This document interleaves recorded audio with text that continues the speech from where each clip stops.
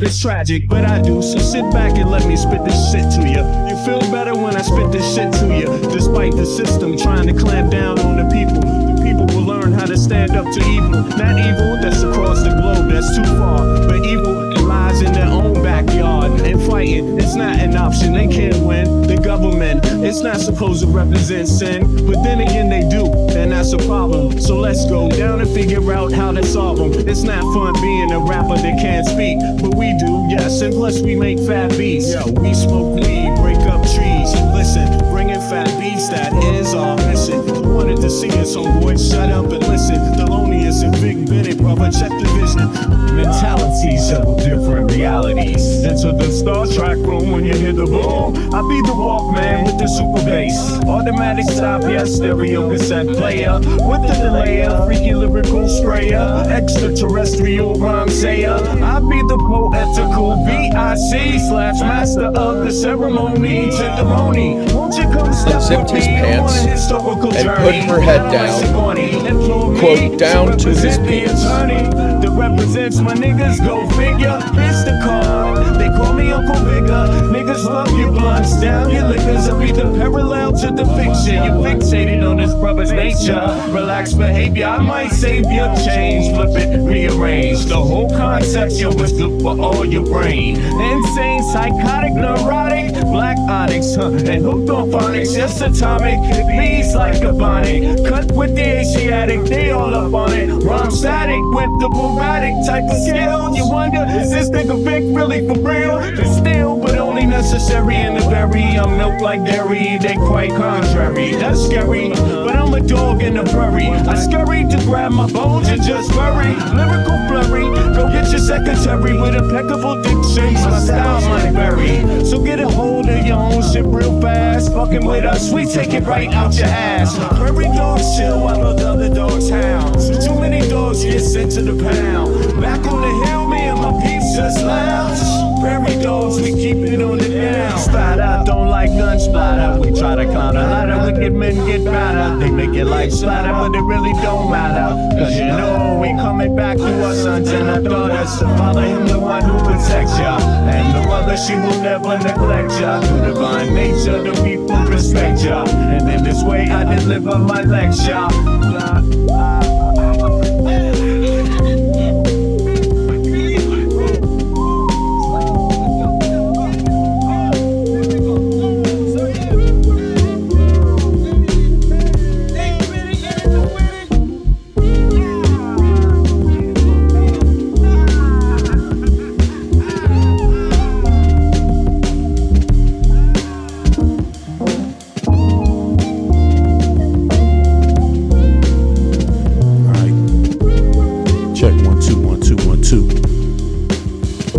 Here we are. It is April 17th, 0902 Central European Time.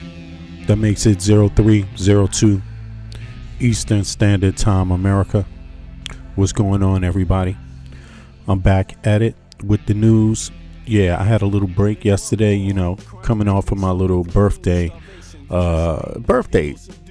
You know what I'm saying? You got to relax a little on your birthday. And, of course, my birthday was a few days ago, but I got a chance to go out to dinner, during this week. So I just took it off and decided to, kick back a little bit and just not be busy doing anything special.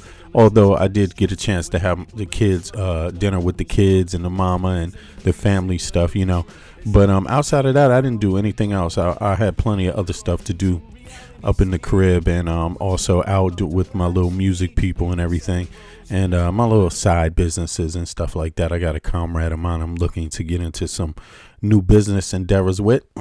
You know what I'm saying? Old buddy of mine, still around, but yeah, he's pretty successful actually. But so we've had success also together in the past. So we're looking at doing some other ventures and stuff. But on to the American news now.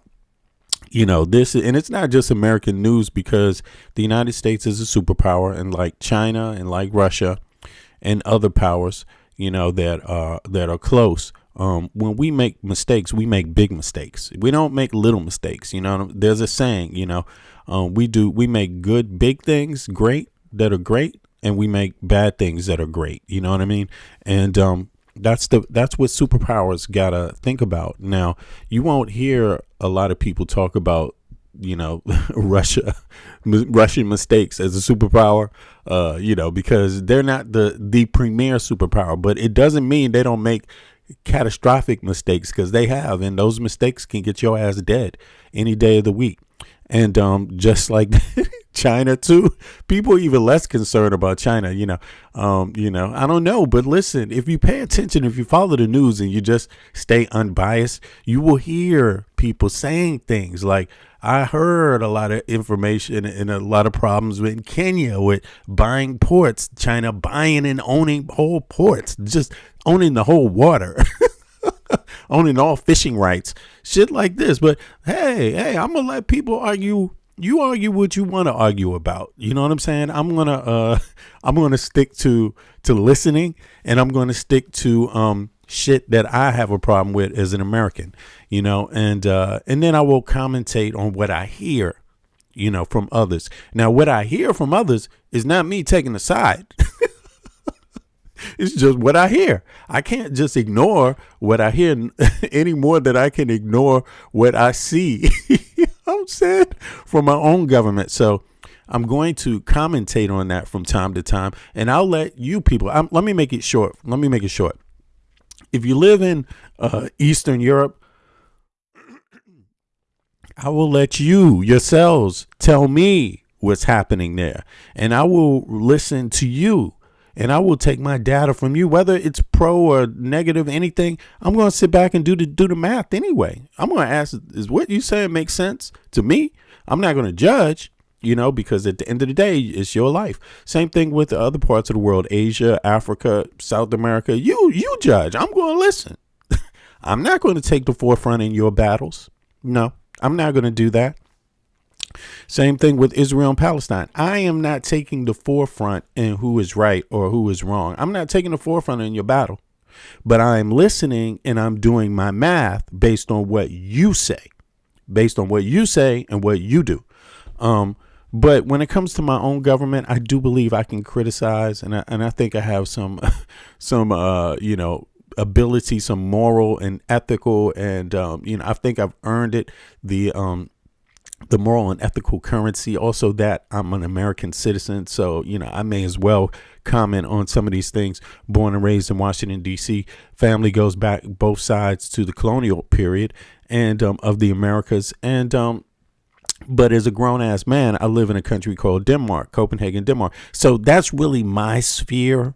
You know what I'm saying? Where I like to chime in on things that I have to laugh because that's not everybody. Everyone doesn't do it that way. I'm just sorry. Some people really know what the fuck is going on somewhere else. But let's put it to you that way. But but nonetheless, to give you a perfect example, we're still, certain populations of the United States, when it comes to elections, and this is an election year, it's a midterm election. 2 years after that will be the presidential election. And you see this kind of wave happen in the media, social media cycle. You will hear stories, you will hear debates, and it's groups of people that want to steer us, our population in the U.S., the voting population, that is, because the people that don't vote, they don't give a fuck about your brain. They just figure, you're worthless. So let's not even waste our time with what they think. But they go after people that they think will vote and make a difference in the electorate.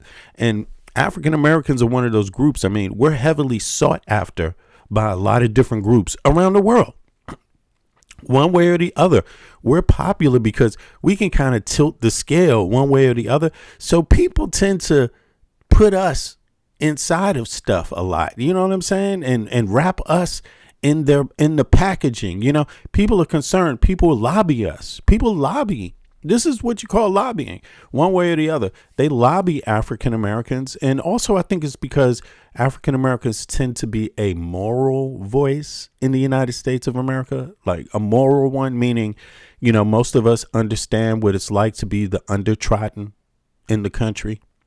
Most of us understand, whether you understand that or not, I just have to say it, whether it's conscious or subconscious, most of us tend to understand what it's like to be the undertrodden, because we've heard stories about it. It's been told to us, quite frankly, you know what I'm saying?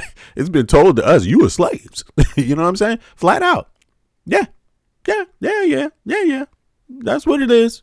Our story of the undertrodden has been told long. So we don't really, a lot of people in the civil rights era now, not just slaves, Jim Crow, civil rights era people saw that on TV globally. They saw African Americans and our allies fighting with us to change things in the country. They saw that we had a racial caste system, meaning that if you shared one drop of black blood, African blood, whatever that means, right, in your family, and they could look at you and tell, they would, you couldn't maybe get a job. You weren't allowed to live in certain areas in the United States of America. You weren't allowed to drink out of the same water fountains, use the same bathrooms, sit at the same restaurants. That's what I mean. Like, most people chime in on that. And so they look for African Americans to be the moral judge of a lot of shit. And what I can say is that just be up on that, African Americans. Just be aware of that, of what that looks like in real terms, because maybe everyone's not playing fair ball. Maybe some people are concerned about their situation, which they really should be, and maybe overlook a few things with you. Just think about that. Could that possibly happen at all in election seasons? You know what I mean? I'm just saying it's something to reflect on, because right now in the United States of America, African Americans have a problem. You know what I'm saying? Americans have a problem. Right wingers have a problem. And it's called the United States the United States of crazy, and it's sociopathic, narcissistic government, that allows these problems to just continue, that allows a crazy man. And when you have right wingers out there like Nick Fuentes saying shit that makes sense, there's a real goddamn problem. Like, there's a real goddamn problem when these right wingers and different right wingers, they might fight against each other, but different right wingers seem to all understand something is fucked up uniquely about Donald J. Trump and JD Vance. Now, people, they may trust JD Vance, but I gotta say, I give Nick Fuentes points for not fucking trusting JD Vance. Like, for some reason, Nick Fuentes seems to be ahead somehow in understanding how the brains of like Candace Owens works, and the brains of what's this other guy, the popular podcaster, Tucker Carlson. Me, I don't know how their brains work. You know what I'm saying? I don't fucking know at all, because I don't identify it. It's not a brain that comes from my part of the country. not Nick Fuentes, not Candace Owens, not Tucker Carlson. None of you come from the world I grew up in 1970. And I rebuke all of you. But when Nick Fuentes starts making some sense, it's like, damn, dude, it really makes me understand that some of the right wingers are not necessarily, they might have problems with other people, but they can see when your country's being sold out to foreigners. I think that might have something to do with it. I don't hear Candace Owens and Tucker Carlson. Let me ask y'all a question. Because I don't know, maybe I'm mistaken, but do Tucker Carlson and Candace Owens go hard on Peter Thiel and Elon Musk? Do they go hard on them? Are they pro JD Vance? Because JD Vance is their boy. You know what I'm saying? Like, we talked about that before. Or is it just Nick Fuentes that has an issue with, Elon Musk? Tucker does. Okay, I'm curious about that. I don't want to go too far in on that, but the point is that they all seem to agree something's terribly wrong with Trump. I'm just curious about that. Well, in any case, I want to give you an example of what I mean when I talk about other groups, and how important African Americans are to other groups. And I would say, of course, we're important, but look, African Americans, man, if you're looking for African American votes, I think it's interesting it's an interesting thing. I can understand that, because there are a lot of people. Think about this: Palestine, apartheid state. A person that's experienced apartheid should easily be able to understand what it's like to be a victim of Jim Crow. A person that's, but listen, when we're dealing with the conversation about Jewish people and Israelis, it's almost two different groups of people we're talking about. Jewish people tend to understand what it's like growing up in an apartheid state. Palestinians tend to understand what it's like growing up in an apartheid state. African Americans tend to understand that. So there is a lot of levying and a lot of vying for power among that group because of that conversation. You see what I mean? So the conversation is fair enough to have, right? But the issue is just, is it going to be fair? Is it going to be real? Is it going to, how accurate is the shit going to be for either, how accurate is it going to be? I'm sorry, I just got to delete a comment here. Let me see something. How accurate is it going to be? Yeah, my mods, you do whatever you think is. I don't want to do too much in the chat, but I'm gonna leave it up to my mods. But please be respectful and think about the fact that you don't want somebody talking about you or your kids in a certain way. So just try to talk the way you would want people to kind of talk, generally respectful. That's all I'm going to say. But in any case, just to give you an example of what I mean, because I really don't like it. I don't like, and I don't think anyone should like it. I don't think someone should use the topic of being Palestinian and spread inaccurate information. I don't think anyone should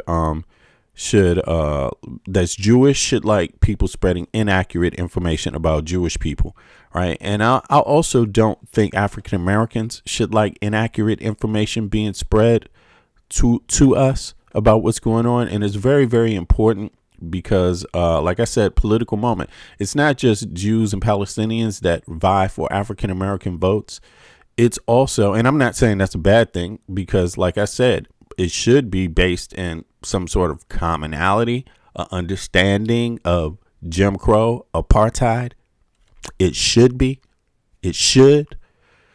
But sometimes people lose sight of it, and but there's other groups that do that as well.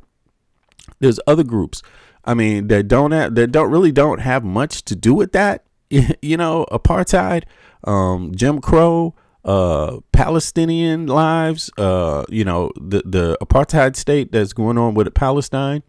You know what I'm saying? So we just I just wonder, but let me just give you somebody said, I love Rush. Let me give you an example of what I mean. And you tell me what you think. Before we get on to the regular news, I want to just review some social media stuff that's going on right now. And it's a few different things. So let me know what you think about this. A country. And you don't even have the funds or the expenses to even fly to Israel. You don't even have any type of weaponry or anything to be a true threat to Israel. But they go to jail. Before you let them draft you, you go to war and fight for somebody who has no love for you, who already sees you as a threat. Man, do whatever you got to do to stay out that damn military.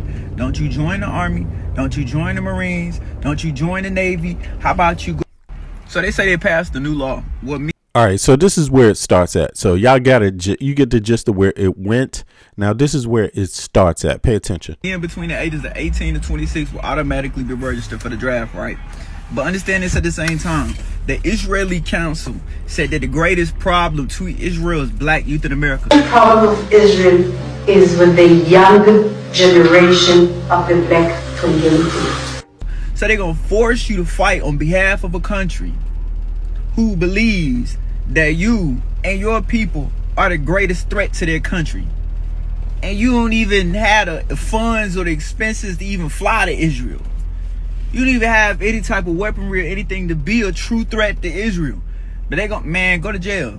Before you let them draft you, you go to war and fight for somebody who has no love for you, who already sees you as a threat. Man, do whatever you got to do to stay out that damn military. Don't you join the Army. Don't you join the... Okay, so you get to hear the gist of where he's coming from, right? Not even the gist. You heard his words. You heard the exact words, and you heard what they're quoting, right? But I just have to tell you, right? I just got to tell you, you might want to look at some details there.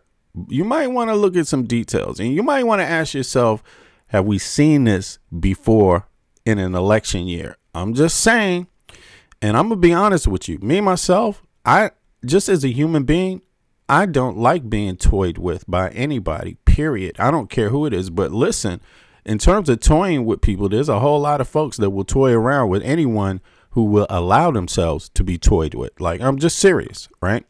So here I'm just giving an example. One of my homeboys sent this to me, actually, and I'm glad that he did, from the US, but he's asking me what I thought, right? And I know I'm smart enough to know, right? See, whenever I hear someone being baited about race, nationality, these kind of things in an election year, I always know to double check.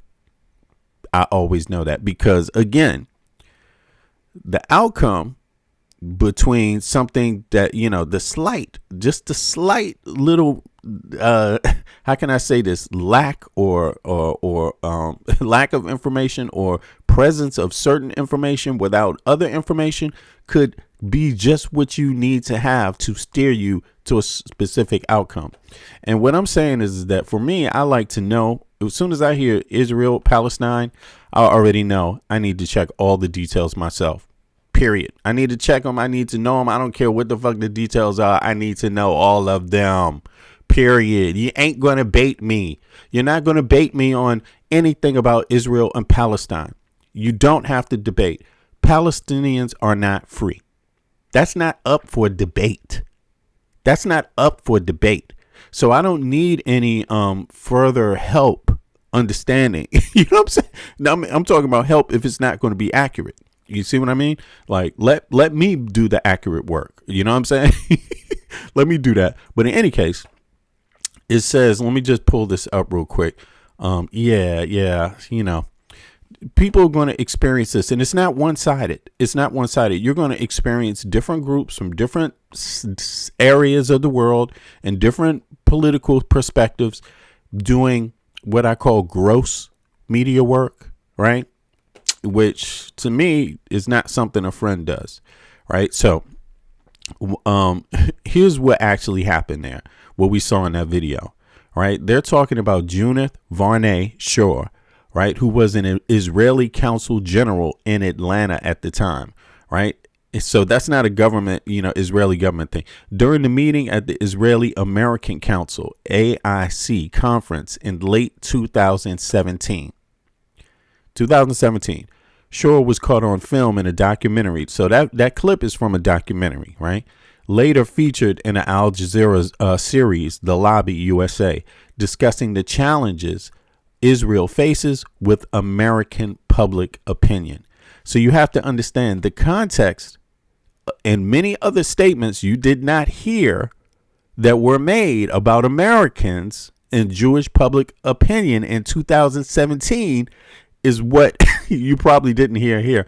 You heard the part about black folk, the comment about young black Americans. So you don't know if there's any other conversation about black Americans or Americans.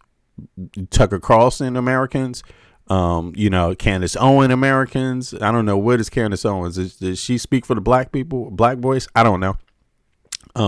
Isn't she married to a white dude? But I'm not saying that matters. I'm just curious, because this is what I'm saying. When they use words like this, it usually comes with some assumptions too, right? And then Nick Fuentes, obviously he's a really extreme right winger, white guy who's a right winger. You know what I'm saying? So I doubt he's married to a black woman like Candace Owens.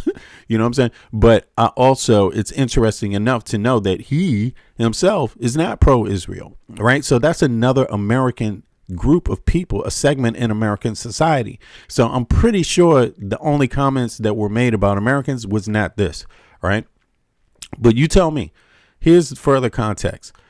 She was discussing the growth of Black Lives Matter movement and its intersection with pro-Palestinian activism. So that's specific, right? The quote, she stated, the major problem with Israel is with the young generation of the black community. So that is a statement. She stated the major problem with Israel is with the young generation of black community. OK, the reasoning, her concern, quote, I mean, this is up to you to research. Her concern was that young black activists were increasingly identifying with the Palestinian cause, which she viewed as a significant strategic challenge for Israel diplomacy in the U.S. Right. So they're talking about elections. They're talking about voting. And again, if you don't vote, you don't have nothing to do with this. If you don't vote, you don't matter. No one cares what you think. That's literally what not voting means. It means not only does no one care what you think, technically, because they don't have to, because you're not voting to show what you think, but you also don't care. You know what I'm saying? You don't care. You also don't care. So if you didn't vote, I'm not talking to you. I don't even want your opinion. But all right, here we go. So here it is. Clarifications. Israeli Council.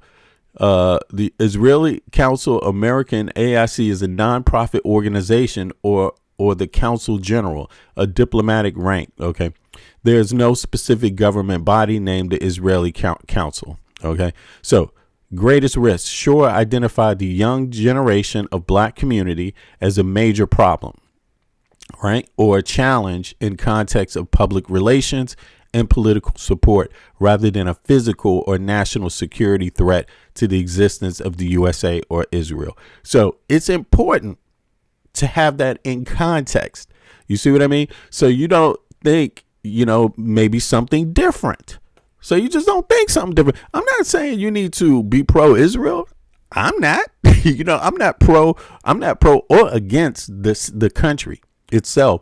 And I'm definitely pro that Palestinians need to be free. Like they're in an apartheid state. There's no debate about that. No one needs to debate. There's not a debate.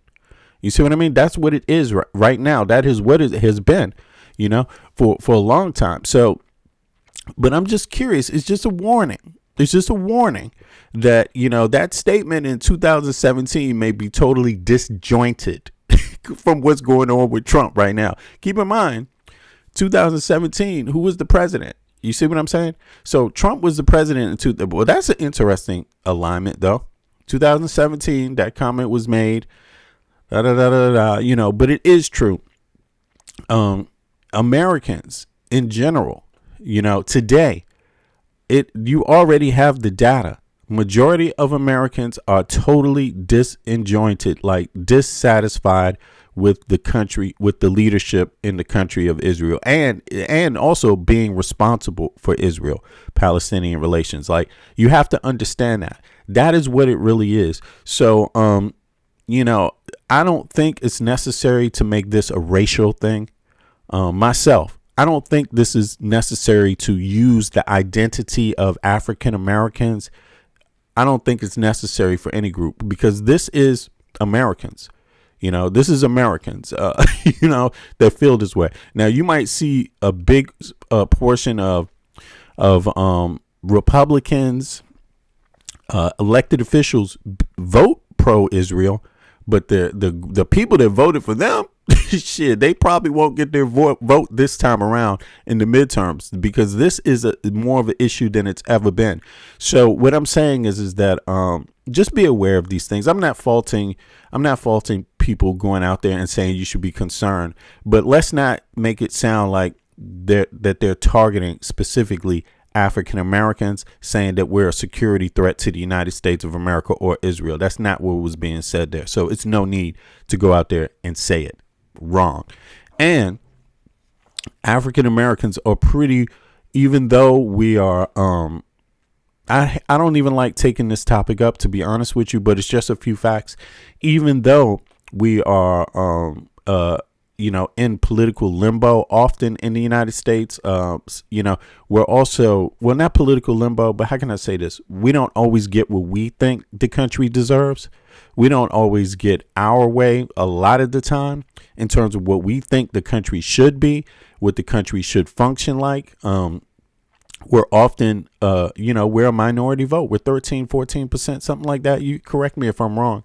So, but we do have a swing vote. But I just think in regards of this is more of an American dynamic than it is an African American dynamic. Like what's going on with Israel and Palestine, Americans are definitely, you are I don't even know what that means, man. Aggravated. You need to type proper English, man, so I can read your statement aloud for everyone else. Take your time too, man. Don't rush. I just think that people should really do the topic some justice and understand it's also just look at the total. Let's look at the total environment in the Western world. The Western world has cooled off of Israel, especially because of Netanyahu. So as far as I know, that, African Americans are not alone in this feeling. You see what I mean? I'm just saying they're not the only ones with this kind of cooling off.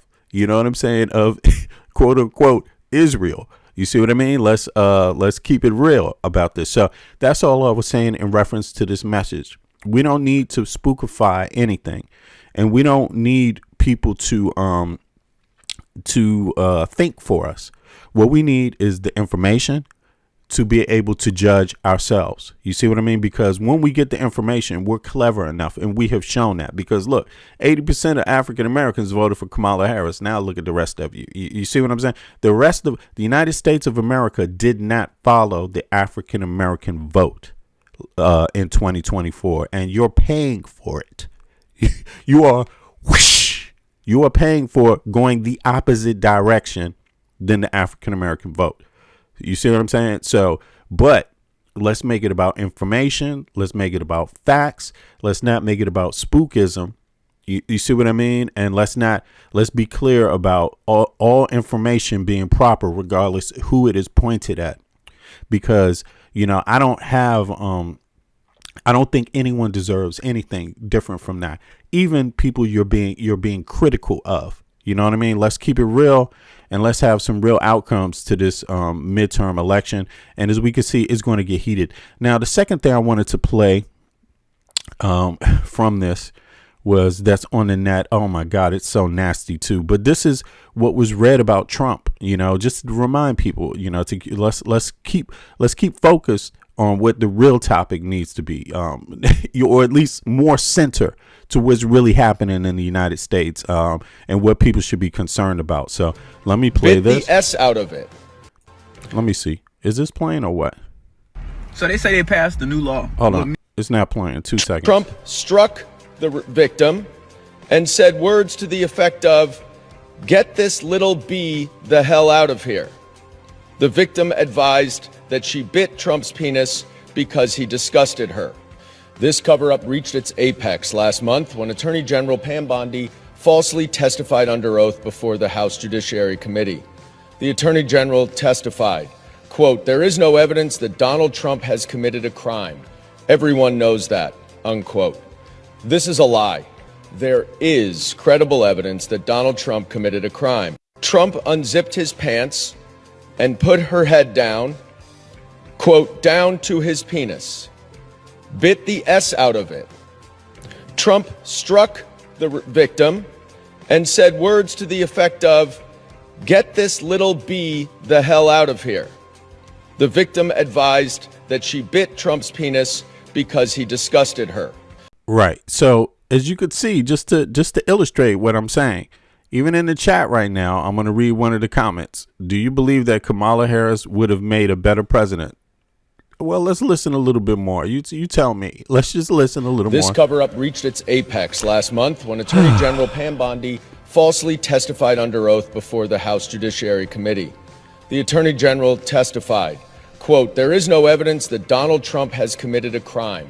Everyone knows that," unquote. This is a lie. There is credible evidence that Donald Trump committed a crime. Trump unzipped his pants and put her head down, quote, "down to..." Yeah, somebody asked, do I really believe Kamala Harris would have made a better president? Okay, this is my response. To his penis, bit the S out of it. Trump struck the victim and said words to the effect of, "Get this little B the hell out of here." The victim advised that she bit Trump's penis because he disgusted her. So the real question is not, do I think Kamala Harris would have made a better president? Because no shit, Sherlock, of course I do. What the fuck? But is that the only question you know how to come up with? That's nothing. That's a given. But the point is something else.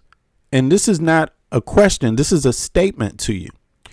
80% of African Americans voted for Kamala Harris. That 80% did not get their wish. Okay. So they didn't vote for Trump. The rest of you motherfuckers did. So what is it about you that voted for psychopathic ass Trump? So something about what his psychopathic, narcissistic ass says, in my opinion, that's my opinion, that he's a sociopath, narcissist, psychopath, right? What is it about you that like the stuff that he says?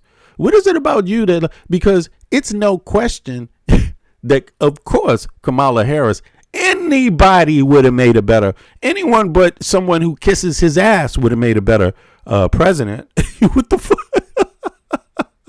Anyone except someone who kisses his ass would have made a better president. What is it you're expecting?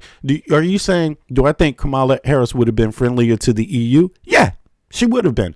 Would she have been stronger NATO ally? Yeah, I do. Would she have been better for the economy? She was better for the economy. Would she have been better for like 500,000 African Americans who get fired from goddamn government jobs? Yeah. No shit, Sherlock. Yeah. Would she been better for your motherfucking health care? Yes, dumbass. Yeah. What state do you come from and who is your health care provider right now? So I can look up how fucking much more you pay for your goddamn health care. Of course, you stupid ass. What the fuck? That's my answer to you. Of course. What the fuck is wrong with you? And people need to see what type this is. You know what I'm saying? Oh my God. You know, people need to see who asked these questions. I mean, let me go, because I just want to remind people, since we're talking about disinformation, you need to be aware over the internet and how slick it is and how persistent it is. You see what I mean? We need to digest who asked questions like this. Look, so the statement was made, the question was made by, let me pull this up. Is this over here? Right. The statement was made by Julia, right, Thompson. Do you believe that Kamala Harris would have made a better president? Yeah. Now, let me just go and see what's on this channel. I'm just curious about that because, you know, that's another detail that matters when you thinking about questions and stuff. You know what I'm saying? Look, this is a real account. This is a real person. This is a real person. I mean, from what I see, she got her picture out there.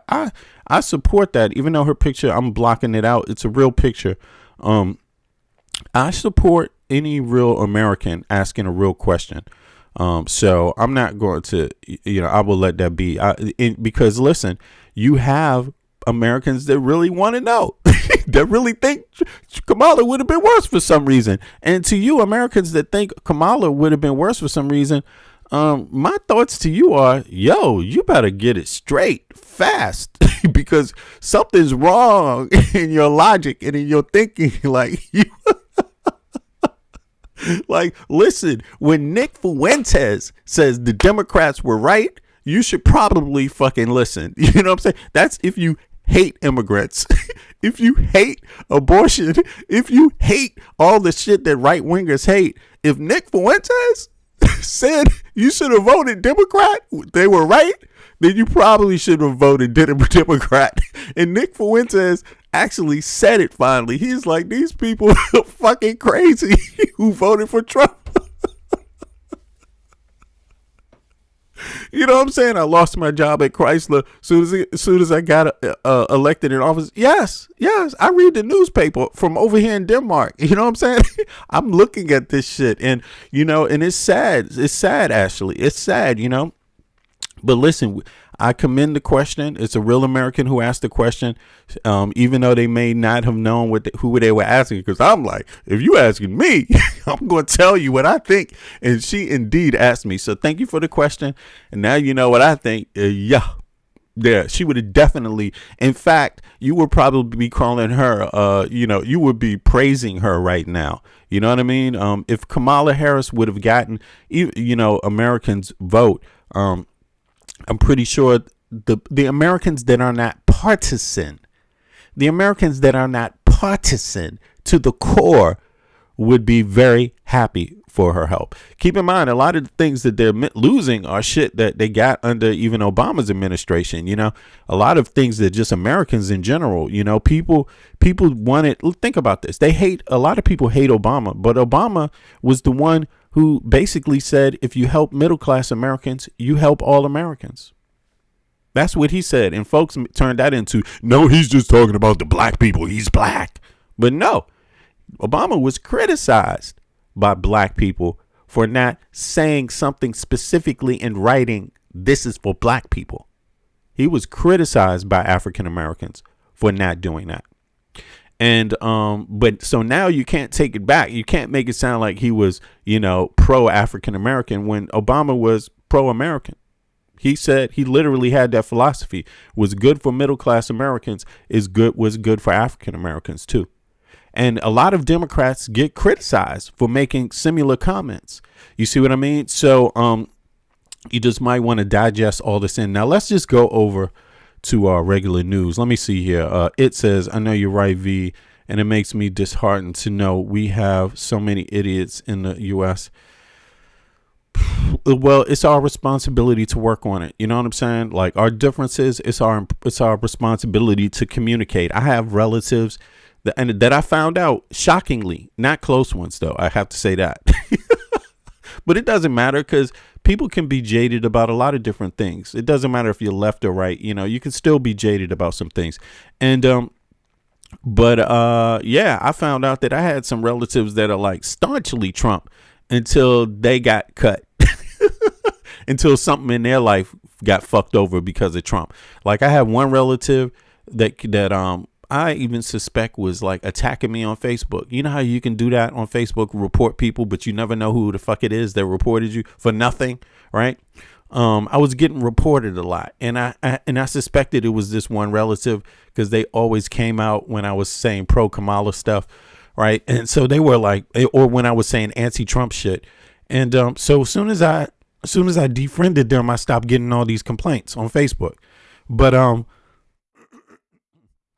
But long story short, they were a staunch Trump reporter until they found out that their mother's health care was going up now because of Trump and the Republicans. And after that, I blocked her on Facebook, and it's a her. And then I looked on Instagram and I saw a post about it's unfair that elderly people's health care is going to go up now because of Trump. And I was like, now you see it. Now you see it. And that's just how it is. A lot of people, no, this is Jesse James. I don't know why you say I'm a liar. Jesse James, you out of your mind. This is a true event, a very, very true event. And it just happened that way. And if you can't take it, I feel sorry for you. Doesn't it sound like it's authentic? I don't know why you never experienced that before. You never heard nobody who voted for Trump now saying, well, Nick Fuentes is one of them. So if you don't know my cousin, then you know Nick Fuentes. He got his own show. He's saying it. What the hell? And Nick Fuentes is more right wing than my cousin. But in any case, here's another real story, yo. My daughter, just to go off on before we get into the regular news. My daughter reminded me on my birthday at dinner. She asked me something. She asked me, when did I first move out? She asked me, when did I first move out? When did I first move out of the house? When did I first have my first, like something outside. And the first place I was 16 years old. You know what I'm saying? I was, because I come from a neighborhood where there is some danger, and all my friends from my neighborhood, anybody that was how could I say this, my age or a little bit older, was probably involved with that to some degree. You see what I'm saying? So, you know, my parents was like, yo, man, what the fuck is up with this? You know what I'm saying? Particularly my mom's. And she was like, you know, how many times is it going to be? You know, how many times is it going to be? So I had to, you know, get a spot, my own place. I had to rent a room at 16 years old. You know, a lot of people don't know. I thanked my daughter for asking me, because I had forgotten. And so I was 16 years old, and I had to get a job at 16 fucking years old. Not that that's a bad thing, and not that I was complaining about it, but I actually liked it. And I had a roommate, a few different people, but one of them that was the head of the house. It was like four rooms. It was a big house, so it had 4 bedrooms. And the lady that was in charge was a black woman who was an astronaut. Yeah, for NASA. She was in the NASA program. Right. And she decided, you know what, I will help this young guy out. So I was able to rent a room from her. Right. And but I had to get a job. And my first job, I'm 16 years old. My first job was at a hat store. I forget the name of it, in Georgetown, D.C., Washington, D.C., in Georgetown, on the other side of town. I used to have to take the 30 bus up there every day, every other, you know, whenever I had to work. And so I was a salesperson there at 16, 17, around there. Really, it's 16, not even 17, yo, 16. Whew. And do you know, after being there for a while, they had the nerve to try to make me the vice manager. I'm not bullshitting you. They had me up in there at 16 years old, bagging, writing up the sales thing, filling out the sales thing at the end of the day, and putting the money in the bag, whatever cash there was, and whatever checks and shit like that, calculating all that up and delivering that shit to the goddamn bank. You know what I'm saying? In Georgetown. I'm not bullshitting you. And the reason why I thanked my daughter is because I know today people don't have experiences like that. You don't see young people getting these opportunities. You don't see that. You don't even see young people even being thought of like they can handle it. Yo, somebody looked at me when I walked through the door at 16 years old, and trust me, I looked every bit of 16. I probably looked 13 or 14. You know what I'm saying? I looked young, just like I look young for my age right now. Yo, and they was like, "You got the job." Yo, and it's a very well-known hat store. And I'm talking about, you know, adults that like fine hats, fedoras made out of real fedora fabric, you know, this kind of shit will go to that spot. And I just wanted to say that, you know, I'm glad my daughter asked me that, because I got a chance to tell my younger kids, like, listen, you don't have to wait. You don't have to wait. You don't have to wait. Like, what are you talking about? If you like who your daddy is today, understand your daddy had a job at 16. Somebody trusted your daddy to run their goddamn shop at 16 years old. Don't you understand that's unheard of today? So don't go thinking that you can't just get out there. Again, though, I had to go out and find a job at 16. I actually went out there and went to every store. Excuse me, you have an application? Do you need people? I had to do that at 16 years old. So you got to show some initiative. You got to do that. But don't think that things are impossible, or and don't hold yourself back. Like, don't sleep. Don't underestimate the people you're dealing with. The person you looking at today is a person that had a job at 16 years old, a person that found that job himself, a person that actually they was trusting to turn over the money, to calculate shit at 16. I'm talking about calculate the checks, the income, calculate what was already in the drawer register, calculate the cash that came in, and calculate the checks, and turn it into the bank at the end of the day. So there it is. And despite whatever you all think, you know, you dealing with a person that is that has gone out and done things for himself for a very long time. You see what I mean? And every bit of my personality is about that. You see what I'm saying? So yeah, I just want to say that I'm glad my daughter reminded me of that, because sometimes you forget things about yourself. You know what I'm saying? You forget life and how you've been. Let me see something here. You guys, man, some people learn how to make a fight out of somebody telling their own personal story about 16. That's amazing. In any case, in any case, let's go on to the part of that's not working. Okay, that's the U.S. government. The U.S. government is not working. Okay, and since you don't want to hear about something that works, this is crazy. Yeah, this is crazy. But let's start off here with our good buddy Donald Trump, and and what people think of him. Excuse me. Yeah, what people are thinking of Trump, man, it's amazing right now. Let's go. Here we go. Mr. Trump. Congress against none other than Defense Secretary Pete Hegseth. The allegations: abuse of power, politicization of the armed forces, and obstruction of congressional oversight. So let's talk about it. CBS News congressional reporter Torian Small. Torian, let's get right to these articles of impeachment. The who, what, where, when, and why. Who's behind this, and what's the why? Yeah, Representative Yasmin Ansari from Arizona. She's putting forth this after telegraphing it earlier in the week that this is the direction that she's going.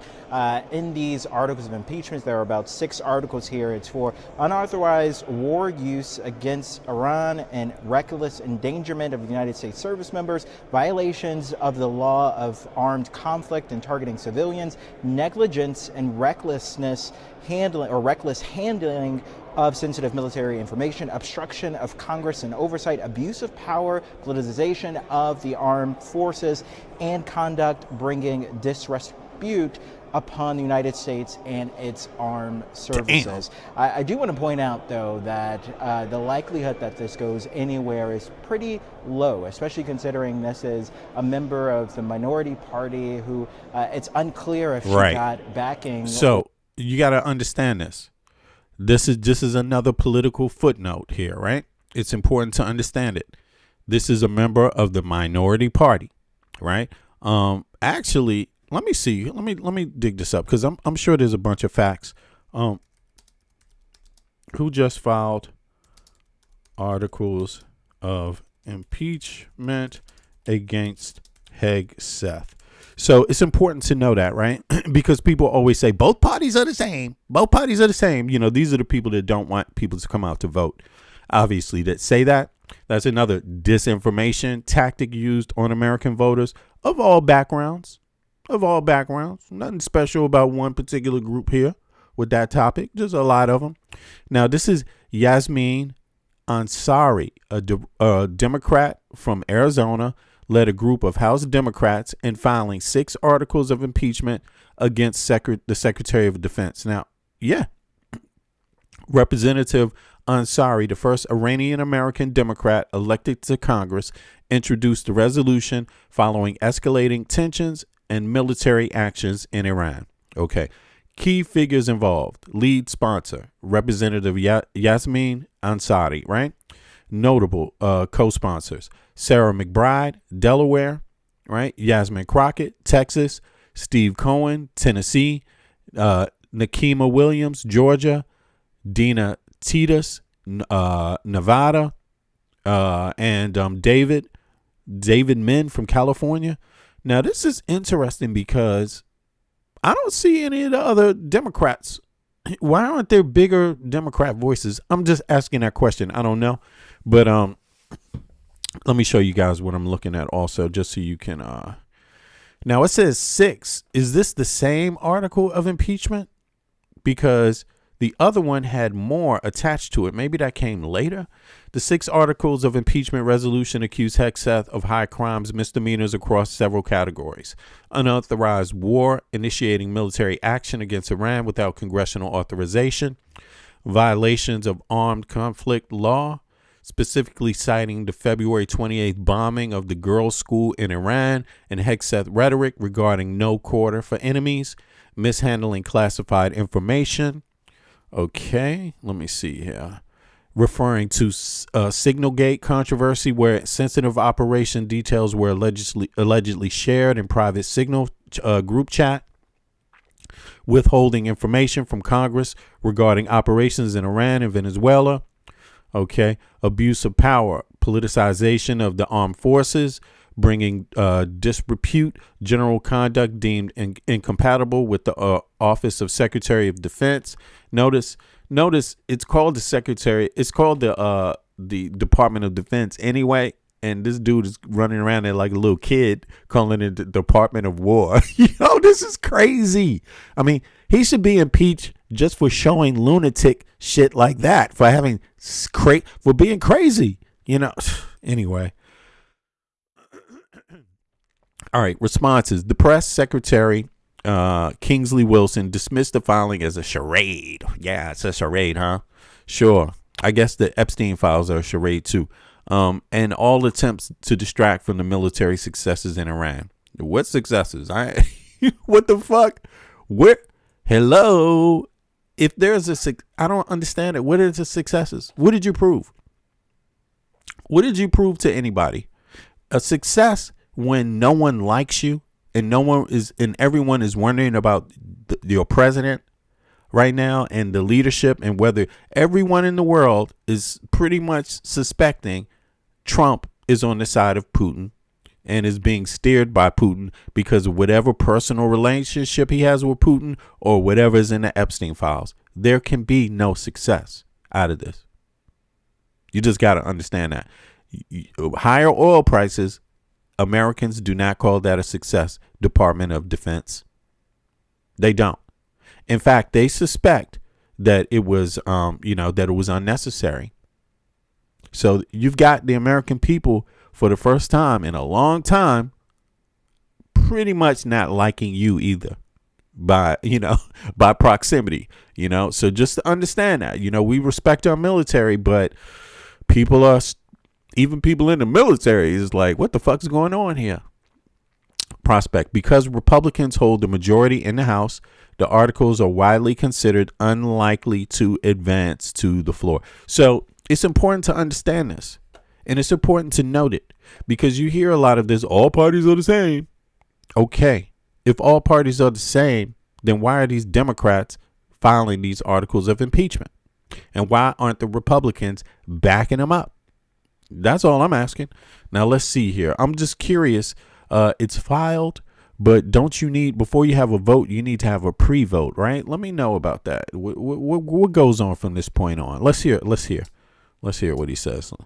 Or it's armed services. I do want to point out, though, that the likelihood that this goes anywhere is pretty low, especially considering this is a member of the minority party who it's unclear if she got backing or the support from Democratic leadership before moving forward with this. On top of that, the threshold for articles or impeaching a cabinet member is pretty high, considering it would have to go through the Senate, even if all Democrats were to support this measure and a handful of Republicans needed to pass it through a simple majority of the House for it to actually stick.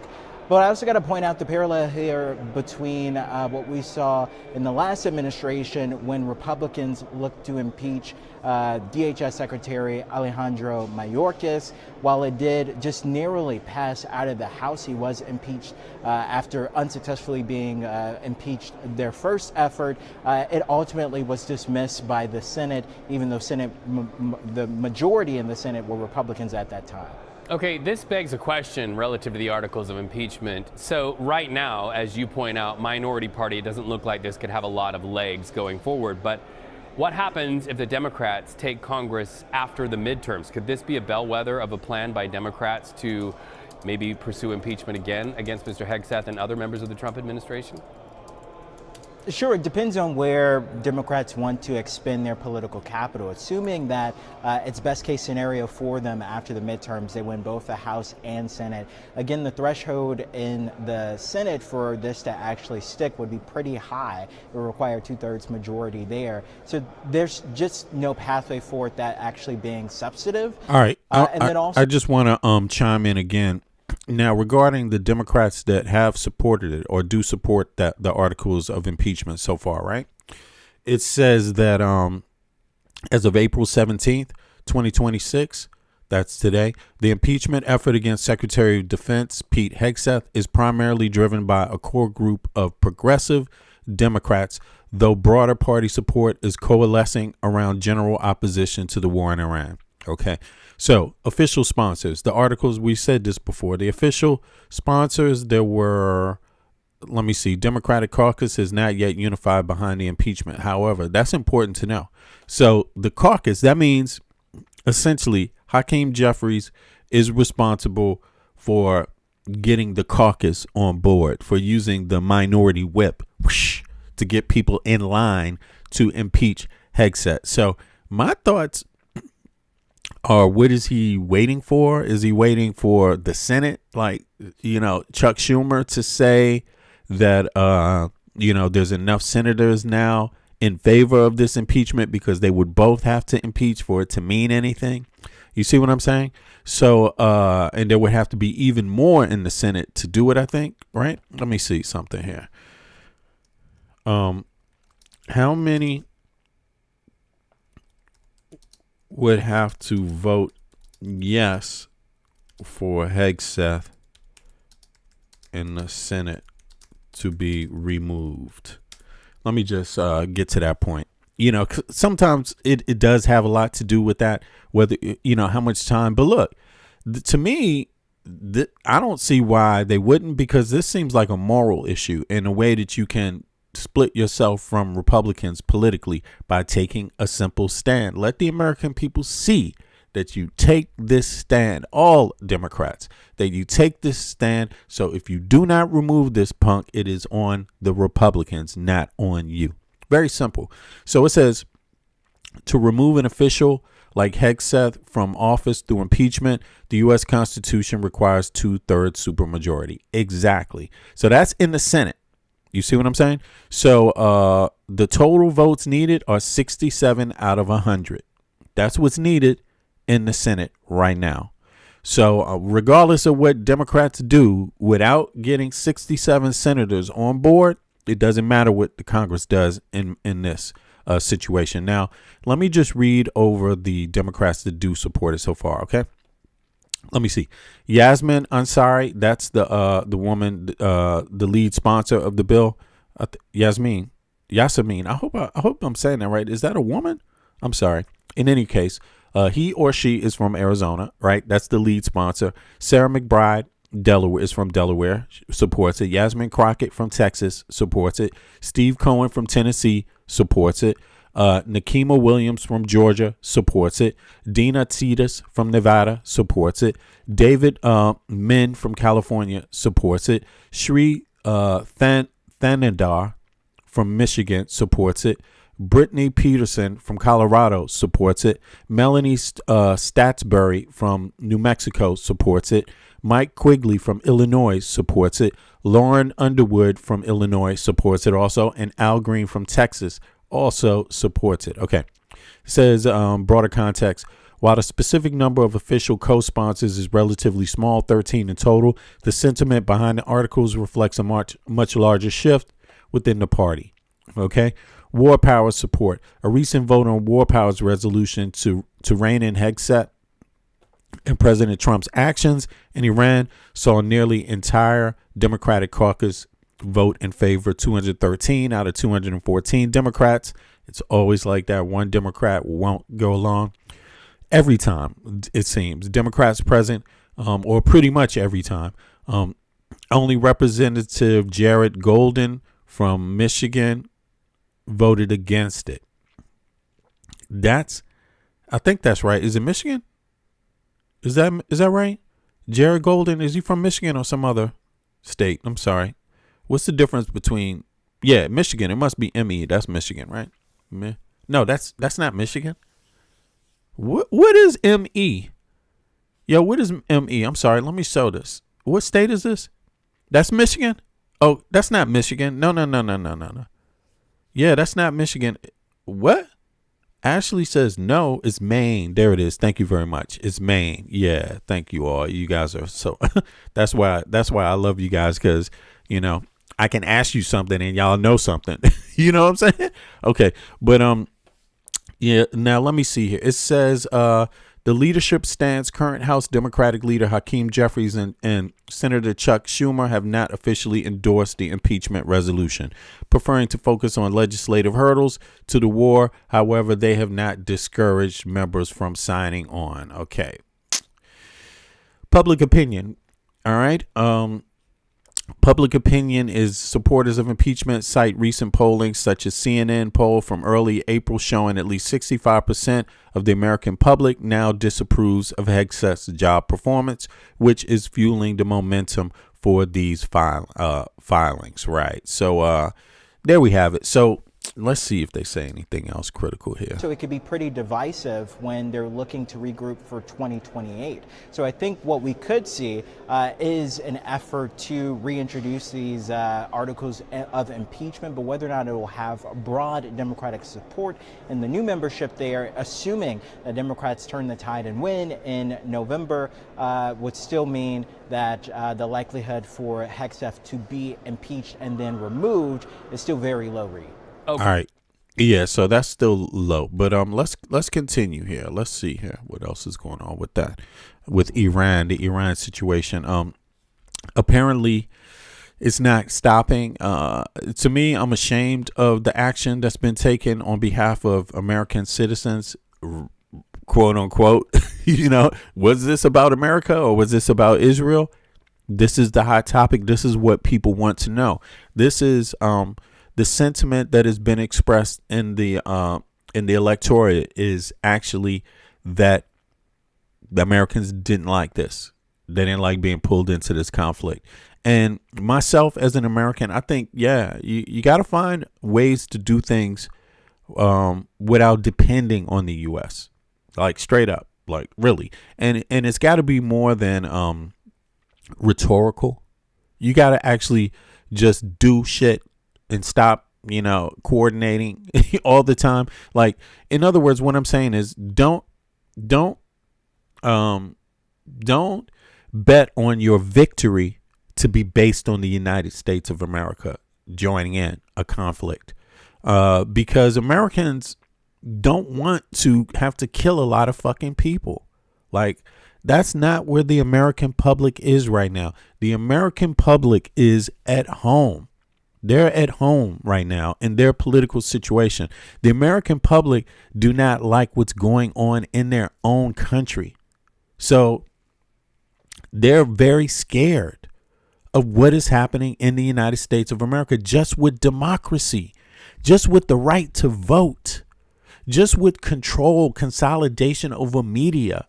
The same thing that Hungarians were voting against when they kicked out Viktor Orban is the same shit the United States is still dealing with. And, other countries must understand this. Like, we're not in a position to support people in conflict right now. We're not. We're just not. We're not your best allies anymore, because our government is perceived by a lot of Americans as being compromised. Just very simple. So getting the American people's support is very difficult when we believe that something is corrupt in our leadership. That's not working. And it's not working for us at home, and it's not working abroad. Remember, our government has attacked its allies. That's basically rhetorically, and has threatened violence against our allies. You have to understand that's the position the United States public is in. The United States public has witnessed those threats. We have seen it, and we have seen and heard NATO nations reply saying, Hell fucking no. Like, we will shoot first, ask questions second. That's what the American public had to witness.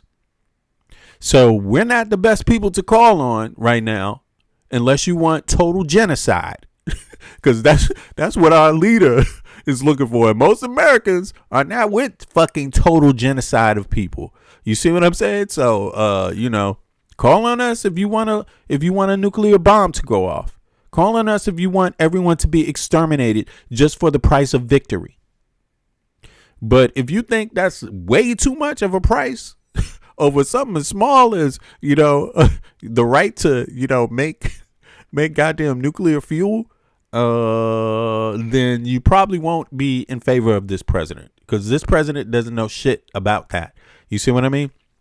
He doesn't know how to end it. He doesn't understand that Iranians are fucking insulted, particularly this group that's in power. Like, they're never going to give you what you want. Like, don't you calculate that into things before you go after it?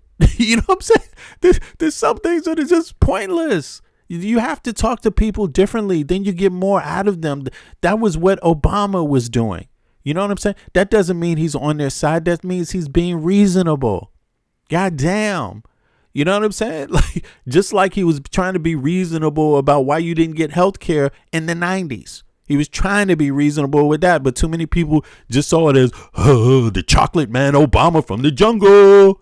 Can't vote for that health care. You know? You know what I'm saying? Now you're learning. Because now you're getting the other kind of dessert. You know what I'm saying?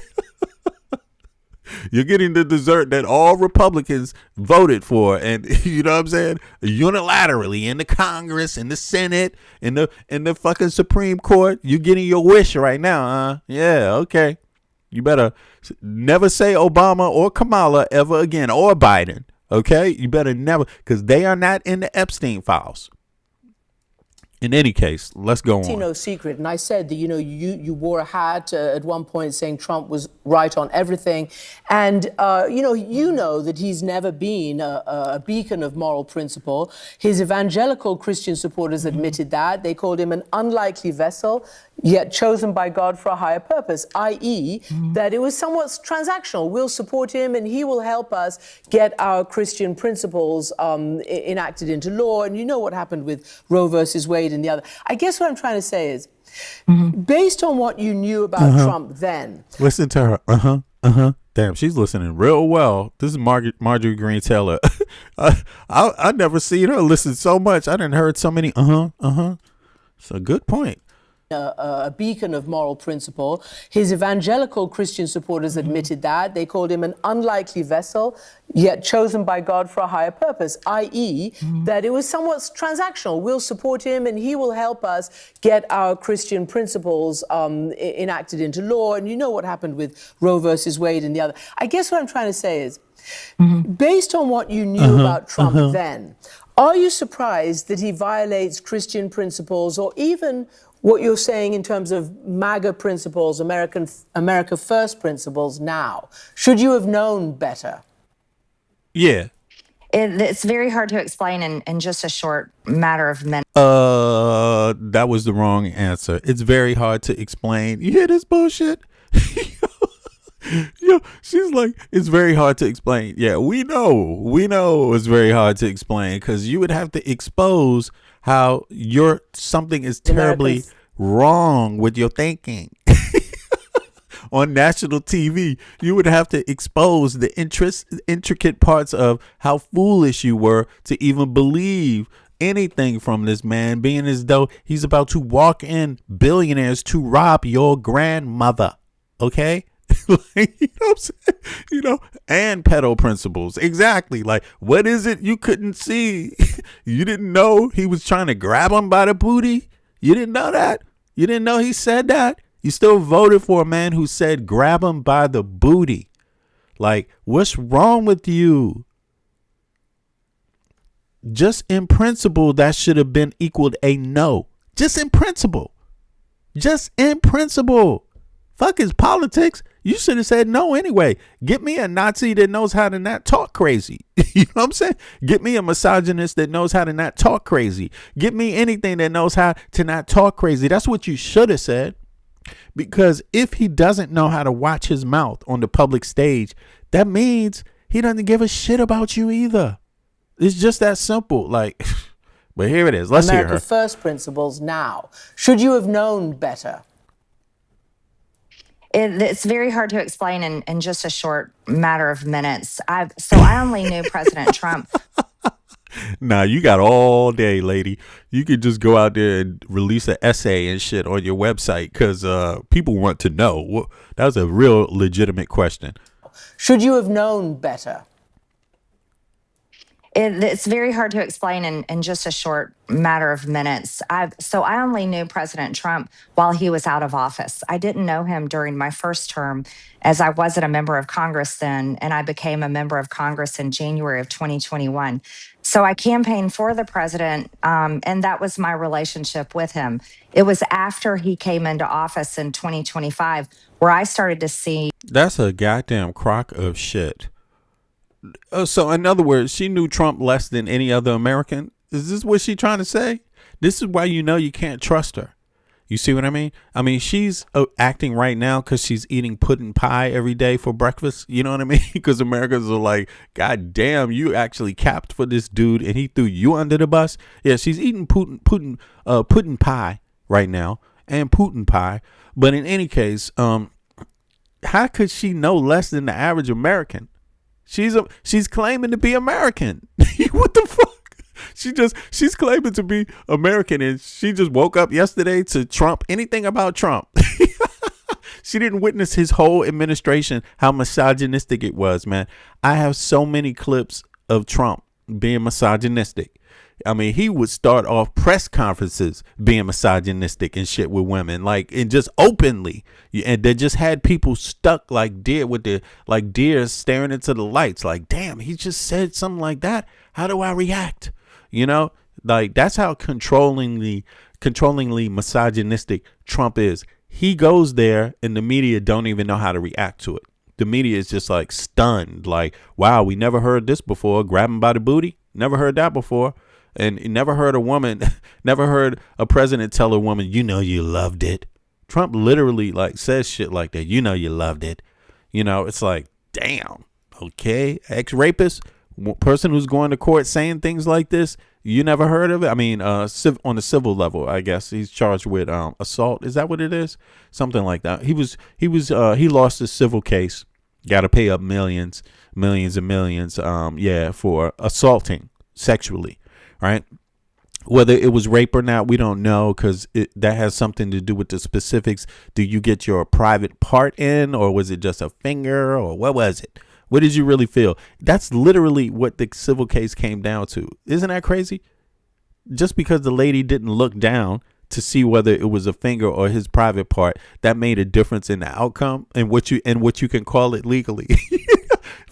This is insane, but this is the case. Nonetheless, he lost the case, and she's just talking about she don't know. And look, I give her credit for speaking up, but god damn, lady, learn when to not lie anymore. Just stop the lies. Just say you were confused, like a lot of Americans. Or even what you're saying in terms of MAGA principles, America First principles now. Should you have known better? It's very hard to explain in just a short matter of minutes. I only knew President Trump while he was out of office. I didn't know him during my first term, as I wasn't a member of Congress then, and I became a member of Congress in January of 2021. So she don't know nothing before she became a member of Congress. Damn. And I mean, what's going on? How did you know nothing about Trump before you became a member of Congress? Wasn't he the president already? What the fuck? He had already been president once. He's already been. But this is her. She just fucked it up for herself, because people are going to be running this clip forever. And I like the fact that she came out against Trump. But damn, she's shooting herself in the foot, because people want to know if she's being authentic. and she's basically not.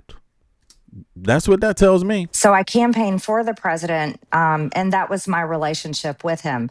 It was after he came into office in 2025 where I started to see him differently, where he began to change and began to support issues that he was against just before that, before he became president. So that's been my personal experience. Is he going back on what many Christians want to see happen? I would say so. And again, I can just only speak for myself. You essentially have broken with Trump, and he has, I suppose, broken with you. He does a play on words with your name, Marjorie Traitor Green, etc. Can you explain to me what is going on, do you think? Not necessarily. First, I want to ask you why you think Trump is behaving this way, what he said about civilizational erasure in Iran, what he said about, this Jesus depiction. What do you think is going on? With AI, you can create any character. You know what? It's true. Somebody said in the chat, should have listened to Kamala, but racist much. Yeah. It was easier to just listen to Kamala Harris if you don't know what's going on. Listen to another American. Listen to a person who was the vice president. Duh. Could you have done that? Could you have listened to the vice president and what she thought? No, can't do that. Can't do that. No. She must be wrong about everything. Anything Kamala says, I must do the opposite. Taylor Greene. That's her. That was her new name. Marjorie. Anything Kamala does, I must do the opposite. Taylor Greene, okay, or whatever her name is. In any case, you could have known. Everyone knew. There were loads of people that didn't like Trump and said he was a misogynist. There's loads of people that said his policy was anti-American. He wanted to put middle class and poor people out on the street. And you could have listened. Kamala said a whole lot about what he's doing right now, and you could have listened. You had a choice. She was telling you basically 90% of what you're experiencing in your life right now would happen if this man was elected. She was betting on Americans not being so stupid. Kamala Harris bet on Biden, even Biden. I respect you. You were a wonderful president. I believe you're a man of integrity. Like straight up, I don't agree with everything you do, but I respect you like a lot, and I believe you are American. You can have integrity and be wrong sometimes. That's a given. That's just normal, right? So I respect Biden a lot. I'd shake his hand any day of the week. I myself, it would be a privilege to be able to meet President Biden. I'm serious. I'm not bullshitting you. I respect the man. He's willing. He's confronted a lot of dynamics in the United States that needed to be confronted. Number one, he was willing to be the first white man that would ever perceive of being the vice president to a black man. So Biden did something, maybe not perceived, but he did something definitely a whole lot of Americans, white men, would not do in the United States of America because of their own problems. Just like a lot of men wouldn't perceive of being the vice president for a woman, the first female president. A lot of men would not consider doing that. So I give moves like that matter. Things like that matter in the country with the history of the United States, in a country where women didn't have the right to own property, where women didn't have the right to vote. It matters. Yeah, it matters a whole fucking lot. Even the optics matter. And in a country that did have anti-black racism, apartheid, slavery based on your color, not your nationality, okay, not your ethnicity. Any old Negro wasn't able to own property. It was illegal. You see what I mean? So it would have been it does say something that Biden was willing to be vice president to Obama. It says a whole lot. So I shake the man's hand any day of the week. And for the record, I agree with loads of President Biden's views, just not all. But that's not a bad thing. You have to be a nut to think that you disagree with someone on a few issues that you don't respect them and that you don't consider them a stand-up person. You're not being adult if you rolling like that. You see what I'm saying? Like, come on, you're not even having fun yet if that's how you roll. You're not even having fun in life if every single thing you have to agree on with your friends, with your colleagues. That's not reasonable. But in any case, Marjorie Greene Taylor, she wasn't one of them. She was anti-Kamala. She damn sure anti-Obama. What the fuck? How could you be anti-Obama and know nothing about Trump? Didn't she make look? Let me just remind people something. I'm not trying to pick on her. I'm just saying for the facts. Has Marjorie Greene or Taylor Greene or whichever one it is ever spoke negatively about Obama's time in office? Let's just dig this up, because what's important here is she telling the truth or is she not telling the truth? So listen, how can you say this? Let's just go back now. Let's go back a little bit in time. Listen to the question again. All right, here's the question. Let me blow it up though, by the way. Let me make it bigger so everybody can see the question, right? Is this here? All right, let's go. I want to ask you why you think Trump is behaving this way, what he said about civilizational erasure in Iran, what he said about, this Jesus depiction. What do you think is going on?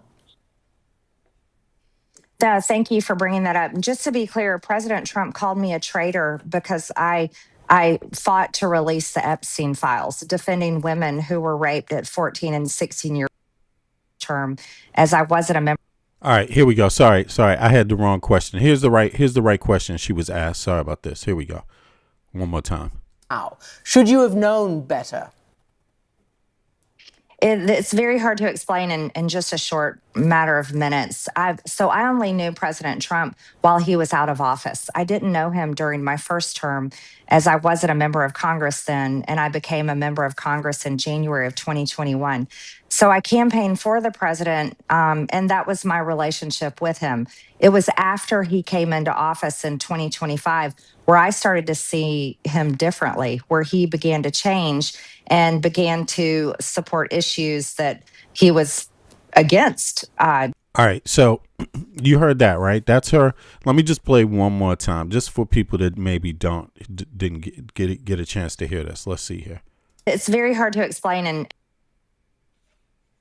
the other, I guess what I'm trying to say is, based on what you knew about Trump then, are you surprised that he violates Christian principles, or even what you're saying in terms of MAGA principles, America First principles now? Should you have known better? It's very hard to explain in just a short matter of minutes. I only knew President Trump while he was out of office. I didn't know him during my first term, as I wasn't a member of Congress then, and I became a member of Congress in January of 2021. So I campaigned for the president, and that was my relationship with him. It was after he came into office in 2025 where I started to see him differently, where he began to change and began to support issues that he was against just before that, before he became president. So that's been my personal experience. Is he going back on what many Christians want to see happen?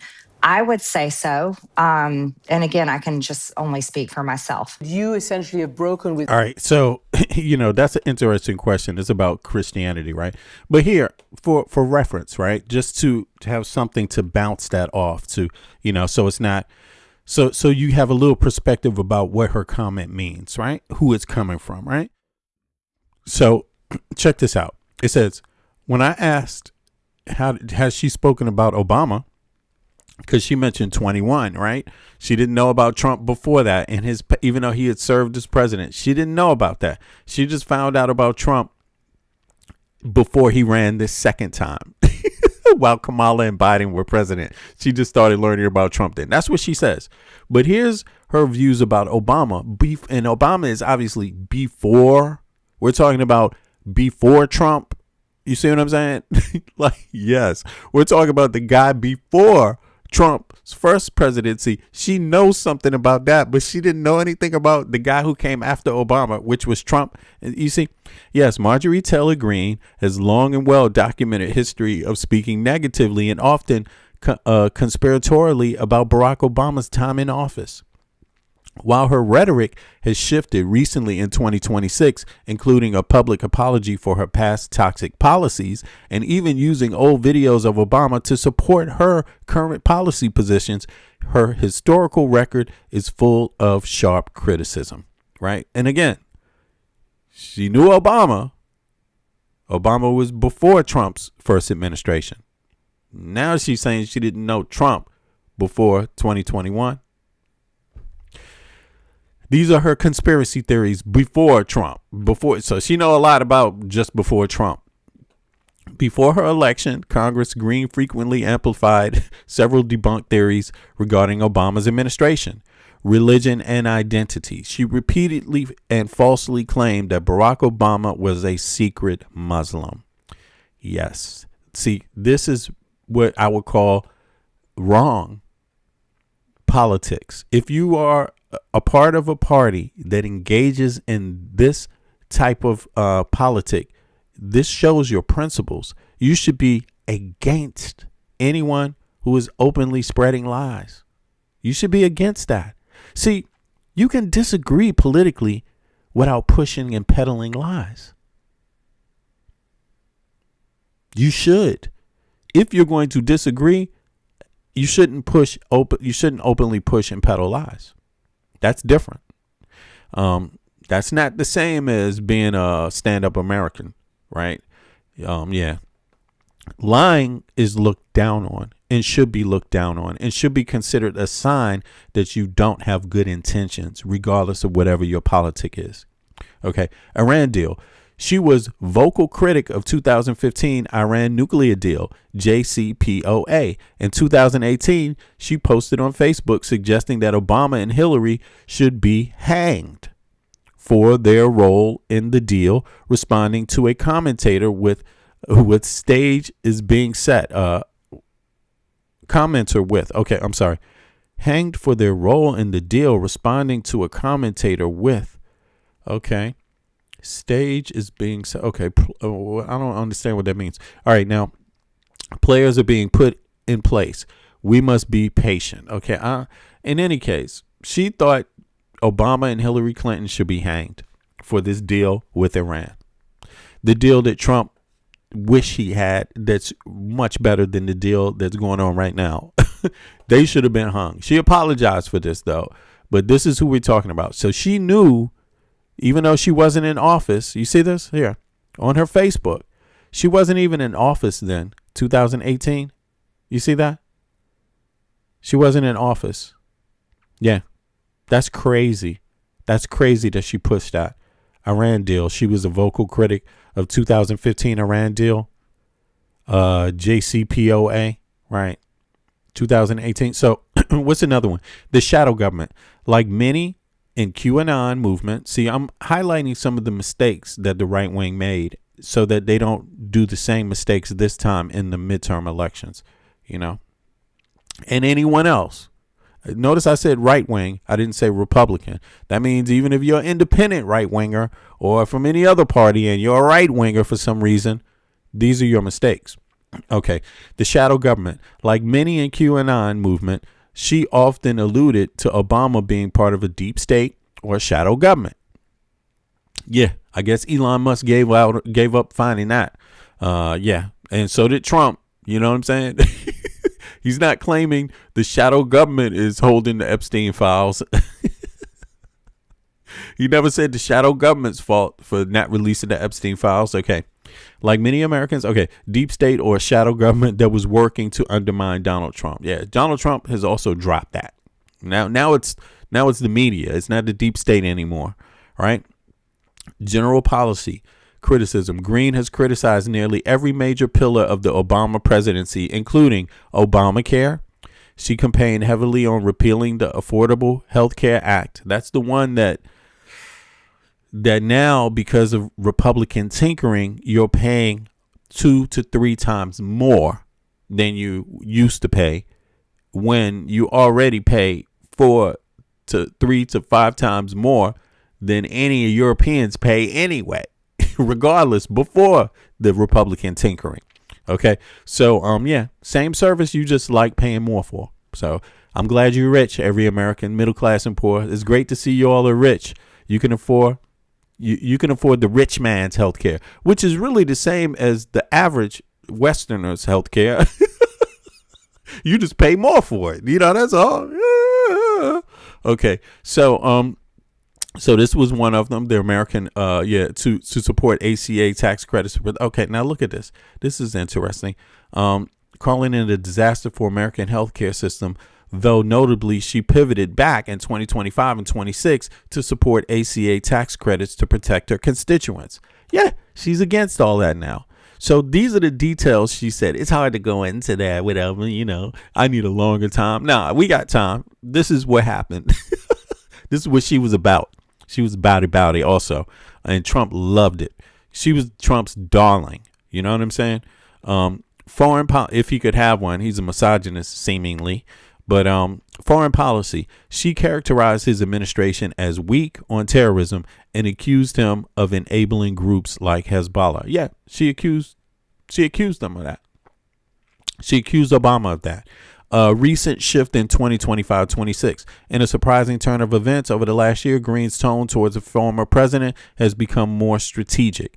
The apology in November 2025 during an interview with CNN, Dana Bash Green explicitly apologized for her past toxic rhetoric, including the false claims about Obama's religion and the threats regarding his execution. Using Obama as an ally, right? In 2025, she actually played a video of Obama at a town hall to promote the Department of Government Efficiency, DOGE, using his past calls to cut federal spending to justify her own current legislative goals. Yeah, so she tried to manipulate people by showing Obama speaking about something else. She tried to use that as, you know, being in agreement with DOGE. You see how this, so anyway, you see how disingenuous the woman is. Right. Apparently. Right. According to, you know, she's flip flopping here. And also they're just showing you she's not doing things in the most ethical way for the most ethical reasons. I'm going to go on now. I think I illustrated that pretty well. Let me look at the chat here. What y'all talking about? Let me see. She's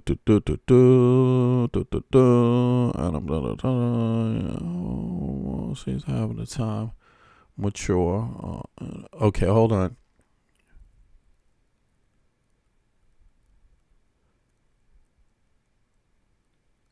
Anyway, let me continue. Now, let me hear a little bit more from Taylor here. She got asked another question, so let's just hear that out.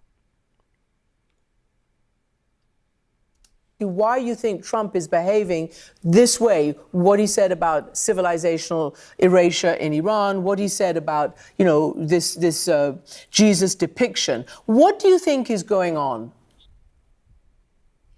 Thank you for bringing that up. Just to be clear, President Trump called me a traitor because I fought to release the Epstein files, defending women who were raped at 14 and 16 years old. And I would not obey his demands of taking my name off that discharge petition. That's why he calls me a traitor.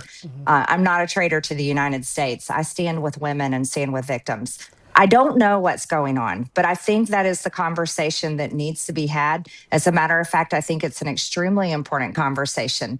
Why the president of the United States wants to portray himself as God, and why he would dare even use the words wipe out an entire civilization. I think many people, not only in our country, but all across the world, are so deeply concerned and offended by that language that it is the right thing to do to be talking about it. So, well, I just hope she continues. I hope she continues it, and I just really hope that she means what she's saying this time around. Like, you know. So, in any case, we need more Americans to come together and think about the United States. Me, I haven't. You know, I liked this thing about focusing on the United States. Of course, Why not? We have loads of problems. That's been illustrated through the complaints of loads of people, especially Democrats have been complaining about our problems for a long ass time. Now some Republicans are taking up the immigration thing. That's great. Democrats wanted to make a comprehensive immigration deal. Yeah. Without terrorizing Americans. Yeah, that means looking into different sectors of the work market and looking into specific sectors of immigration, because it's not just, something that is, it's not something you could apply one rule to all. Nah, the one rule, if you're going to apply one rule, is that all aspects of immigration should make sense.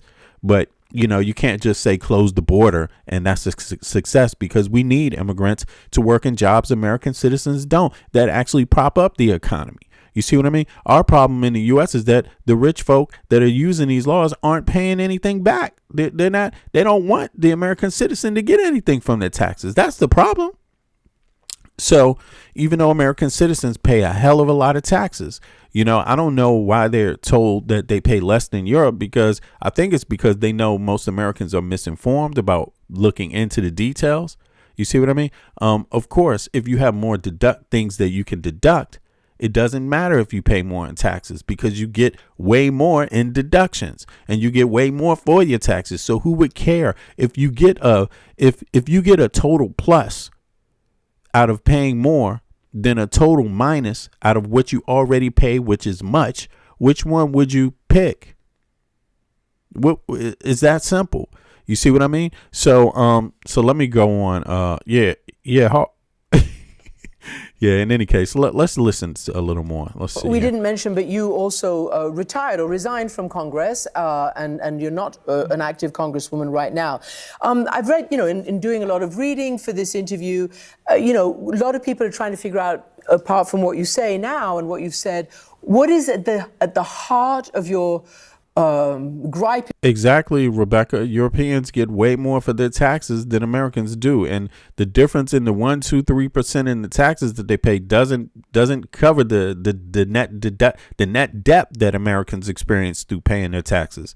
That's the thing about it. That little 2-3% difference is not accounting for all the shit you don't get. That's the problem, This is the wrong way, but your disagreement with President Trump right now. And one analyst or, a political analyst said, you seem to have recognized that the president has broken faith with his own followers.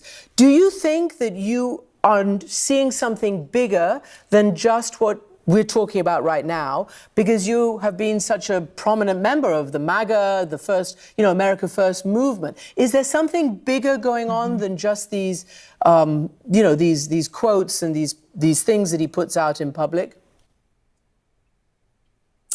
I'm not sure. I believe in accountability, and that's why I'm so outspoken. Many people, especially in other countries, may not know my time in Congress, I spent calling out Republicans just as frequently as I did Democrats. I believe it's incredibly important to follow through on the promises that elected leaders make to the people that elect them. After all, that's who they work for, not special interest or anyone else. I agree with that part. The elected officials work for the American people, not special interests. I just think she got confused about what was going on in the U.S. from the beginning.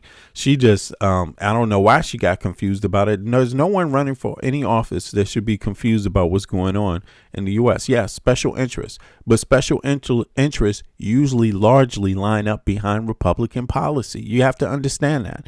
That's repeated out several times just in my lifetime. I'm 55 years old. If you follow politics in the last 30, 40 years, it's from the Reagan era or the Carter era up to today, you will see that special interests largely align against the typical middle class and poor American.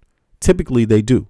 So Republican Party has never wanted any legislation for poor Americans. I mean, they usually line against it, and special interests also, because here's what it's all about. If business people have to pay more in taxes, especially the rich, they see that as a threat to them. That's all. They see that as a threat to their status, and so they pay and spend money on it. Now, the left right, is in a situation where, of course, you want to run for office in the United States. It's the same situation as anyone else, and it requires loads of money. How much money does it really take to run for the president of the United States? How much money do you need to run for the U.S. presidency? I mean, just to put it in cold numbers so people understand how much money you need and how that helps fulfill a certain prophecy in the U.S. That is that wealthy people have an advantage. Okay. So this is what it looks like. And it's not looking good at all. Unfortunately, here, this is what it looks like. Running for president of the United States can cost a little as $5,000 to be an official, but as much as $1 billion to actually be competitive. Okay. So being competitive, you need $1 billion. You know what I'm saying? Like minimal. That's what you need to be competitive. You need to find support that equals the amount of $1 billion, you see, because that's how much these TV ads are going to cost. That's how much paying for people to go out and hit the ground to mobilize people to vote, you know, and that's just the Democratic part. That's $1 billion. I'm sorry. I'm even confusing it because it costs even more, because not only do you need $1 billion just for the presidency, but the party needs money. So the party needs even more money to just do grassroots. You see what I mean? Because you have to get people on the ground going to communities and getting them activated. You see what I'm saying? So, of course, it's special interest. That gives special interest an advantage because they got money. That gives the wealthy an advantage because they got money. You know what I'm saying? That means they actually have more of an advantage in a capitalistic society in terms of politics. That's what that means. You know, if it costs money to make people aware and to get people to vote, that's a problem in itself. You see what I mean? So, yeah, it's crazy. It's sad. It's sad to see that, but, I don't know, somebody writing you guys listen, for people that want me to read their comments, please address me, like put at VMedia and then ask me a question so I know that you're talking to me. Otherwise, I'm not going to spend a whole lot of time anymore reading it. It's too complicated to see the messages go by fast. If you tag me, then I will know you're talking to me. But in any case, so let's go on. I just think Marjorie Greene Taylor is positioning herself again. I don't mind that. But I think most people know that she's flip-flopped now. And she's eating, Trump pie basically every day. So, I don't know. But in any case, let's go on with this war. There's some shit that's still happening with Trump's policies. So have you ever spent more time finding the songs than making the beats? Yeah, sorry about that. 2 seconds here. Yeah, so let me see here. Is this finished? Okay, I see somebody left me a question.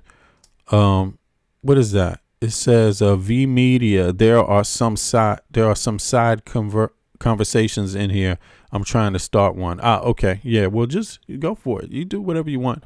Otherwise, but I'm glad you tagged me. It makes it easier for me to actually know what's going on in the chat, because sometimes you guys are debating each other in the chat, and I might see it and pick up on it and think you actually interacting with me. So I appreciate you tagging me. No worries. But look, let's hear some more about this war effort. And this is about Pete Hegseth. Marjorie Greene Taylor says she doesn't know about Trump's position on Iran, the killing, talking about destroying civilizations and all of this shit. And that's, of course, something Pete Hegseth is a part of. Right. And so Pete Hegseth has articles of impeachment against him. And here we're hearing some backlash on that. So let's see. In the House, plus the seat of one independent who caucuses with them. Democrats hold 213. And that's the updated count after the resignations of 2 House members accused of egregious sexual misconduct. Democrat Eric Swalwell is facing multiple accusations of sexual assault and rape. He denies any wrongdoing. Republican Tony Gonzalez has been accused of being sexually inappropriate with one staffer and has admitted to having an affair with another staffer who then later took her own life. But even Republicans would tell you this house cleaning remains incomplete. There's still the matter of Florida Republican Corey Mills.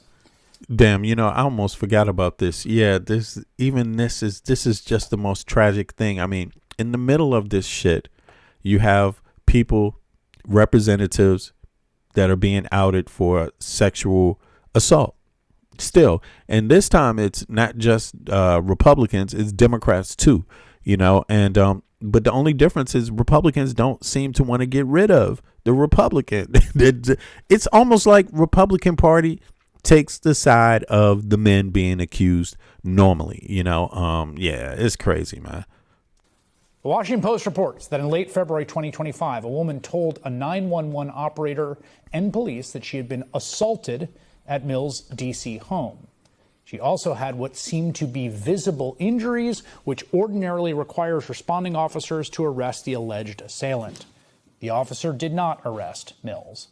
But after reviewing body camera footage, police eventually classified the case as a domestic violence assault. A Trump-appointed federal prosecutor then denied a police search warrant request, and the woman later retracted her statement. Mills denies any wrongdoing. Last fall, another woman, this is a different woman, who had dated Mills was granted a temporary protective order against him. The judge issued an order banning Mills from being within 500 feet of this woman, who received harassing messages and threats of revenge porn from Mills for months after she ended their relationship. Mills testified that he never intended to distribute the images of the woman and no longer possessed them. Colorado Republican Lauren Boebert was asked about Mills yesterday. Yeah, that's actually terrible. That's terrible. But, this is who our representatives are starting to look like. Somebody asked me a question in the chat. Who is this? Let me see. Father, okay, 3542 asked me, how do I feel about AIPAC influence in American politics? How do I feel about that? I feel pretty much the same way that I feel about most of it. I think it's foul. I think it's a net negative. If I was to borrow from Democratic language, it's a net negative, essentially. Do I think they should have that much influence? No, I don't. I don't think any lobby should have that much influence, because again, why do we need to be like, why does it take money? Why does it take money? That's my only thing. I don't have a problem with Israeli government lobbying U.S. politicians for anything. That's not my problem. My curiosity is just the money, like how lobbying in the U.S. generally requires a lot of money, and how the more money you have, the more successful you are in U.S. politics. I find that to be the biggest problem. And I think it should be limited. I don't think it should be open and free, because obviously different countries have different economies. That automatically would put a lot of people at a disadvantage politically if lobbying, whether it's international for countries, or whether it's lobbying from American companies or American, PACs. I think the idea about money is the biggest problem in U.S. politics. And I think it's the real reason why American people don't have universal health care, universal education, fair housing, decent pay, union jobs. I think that is really the overall problem. So AIPAC it's focused on Israel and Israel's relations with the broader world. It's not focused on healthcare, even though they might interfere, like they may support, they may try to primary. In other words, they may try to primary a person running for office or a sitting representative. They might try to primary them based on their views about Israel, being pro or not, accepting AIPAC money. So they may try to find another representative and support them in the elections that accepts AIPAC money, that takes a different position on Israel. And a lot of times what's being said is that maybe that other politician was pro healthcare. Maybe that other politician is pro equal, housing. Maybe that other politician is pro education for American citizens. So in that way, I think, anyone who does that is a problem. But American citizens need to pay attention to this as a whole. American citizens need to say, look, there's nothing wrong with Israel lobbying for Israel. But if you're going to if that money is going to interfere in domestic things, that should be a problem for every American. And I don't think every American is totally up on PACs, political PACs in general. You see what I'm saying? So yeah, I think it's problematic, man. I think it's problematic. And also, look, I'm the last person that's going to cap for Israel right now, because first of all, you still have the apartheid state about Palestinians going on. That's very real. You could spend a lot of money, but what you're doing is you're making it difficult for Americans, actually, because in order for Americans to support you, it means they have to support apartheid. That's a political problem. So, I also think, that's my view of it, generally speaking. I think it's a problem pretty much at this point. And but I don't think it's the only lobby that's a problem. That's what's kind of different from me. People in the politics right now, and that's why I started off with this African American video. I don't know how many of you were here when I started the live, but the first video I played was an African American young man talking about Israel in politics. That was one of the first things. So if you're interested in that topic, you should go back to learn what my views are and watch the beginning. But what I said is that generally speaking, I think we have this dynamic going on where people want to get into our minds, different PACs regarding our national politics. That means national meaning just what's going on in the U.S. And I think, we should be cautious about that, because the truth of the matter is that American politicians, they're the ones that are holding the keys. They don't have to do anything that Israel says or wants, period, even if they receive AIPAC money. And I think that's where the problem is. It's not so much where the money all the time as much as it is the people. The people that are running for these offices, a lot of times we're finding out that they just don't have they have poor ethics, man. I think that's the overall problem. You need money to run for office, and it helps. But it's the ethics and the morals of the representatives that, is on display here when they just allow someone that, they support over and over and over to run amok. And I think the Israeli government has run amok. Like Netanyahu has run amok. There's no longer argument to support Netanyahu specifically. And look, even right now, EU nations are pulling back way from Netanyahu. Like they basically cut Netanyahu. They're about, do you know the EU government is about to have a vote on Israel? Yes, they're about to have a vote on Israel. And it's not about weapons, because they don't supply weapons to Israel. Pretty much. Most of them don't. It's only a few little sneaky ones that do here and there. Right. But generally speaking, they're not giving weapons to Israel. You see what I mean? It's the United States is really pumping that right now. And but they're about to take another step. And that is just stop trade with Israel. That's the vote. The vote is to stop trade with Israel in the EU, on the EU level. That means all nations that are part of the EU, once that vote is cast, they have to follow it. So, I think American citizens need to understand where the EU is the second largest economic pool, the second largest economy, the EU in the world. It's only rivaled by China. China might be the third. It could be the second soon. So the U.S. is number one.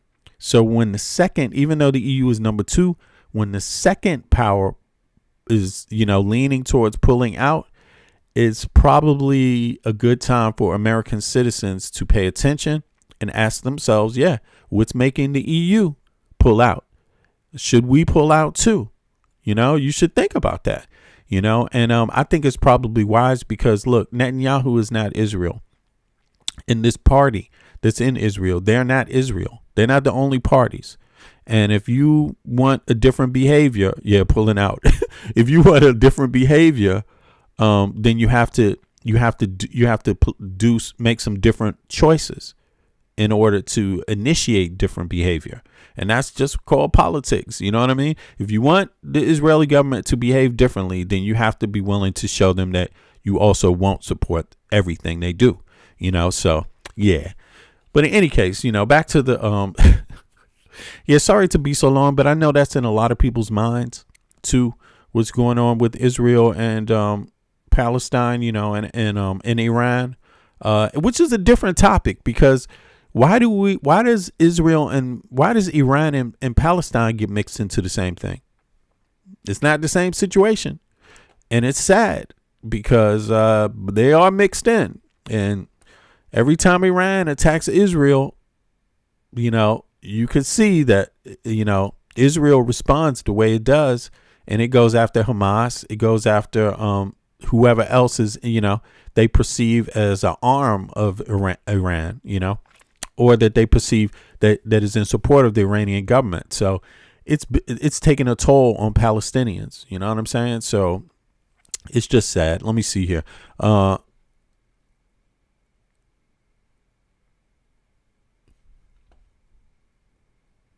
Yeah, that too. I see you. EU nations are voting against Israel for a variety of reasons, ignoring the danger in their own house. I don't know what that means. And ignoring the danger in their own house. What is the danger in? Are you talking about in Israel's house or the EU? Israel's not part of the EU. Meanwhile, Persian Gulf states side increasingly with Israel. Yeah, that's crazy. I mean, it's not. I don't think they're aligning increasingly. I think they've just been aligned with Israel the whole time. To be honest, I mean, Saudi Arabia, Qatar, they've been aligned with Israel. It's about trade deals, and they've been aligned security and trade deals, and they have aligned themselves against Iran, generally speaking. Okay, the EU, its own issues. Yeah. So I think it is a mixed bag. And then if you look at what's going on in Sudan, then the same countries that are also against each other, they seem to agree on shit in Sudan. So it's just, it is all over the place. It's a hot mess, which is why I think war is not for people that want to move into the future. Like, war is the worst thing we could be wasting our time with. It's so sad. It is so sad. And I think generally it's a letdown, because no small group of people should be able to dictate the progress of the world, regardless of who they are. You see what I mean? It should be done by consensus. And yeah, right now it seems like the war people always have a way in to take up energy and take focus, instead of clean water, clean air, more sustainable development, sustainable energy, sustainable everything. Instead of that, we got war. You know what I mean? And one thing that can still escape through the Straits of Hormuz, regardless of who is at war, is windmills. Windmills don't need wind power, sea power, solar power doesn't need the Straits of Hormuz. You know what I'm saying? So just something to think about, And anyway, let's go on. Obviously, Republicans have been covering to protect people from I don't know what. Listen, if you have restraining orders because you're abusing women, and that's true, like, you have no business being here. I'm tired of protecting these people with horrible pasts and who are really victimizing women. Yeah, exactly. So that shit is just that shit is embarrassing, and but that's what's happening. So but in any case, let me go on now. There was something else about the Pentagon here. Sorry about that. Right, let's see right here with Iran. I just want to see a few more things about this topic. The push for peace between the United States and Iran is gaining momentum this morning, less than 1 week away from the expiration of the ceasefire. Two senior Pakistani officials tell MS Now the warring countries will likely meet again next week for a second round of talks, noting that Pakistan, which has emerged as a key mediator, will once again likely be the venue. A White House official adds to MS Now that future talks are under discussion, but... Oh, do me a favor, folks. Those of you that are listening, do me a favor. Click, if you're not subscribed to my channel, subscribe to my channel. I'm 10 votes 10 likes or subscribers away from 10,000. So do me a favor, help me get over the 10,000 mark. It would really mean a lot. I appreciate that. The last year has been a big year for me. I got like maybe 8,000 subscribers roughly. So this going over 10,000 will mean I got about 8,000 subscribers in 1 year. So I appreciate it. And it's all just been because of doing the news and the coverage. So I appreciate everybody's support. Appreciate it. Click like too if you haven't clicked the like button. Nothing has been scheduled yet. This comes as there are signs of optimism on the ground.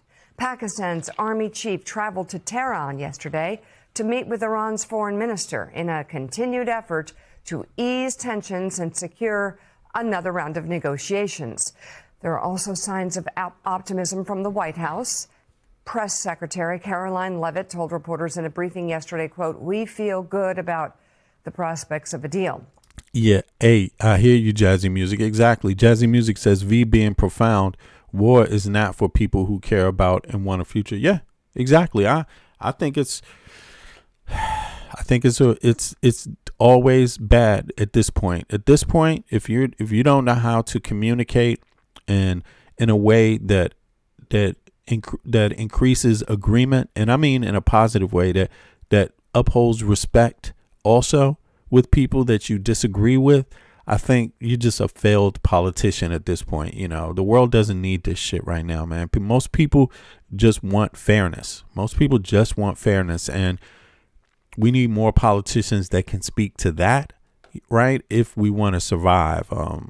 So particularly I think in the U.S., man, we got to take a different approach.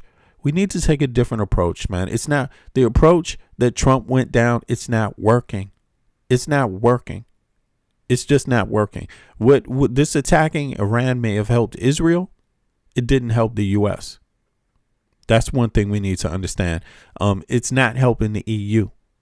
That's one thing, which is why they're not involving themselves in it. And we're supposed to have allies. If it's not helping us and it's not helping our main ally, together the United States and the EU are the most powerful nations. You got to understand that the economy, having the number one and number two economy on earth, is not something to just think it has no significance to others. It has profound significance to your security. And now Trump has found a way to go against our main allies. And I'm not saying that there aren't things to criticize, but we shouldn't be doing the criticizing, because the EU, I mean, we can criticize each other, but one thing that is not debated, people are better off in the EU than they are in the United States of America. Just understand that they are. EU citizens are on average, after they pay their taxes and after they pay their expenses, on average doing better than American citizens. So you do the math and you try to figure it out. You oversimplify it all you want, because in my world, the only thing that matters is, are we better off after we pay our taxes and our expenses at home? Both sides of the coin. Who's having getting more satisfaction out of life? It's EU. It's EU citizens. It is not the United States citizens. So Americans, there's room to change. And there's room to grow at home, and there's room to analyze foreign policy. And Trump ain't doing it. He's just not doing it. That comes as U.S. Central Command says its blockade of Iranian ports along the Strait of Hormuz is holding firm. According to CENTCOM, no ships have passed through since the operation began Monday morning. Officials say 9 vessels turned around in the first 48 hours after being warned. CENTCOM also released this audio of those warnings to ships approaching the area. I don't understand what this is about. So now our own policy is to actually stop ships from leaving. Before Iran was the one trying to stop ships. Now U.S. is the one trying to stop ships. I'm sorry, this is ridiculous. People that invested in wind energy, people that invested in solar power, people that invested in ocean power, hydroelectricity, these people, they're not even being affected by this. Or they're least likely to be affected by this. And this is what I mean. This warring shit and this Straits of Hormuz and this oil thing in the Middle East and this oil thing when it comes to security. Yo, we need to make that a non-issue fast. Because these people, all of them, they get way too much energy in terms of, especially in terms of this warring and fighting and then the oil, this one trick pony thing. Like, what economy is what people really want to have one source of energy anymore? Who is that? What is that about? I don't know, man. The U.S. has announced a formal blockade of Iranian ports and coastal areas. This is illegal action. All vessels are advised to immediately return to port if leaving and discontinue transit to Iran if that is your next port of call. Do not attempt to breach the blockade. What the fuck is this dude talking? They're telling you don't. So now they're saying you other ships, you shouldn't come out. So now there's a double blockade. There's a U.S. blockade and there's an Iranian blockade. How does that sound? Put a 1 in the chat if it sounds like progress is happening. Put a 2 in the chat if it sounds like this is the most petulant child shit on earth. I mean, I don't, and I'm not talking about the petulant child thing being the U.S. government only. Of course, Iran was attacked, so they have the right to be petulant children sometimes when you just unprovoked drop a bomb on their ass. I mean, what the fuck? They just attacked Iran. Of course they're gonna react. But what's our excuse for being petulant children here? I mean, I didn't agree with the Iranian regime any goddamn way, but that doesn't equal I have to agree with Trump and how he just bombs their ass. And that doesn't mean I have to agree with Netanyahu. Just because I don't agree with the Iranian regime doesn't mean I agree with Netanyahu. Period. What is this? And just because I don't agree with the Iranian regime doesn't mean I agree with Trump's shit. What the fuck? I'm talking. All of this is just and it doesn't make an excuse. Just because you don't agree with the Iranian regime doesn't mean you have the right to drop fucking bombs on them or attack them. Like, what's wrong with people? What is wrong with people? Like, there's nothing about this that makes any sense. Our reaction to the Iranian regime is it doesn't help things. I put it to you that way. Whether it's better or worse, it doesn't help stuff. You see, it's just ridiculous, man. Vessels will be boarded for interdiction and seizure, transiting to or from an Iranian port. Turn around and prepare to be boarded. If you do not comply with this blockade, we will use force. The whole of the United States Navy is ready to force compliance. Now.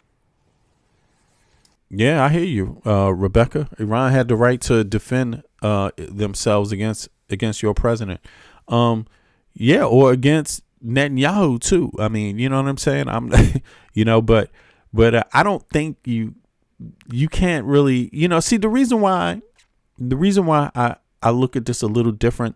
Of course they have the right to defend themselves against our president, but we shouldn't be meddling in it. I don't think so much. Like, us being the lead of what goes on in the Middle East it doesn't help the Middle East be the lead in the Middle East. Us being the premier player in that area or trying to emphasize our power over others in that area, it's not helping others develop their own conversation, and I think that's the problem. I'm not myself don't feel the U.S. had any reason to be afraid of Iran, period. I don't think that's what was going on. I don't think Iran was looking for a fight with the U.S., to be honest with you. I don't think that's what they were looking for. But Trump definitely looked for that. And Netanyahu apparently feels like that Iran is a threat to them, and I just think we are not the ones that's going to solve this problem in the U.S. I think it's better that we maybe bring people together, but we shouldn't take the lead. We shouldn't take the lead. These players, people that live in the Middle East, need to learn how to cooperate with each other. Nothing we can do as Americans is going to make them cooperate with each other, period. Doesn't matter who the threat is.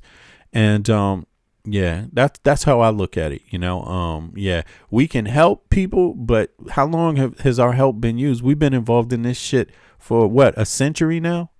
Like, what has it done? You see what I mean? Somebody says, so Israel should lead.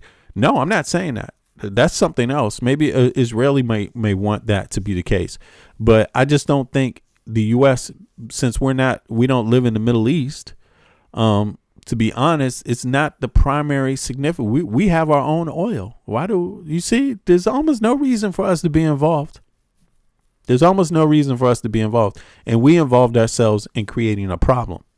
So I think, that's the issue. You can't do it. Listen, and you need to understand something. American citizens, just to juxtapose this to something else, American citizens are not agreeing with Trump's thing about how he attacked Venezuela.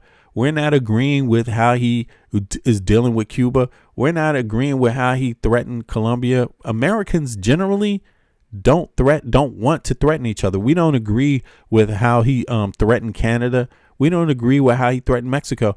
Generally, Americans don't want to be, we would see ourselves as being the main leader in our problems, the main solvers of our own problems. Americans would, but so I think Middle Eastern people should look at that too. Like, they should think they're the leaders of their own issues, and they have the power to resolve this shit. Nobody else can really do it.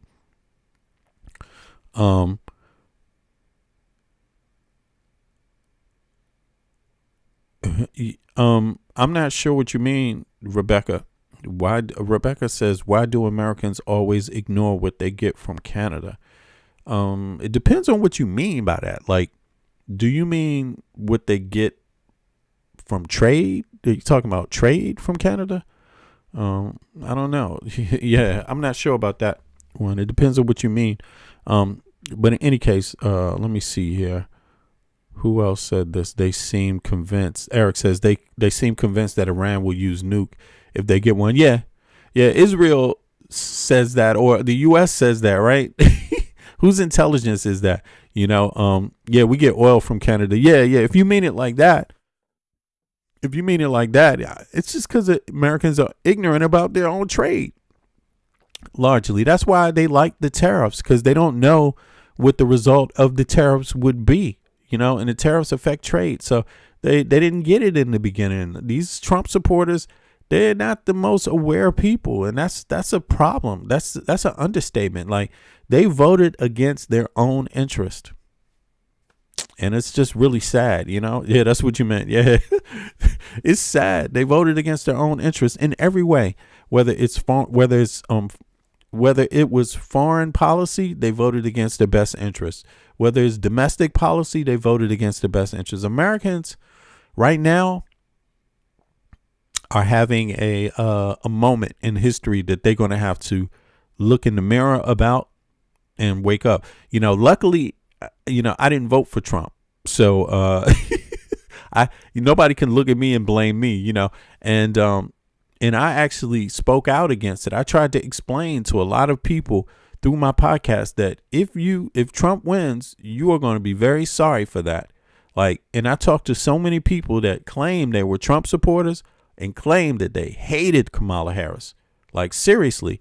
And I just shook my head and tried to explain to them, like, yo, a lot of these things you believe are not accurate. They just are not true. And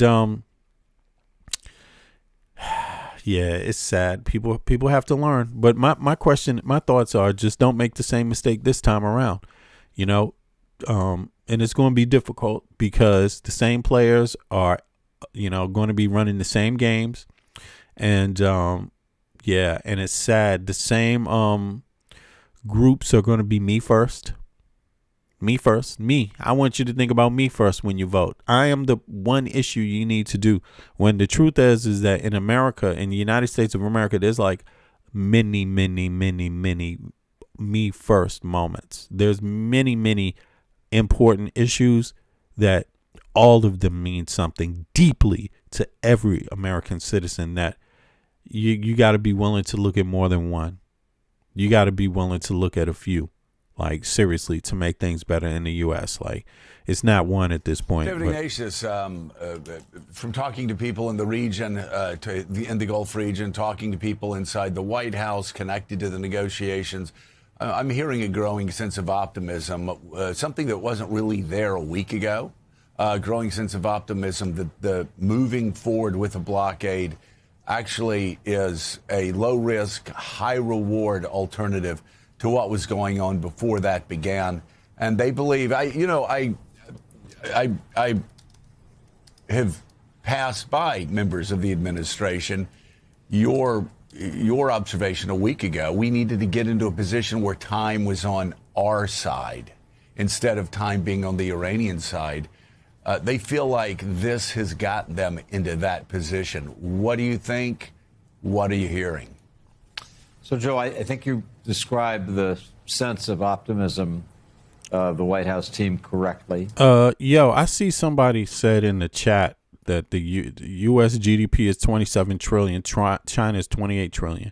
Yeah, but I think you're missing something there in your politic, right?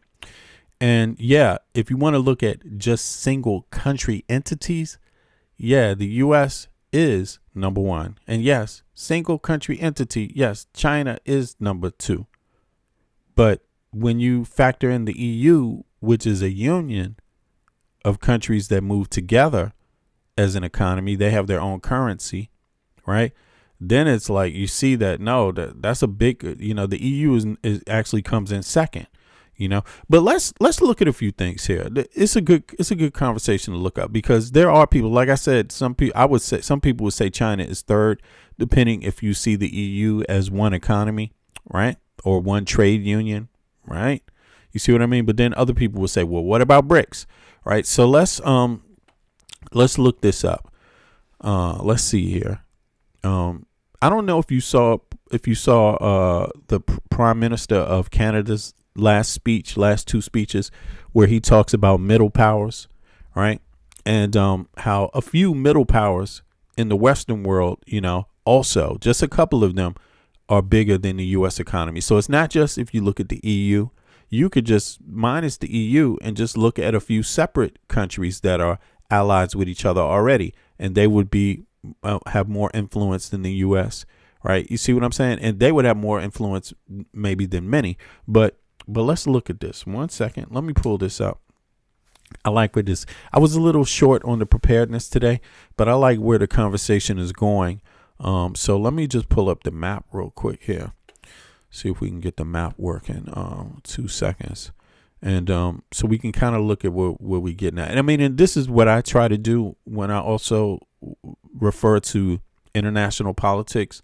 And even trade, it's important in my view to look at a map, because every foot that you have to send something, it means you lose value on the product you're sending. Right. So keep that in mind. So transport is part of the value of goods. It's the added value of good is your transport, and distance is the added value of your goods, of your trade. You see, distance alone.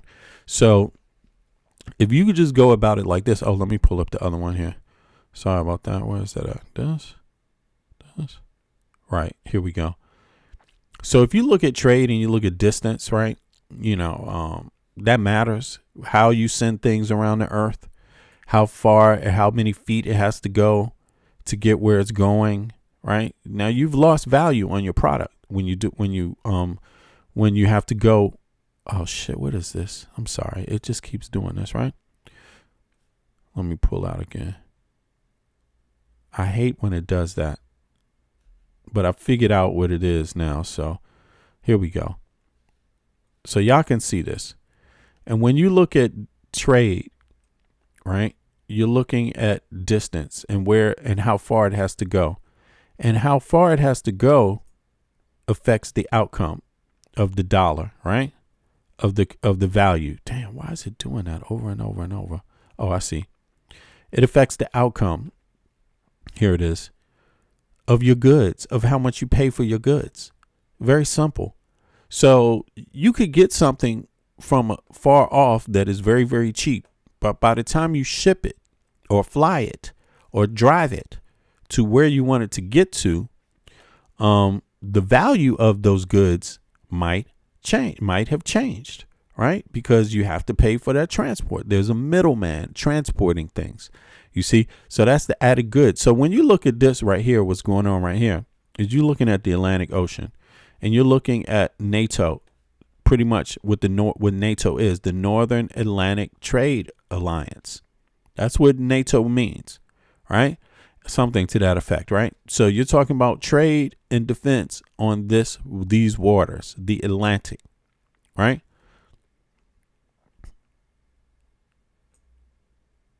North Atlantic Trade Alliance, Trade Organization, I'm sorry. North Atlantic Trade Organization. That's what this is. You see? So really you could call it the Atlantic, but you saying, either way. Because when you're talking about trade, you're still talking about trade proximity on the Atlantic, right? So that's what I think, generally speaking, would be a concern of a lot of people. Like the U.S. has embarked on something different from NATO. So that puts out Canada, that puts out Greenland, or you would think, according to Trump's idea, that would take out the EU, Western Europe, or the EU out of the equation.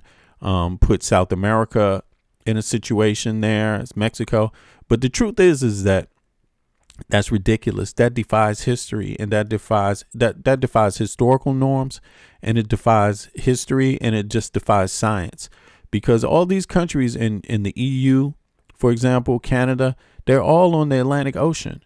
So they all have access pretty much to the Atlantic, whether it's through the Mediterranean, whether it's through the Baltic Sea, whether it's through the Northern Sea, right? Whether it's, those routes over there, they can all freely trade with each other still. They can trade with South America. They could trade with North America, Canada.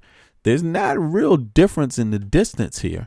Not really. I mean, there's some distance from South America to Canada from the U.S. Do you see that?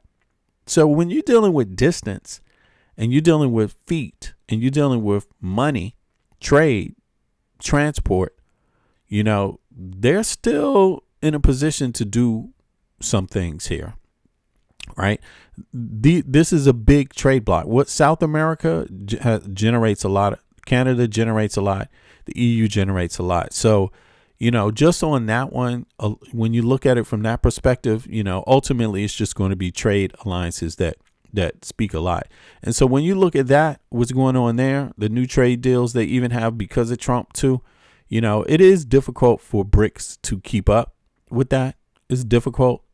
It's not possible in the long term, but it does change how things look because at the end of the day, you have competing fractions here, so still in the Eastern world, you have a lot of people competing against each other in the Eastern world.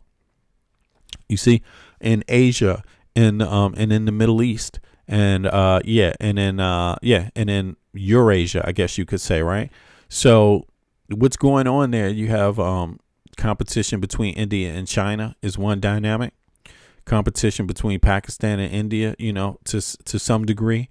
Right. Then there's against China, and then you have Japan. Then you have South Korea. That we're talking about trade competition. You see what I mean? And groups that don't want to be left behind either, that don't necessarily want to coalesce under one. Men between the ages of 18 to 26 will automatically be registered for the draft, right? What's going on here? But understand this at the same time. Oh, sorry about this. 1 second. The Israeli Council. Sorry about that. Damn, what's going on here? This cover-up reached its apex last month when Attorney General Pam Bondi falsified. Sorry about that. I got to get the hell off of this. What is showing there? Sorry about that, y'all. So, generally speaking, yeah, you could look at it as like China. You could look at it as the U.S. Oh, am I showing here? Something's not going right. Yeah, you can look at it as the U.S. number one economy. You can look at it as China number two. Therefore, those two should be what people should focus on, what they think. But I don't think that's the approach. that's wisest. Like, if you ask me, I would look at it as economies, and proximity. What's going to happen on the logistics, on the ground, how things are going to play out. So I think, those are things you might want to consider, So, yeah, gas prices right now off. Somebody said gas right now is $1.69 as of yesterday. Where though? Where is it? It matters where you're talking about. The U.S. is a big country. If it's $1.69 in one town and then it's fucking $7 in another, that's not $1.69. Yeah. So, yeah. And so I'm in Denmark as an American citizen. I actually live in Denmark. So Denmark is has a lot of different energy sources. They have their own gas, by the way. They pump out of she's Canadian. Okay. Yeah, Denmark pumps gas out of the Baltic Sea. So, and Norway has its own oil and gas. Denmark has windmills. Denmark has, they have Denmark is very diverse energy wise. I think the countries that are caught off by this are the countries that don't have diverse energy supplies. And green energy is one of those things that are part of the diversity, because green energy is three things. I mean, green energy is four things, right? It's solar panels, windmills, ocean, right? That's three things. Oh, I'm sorry. That's three things. That's three different technologies, right? So those three technologies obviously are going to give you a big advantage in dealing with what's going on in the Straits of Hormuz, right? So, that one right there is, so it is a little complicated, but I think a lot of people, if you just listen to what Trump says, you're going to be at it's what Danes call Rosini Poulsen, right? And that means you're the raisin on the end of the hot dog. Like, you're coming in last with your understanding of things. You know what I'm saying? Like, you're figuring it out too slow. If you listen to how Trump describes what's going on and what's good policy, he's bringing up the rear. And anybody knows that diversifying your energy and green energy is such a key to diversifying your energy. It's not something you can dispute lightly. No. It needs to be on your agenda, and you need to be working on it firmly for things to be going right for your country, especially right now. And Trump is just trying to pretend like, no, man, this world is going to run on oil. Let me see here. Mason says, V Media, I'm in the Netherlands. I know Denmark people love to bike too. Yeah. Public transportation is big in Denmark, especially in Copenhagen. If you're on your bike, you could take the buses. The buses are electric buses. You could take the train. The train is an electric train. You know what I'm saying? Metro. So yeah, and it comes on time. Public transportation comes on time in Denmark and Copenhagen, especially, but across Denmark. I mean, and then, yeah, so public transportation, walking, working in proximity to where you live is a big deal in Denmark. For example, I spend about half an hour going to work and going home. You see what I mean? That's pretty reasonable. You see what I mean? I'm guessing I'm the raisin. Rosini Poulsen. Yeah. That shit is hilarious, yo. I laugh every time I hear that phrase in Danish. You know what I'm saying? That's what they say when you're the last one in line. You know what I mean? You showed up late. You barely made it. Rosini Poulsen. All right. So, so, it's important for me, look at the stock market. It's important to understand politics is not math. Politics is not math.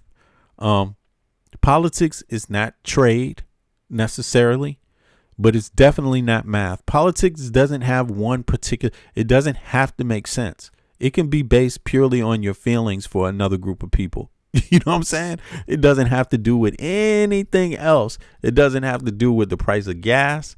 It doesn't have to do with whether clean energy is smart to have. You know what I'm saying? People can make their politic whatever they want it to be. So it's important to dissect what someone's politic is. Is their politic based on the math, what's actually really happening on the ground, or is it based on what they don't like? Is there something else that's polarizing? Is it like Iranians and Israelis don't like each other, for example? Is it based on some other factor? Is it based on Kamala Harris's color? I don't like what she's saying because of her color or her gender. I like what Trump's saying because he looks right. He sounds right. Not what he's saying. He just has the right look and right sound. You see what I'm saying? Like, he might have the right look and right sound to you, and he might be the right gender to you, but everything else, he's totally fucked up. I mean, he's disastrous to you. So you got to ask yourself what your own politics are based on. And for me, since I'm the little guy, I like the math to work out too. I'm depending on the math to work out. I'm depending on getting to work in a reasonable amount of time on public transport for a reasonable price. I'm depending on, you know what I'm saying, basic shit to work. Let me see here. Never Under Pressure V. Yesterday, there was a hearing in Congress titled Human Toll of Sanctuary Cities. That's just insane, man. But exactly, speaking to that point, you know what I'm saying? Like, sanctuary city is like having a human toll on lives. Wow. It's a negative. It's having a negative on people's lives. Sanctuary cities, you know, right. And Trump, the billionaires cutting your Medicaid, that ain't got shit to do with it. Look, Trump already cut it. And then he told you he's cutting it because of the immigrants. And now that he's cut it, now that they've cut it and you believe that, now he's telling you, well, in reality, no federal dollars should go towards health care or child care anyway. So he's just moved the bar, you know, so he just tricked people. Of course, federal dollars go to anything that American citizens vote for. If American citizens believe federal dollars, federal dollars should only go towards, health care and child care and elder care, if that's in education. If that's what you believe it should be and you vote for it, then that's what it's going to become, period. That's what it's about, you know. And Trump decided that somehow now all of a sudden federal dollars aren't for none of that stuff, and some people are going to vote for him, you know. And then he suggests that states will have to raise their taxes to pay for it. Okay. Yeah, he blatantly lied. Horrible Nip. Exactly. He's blatantly lied to people. Yeah, true. You know, and but people believed it. So I guess it depends on what side you come up with, you know. Were you tricked or did he just lie to you? I don't know. But it wasn't positive. It was a negative, you know, and you know, look. In any case, some of these people are just ridiculous out there. One person just decided that I lied. Don't want to tell people what you lied about. I was talking about healthcare and what Trump said about it and federal dollars. So, and how it works with the Constitution. Literally, the federal dollars and anything in the Constitution, you can rewrite. You can change the Constitution if you have 2/3 of the Senate and a majority in Congress. So that's what it takes if you want to change the Constitution, and you can make it change to anything you want. Yeah, you can even impeach some. If you have 2/3 of the Senate, you can impeach and get any judges you want. You can carve the country how you want it to be for American citizens with 2/3 of the Senate and a majority of Congress. That's how the U.S. Constitution works. And so if people aren't happy about it, go out there and vote. Now, so where's the lie in that? Where's the lie? Maybe people don't want you to know that you have the power as a voter and what kind of power you have. Yeah. Billionaires don't want American citizens to know what kind of power they have. That's for sure. They got it well, you know, but they know what kind of power and they want your tax dollars. And Elon Musk and Peter Thiel, they love being in business with the U.S. government because they're making more money than they would ever make from any other business relationship ever. If they don't work with the U.S. government, it goes down for them business-wise from there. Everything else is not looking so sweet. And not to mention, people are scared of Peter Thiel and Elon Musk, man. They hate them because, you know, they're like looking at these guys as unstoppable. You know, if the Americans can barely keep a control over them, then, you know, they're a problem for a lot of other countries. But let me see here. Norma says apparently war is more important than infrastructure. Oh, hell yeah. Yeah. And sadly, to some voters, to some Republican voters, yeah, war is more important than infrastructure. They rather make sure that their elders in their community, that will be on the street and not afford elder care. They rather have a war instead of taking care of the elderly. You know, it's crazy. Minimum wage is crazy, man. It's crazy. But let me see. So the U.S. has a blockade, as if that makes any sense. Whose idea was the blockade anyway? Was that Iran's idea? Sounds like it, because they just had a blockade a week ago, and now the U.S. is saying it wants to do a blockade. Ha ha! I fooled you. Now we won. We got a blockade. It's our blockade. It's not your blockade anymore. It's ours. Okay. People didn't like the blockade. Did you know that, Trump? What the fuck? Elon just joined the fucking Iranian side. I mean, not Elon. Trump joined the Iranians in the blockade. You know, man, this is ridiculous. But in any case, they did that. So let's move on from that. See what else is going on.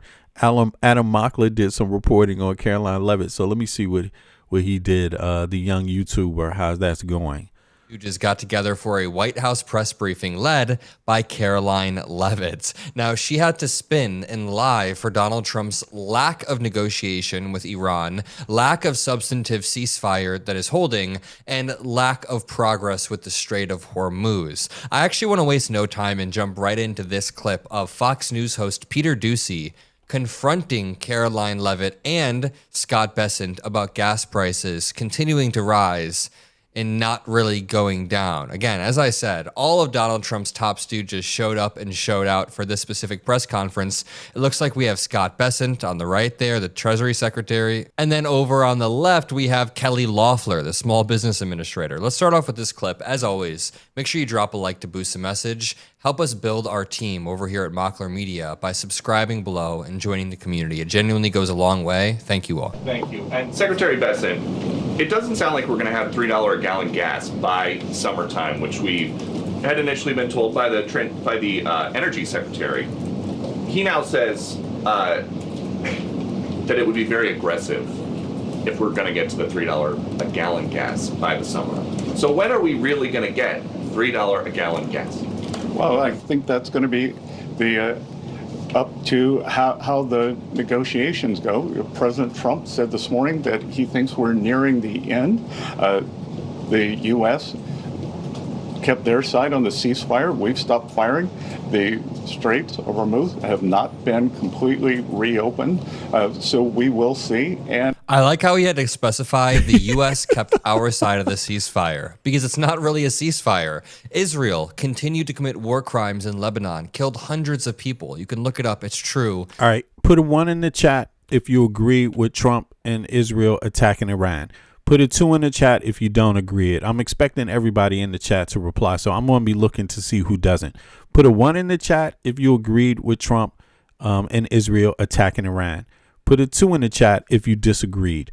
I want to see who answers that. Let's just see who's here to communicate and to and to contribute in the conversation, or who's just here to say whatever they want to say and be out. Let's see here. Let me go through the chat. Let me see here. Charles, you can answer that question. Let me see. Who else? Yeah, I didn't see Charles answer that. Interesting. Who else? Okay.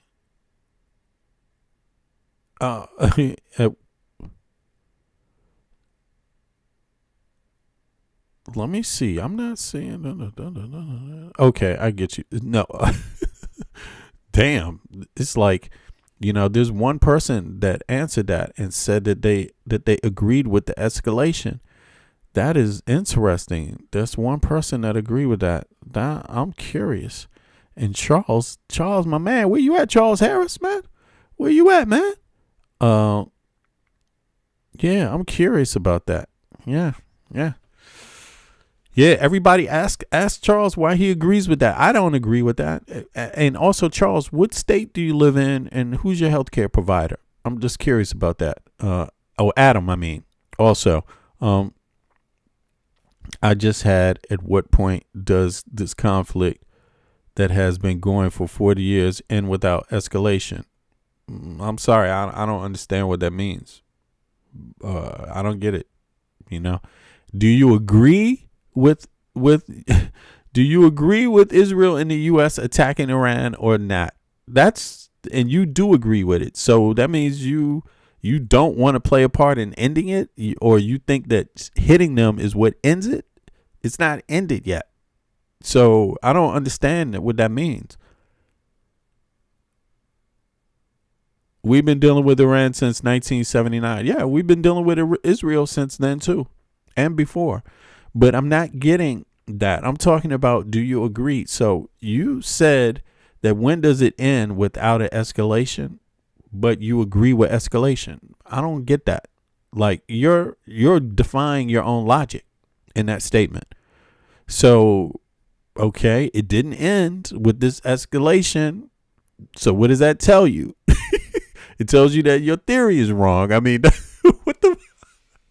I don't know. Anyway, I just wanted to know. That's it's good. Despicable. I asked. In return, Lebanon and Hezbollah fired back. Iran began to fire back. Certain sections of Iran were splitting off and were continuing to fire.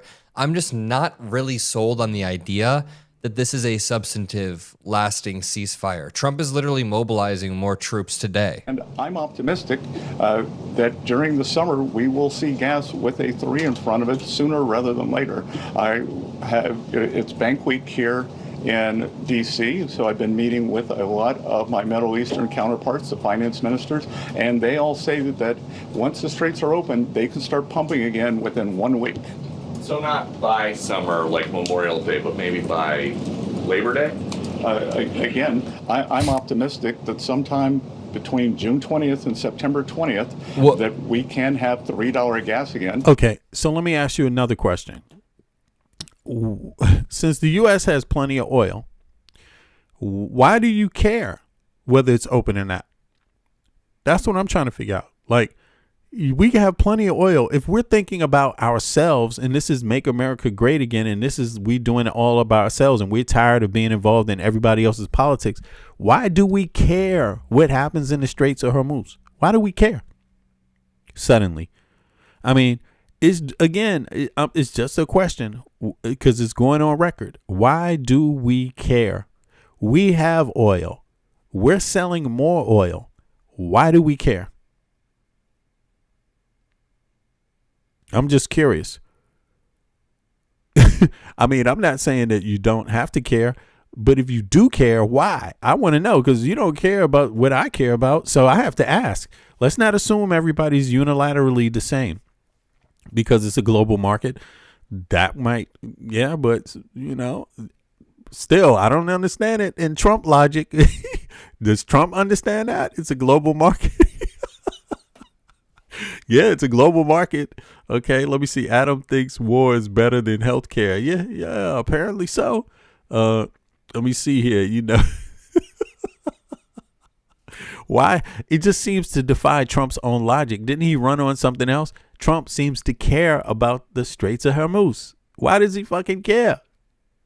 That's what the hell is going on here. Yeah. I get global market, but really with a war, though, come on. I mean, yeah, is it selling weapons? Does he want to sell weapons all of a sudden? Does he want to be in a war so you can make more weapons so the weapon industry can make more war?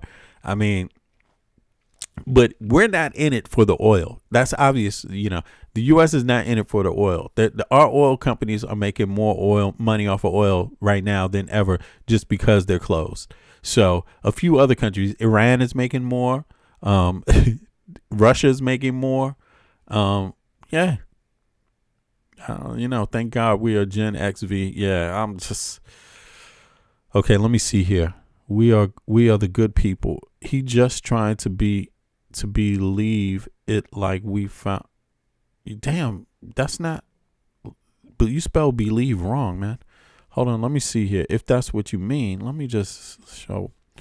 He's just trying to believe it like we found it and be good partner with the Saudis. Okay, I'm not sure what that means though. Iran isn't making jack now. Oh, right, they're not making jack now, because of the blockade that happened yesterday. But okay, so now that there's a U.S. blockade, why didn't they do it before? Is the next natural question. Like, why didn't you do this before? Why didn't you do this on day one, since this is your strategy? Since this is like, it's easier, isn't it? Isn't a blockade easier than bombing them? You could still blockade them.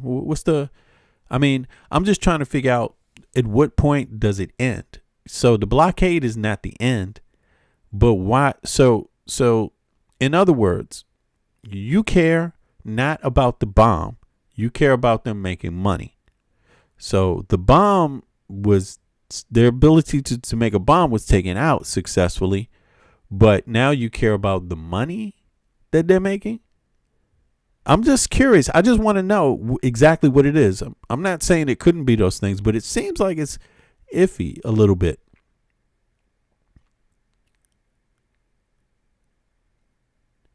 Why is the Straits closed if he said it was open? I'm so confused why the main objective of America. Yeah, which one is it? Is it to open it or is it to close it? I don't get it either. It just seems like Trump makes some damn sense, please. Yeah, he doesn't make sense. Let me see here. Hold on. Let me see. His family never owned a business. You could tell this. You can tell is an employee. It's to control it. I just think, again, to control it. Why? What's the point? Is the point for us to make more money on oil? Is that the point? Because I'm just saying, okay, it makes sense. If you want to control oil, if you want to make more money on oil, blocking the Straits of Hormuz does that. Don't get me wrong. I asked the same thing. What does Iran think is going on here? Blocking the Straits of Hormuz means the U.S. makes more money on oil. But now it's Trump doing it. So I'm trying to understand, how are they different? You know? Present the illusion of control.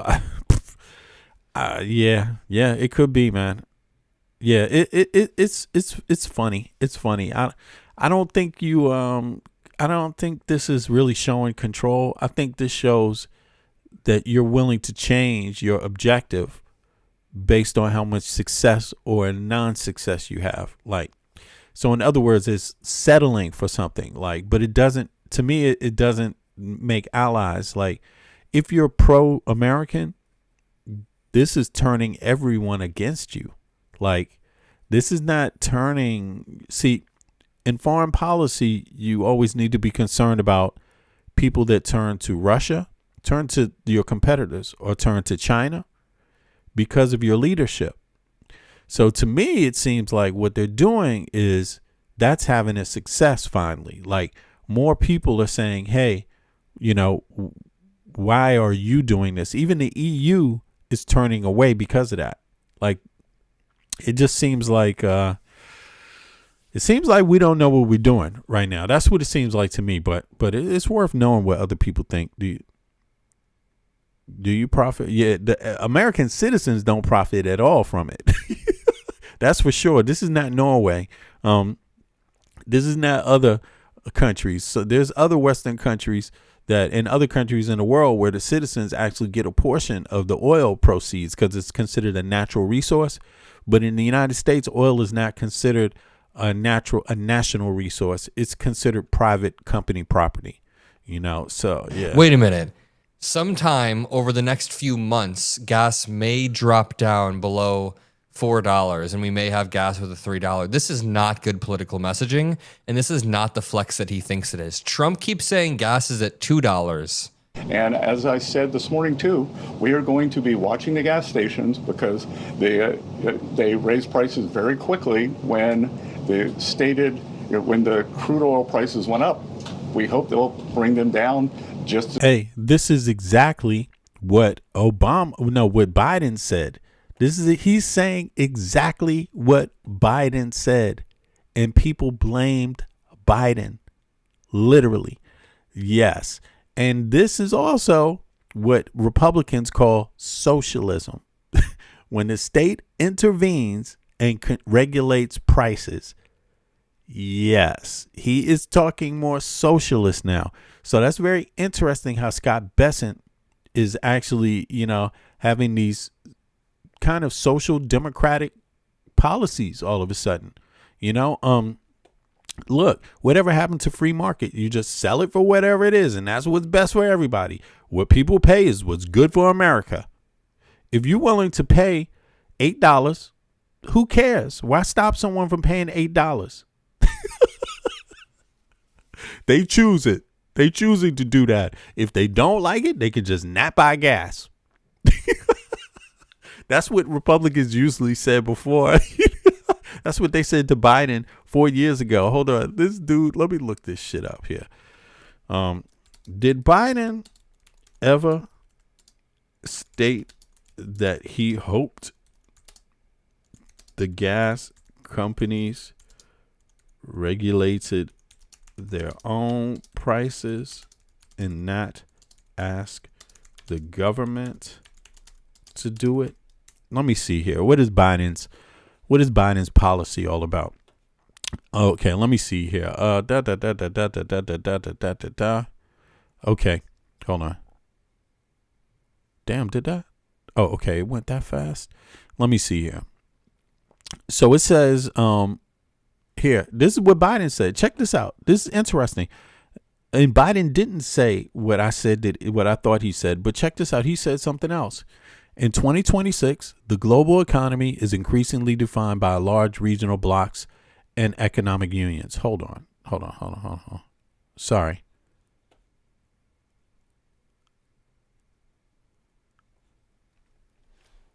What? It said it didn't. I'm sorry about that. Hold on. 2 seconds here. Let me just look this up one more time.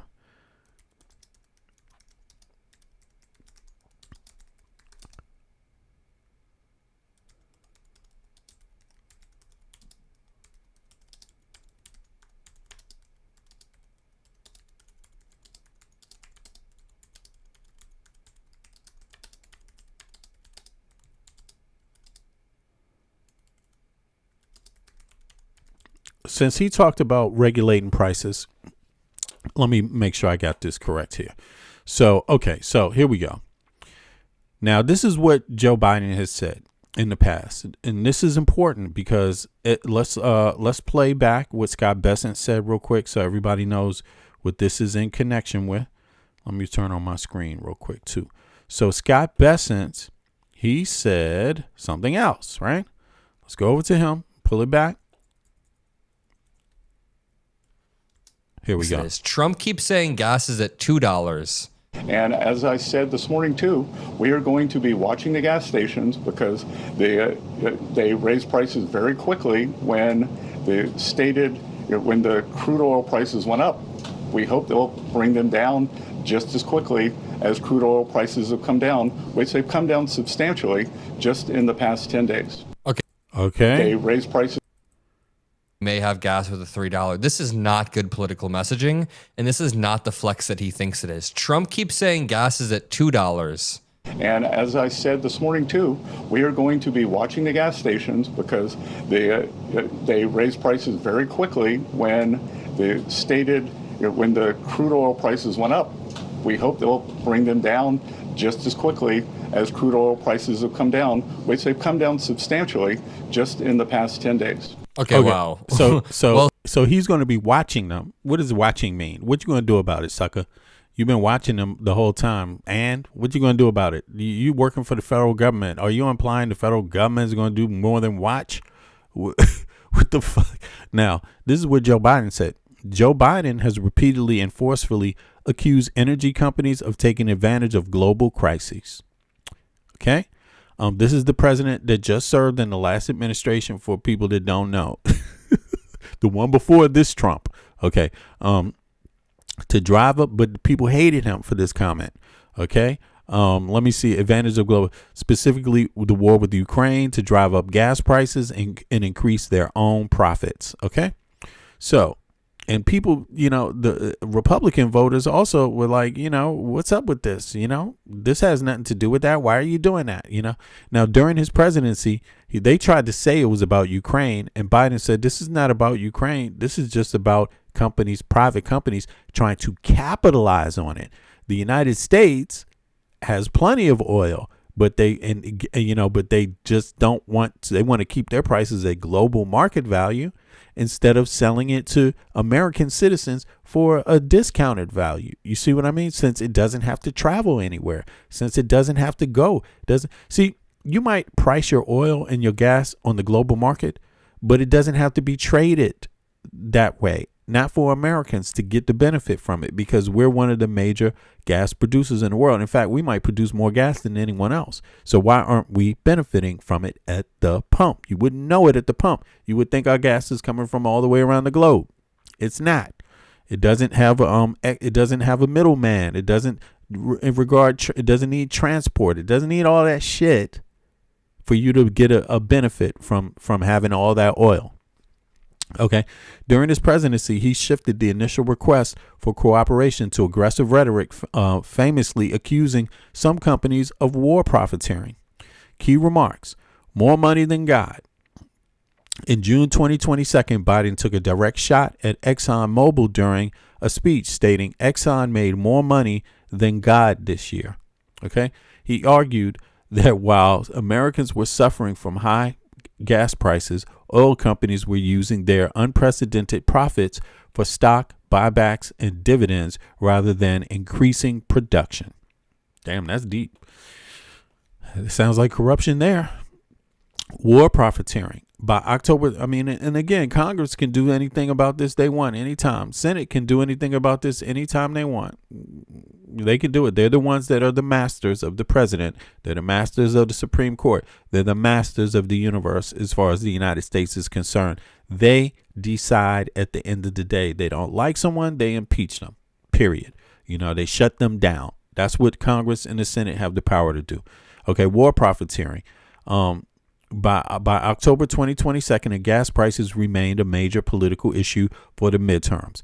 Biden characterized the industry record earnings as a windfall of war. He stated it's time for these companies to stop profiteering, meet their responsibilities in this country, and give the American people a break. That's what Biden said. They elected Trump, though. The windfall tax, and Kamala was just too different from Biden, and even worse than her and than him and Trump. So, according to Trump supporters, okay, according to a lot of supporters, anyone who voted for Trump thought Kamala would be worse than Trump. Period. So, the windfall tax threat.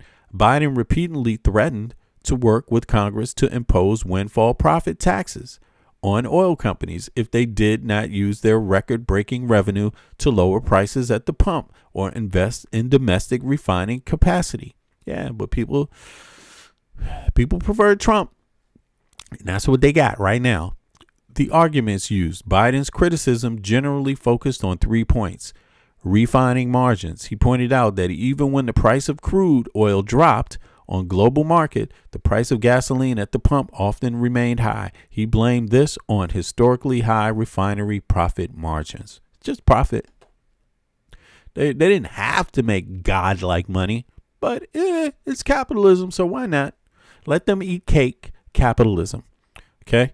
Not we going to need them tomorrow to buy shit from us, so let's hope they're alive tomorrow. No. Not that kind of capitalism. Okay? Let them eat cake capitalism. Production versus payouts. He accused companies of fleecing the American public by funneling billions into shareholders' payouts, buybacks, instead of expanding supply. Price gouging. While the oil industry argued that prices are set by global markets, Biden supported a House-passed bill in 2022 that would have given the FTC more power to investigate and punish companies for price gouging during the energy emergencies. The response from energy companies. The oil and gas industry generally pushed back, arguing prices are determined by global supply and demand, not individual company decisions. The Biden administration own environmental policies and hostile rhetoric rhetoric discouraged the long-term investment needed to build new refineries. So what about Trump? What, you saying Trump is the same? Okay, because these prices are happening now. The windfall tax would likely backfire by further reducing the incentive to produce more oil, potentially leading to even higher prices in the long run. But they didn't do what Biden said. They did what Trump said, and the shit is still higher, even more higher. Okay. While Biden's rhetoric was often sharp, it's worth noting that by late 2025 and into 2026, the political focus shifted significantly due to the escalation of conflicts in the Middle East and the domestic policy shifts under the Trump administration. So there you have it, folks. I mean, it does look and sound different. It does look and sound different, and it's even worse now under Trump. So says Scott Best, and I'm glad that crude oil prices have dropped like 10% after Trump rose them by 40%. This is what he does. He completely tanks the stock market, then it goes up a little bit more and people are celebrating. Continue with Caroline Leavitt's opening of this press conference. This is how she opens it, immediately kicking it over to Jack Posobiec, who I have debated on the Epstein files. This dude walked out with the Epstein binder, and I confronted him on Piers Morgan. Look at this dude. He's asking Caroline Leavitt some softball question, yet when I was debating him on Piers Morgan, he crumbled. Watch this clip. The party that promised to defeat the deep state very quickly became the deep state. Pam Bondi says, I have the list on my desk right here. They're rather silent for a few months. Then Elon Musk says Trump is in the Epstein list. Then within weeks, apparently the list is gone. I mean, I'm looking at this photo of Jack Posobiec holding up the Epstein files. It says the Epstein files, phase 1.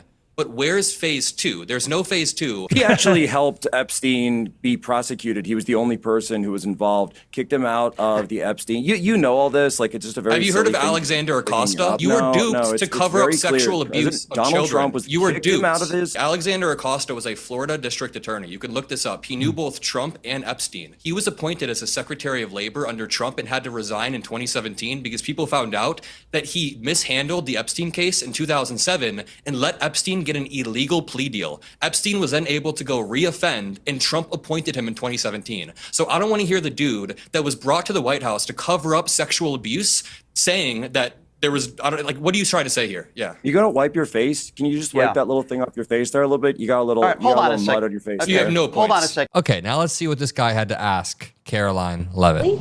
We'll now open it up to questions. You're welcome. Actually, that was insulting. Like, this guy, he got grilled by Adam Mockler, and instead of sticking to the discussion, he decided to just go personal with the guy. That shows you when a young man like this can make an older dude go personal, it means the older dude has already lost the debate. You know what I mean? He's becoming more childish than the kid. You know what I'm saying? It's like, what the fuck? What is this, man? The dude he reacted like he's even younger than Adam Mockler, like unexpected. But in any case, yeah. To ask me questions or either of the great cabinet officials next to me. And we'll start, as always, with our new media seat. Mr. Posobiec, why don't you kick us off? Thank you, Caroline. Secretary Bessent, if I may, there's been this media narrative out there that while we see the data on tax refunds, that it's not good enough, that the tax season has been too soft. What is your response to this media narrative regarding the tax refunds? Look, it's been an incredible tax season.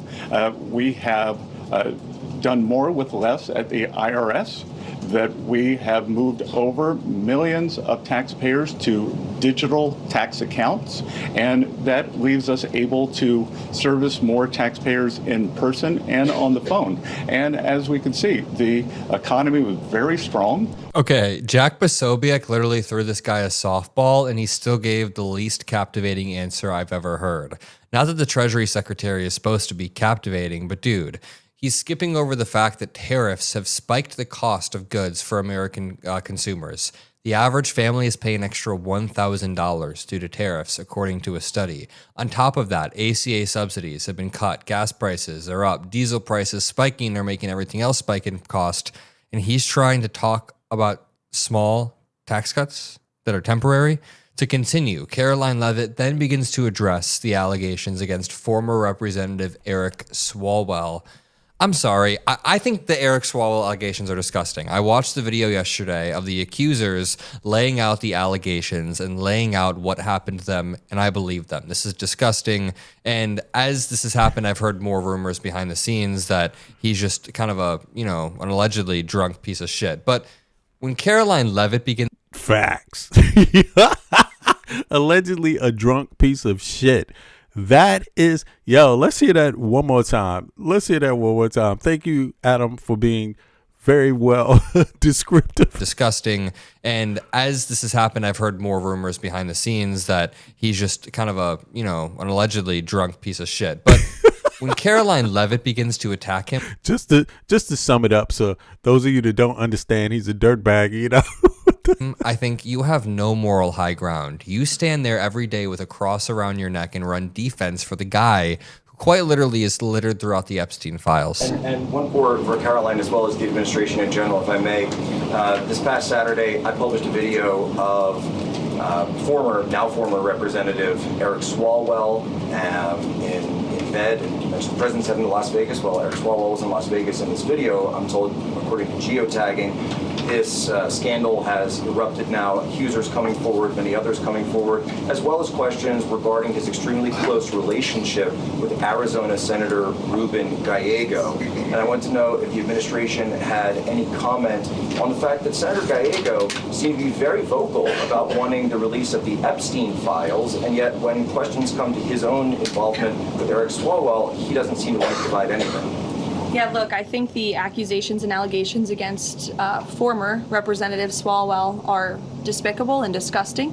I think it's also quite plausible, as you point out, Jack, that there were many other Democrats in this town on Capitol Hill who knew about his perhaps illegal behavior, certainly his disgusting and inappropriate behavior, and why were they silent for so long? I think those are questions that must be raised of these sitting representatives, including Mr. Gallego, and I hope that the journalists in this room will do their jobs, and the journalists on Capitol Hill will do their jobs to ask Democrats in power how they knew about such despicable behavior from one of... Are we joking here? What Caroline Leavitt is dodging is that the person she runs defense for every single day has 25 sexual assault allegations, has openly bragged about grabbing women because they let him do it, has bragged about walking into the dressing room of beauty pageants that he owns. He bragged about this on Howard Stern.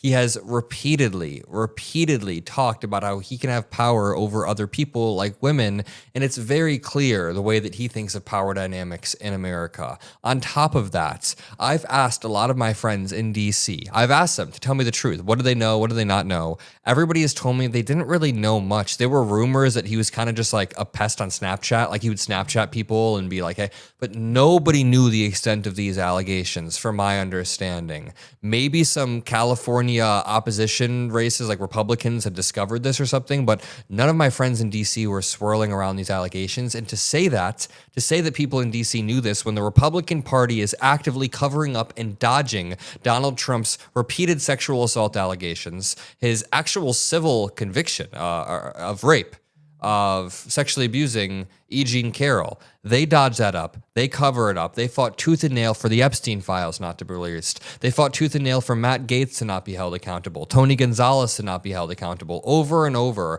they dodged accountability on their side and then try to paint the entire Democratic Party as like cover up people. It's just that actually is sickening. That is enraging. Then Caroline Leavitt begins to talk about diet soda. Annie. Thank you, Caroline. I have a question for you and also for the Treasury Secretary. First of all, there was an interview that Dr. Mehmet Oz did recently where he described the president's views on his own diet. He said that he argued that diet soda is good for him because it kills grass. And if you pour it onto the grass, the grass is killed and it therefore must kill cancer cells. I'm wondering if you can, was this sort of an accurate description of how the president sees? Look, as we all know in this room, I think you know the president has a very good sense of humor. It's one of his most underreported characteristics, I would say. I have heard him tell this joke before. I think the Wall Street Journal should get a better sense of humor. And then another one for you. Okay, so they're just turning America into an absolute joke all of the time. Nothing is serious anymore. It's all a joke. I want to show you the moment that Scott Bessent gets asked about the short-term pain for long-term gain that Americans might have to go through. Here's the reality. They've been saying this throughout the tariff debacle, throughout the gas price debacle, throughout both wars that Donald Trump has started. This idea that short-term pain is about to lead to long-term gain is really dumb and is misleading. When is the long-term gain coming? Never in 10 years? Because right now, the short-term pain has been going on for 14 months straight. Question for Secretary Bessent. Danny, go. All right, hold on for a second. I see somebody asked a good question or made a statement in the chat real quick. A good statement about the oil. Let me read it. And let me pull it up here too, see if people can see this. The statement was made by, let me see. Let me pull it up. Where's the statement at? I think, did it disappear? Oh, here it is right here. Here we go. USA oil is light crude, right? USA hardly can refine this oil. It can refine it, but it's true. It has limited capacity. USA wants the heavy crude, and 90% of the refineries only handle heavy crude oil. So the USA has to take a light crude oil, hold on. Where did it go? So the USA, I just missed the comment. It just disappeared, maybe. But in any case, and regarding that, right, that's a typical political situation that the USA is caught up in. This debate has been going on for decades in the U.S., like maybe 4 or 5 decades. This is not a new debate, in the U.S. The U.S. could have resolved it. Talk about energy resilience, and talk about, because gas prices is a security issue in all countries around the world. It's a domestic security issue, So when it's when you can't adjust, or when you have how can I call this, myopic energy approaches, and they're not diversified enough, you typically have what American citizens have right now. That's the result of it. But here's a review of this oil policy. Okay, government action on the issue has shifted between Biden and Trump administrations, moving verbal pressure to direct industrial policy. While both presidents have wanted more domestic oil processed in the U.S., they have approached the mismatch problem of light oil versus heavy oil refineries, right? Okay, so the Biden approach. Here we go. President Biden generally used the bully pulpit, that means his voice from the presidency, right, to pressure companies, but did not mandate specific refinery reconfigurations. Okay. The demand, Biden repeatedly wrote letters to major oil companies, Exxon, Chevron, etc., demanding they increase refinery capacity, right? That's the ability to convert it over to gas, right? And stop using profits for stock buybacks. Okay. The conflict. The administration essentially asked companies to refine more, but the companies argued that expanding a refinery or switching it from heavy to light crude takes 5 to 10 years. So have we started? When is too early to start, Congress of the United States of America?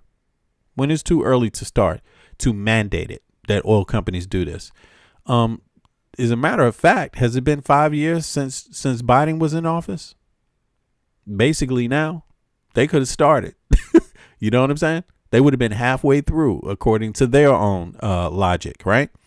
The billions of dollars, okay? Okay. Companies, it would cost billions of dollars, okay? But is that a problem for profits? Okay. Companies were hesitant to do this because administration's long-term goal was a transition away from fossil fuels. You see, I like how this is called mismatch, because in their logic, according to the companies, the U.S. was going to transition to green energy anyway. So why do it? And then Trump came in and did the opposite of what oil companies say would reduce the prices of gas in a conflict like this. Yes, that's actually what you're hearing. That is actually what you're hearing right now. That's wild, but that is true. Now, companies were hesitant to do this because the administration's long-term goal was to transition away from fossil fuels. So in the Biden era, In the Biden years, they were hesitant to do it because it would take 5 to 10 years. And why invest that money and time when your administration is going to move away from fossil fuels anyway? Well, now we're back with Trump, and he's pro-oil. So you're going to do it? Solutions. Rather than forcing a light crude expansion, the Biden administration eased sanctions on Venezuela. In 2023, 2024, to allow more heavy crude to flow into the U.S. refineries, essentially feeding the machine what they were already built to eat. The Trump approach, a little different. 25, 26, direct expansion. Since returning to the office, President Trump has moved from asking to actively promoting new infrastructure specifically designed for American light crude. The American First Refinery. In March 2026, Trump announced plans for the first major new U.S. refinery in 50 years to be built in Brownsville, Texas. Okay, light crude focus. Unlike the old Gulf Coast refineries,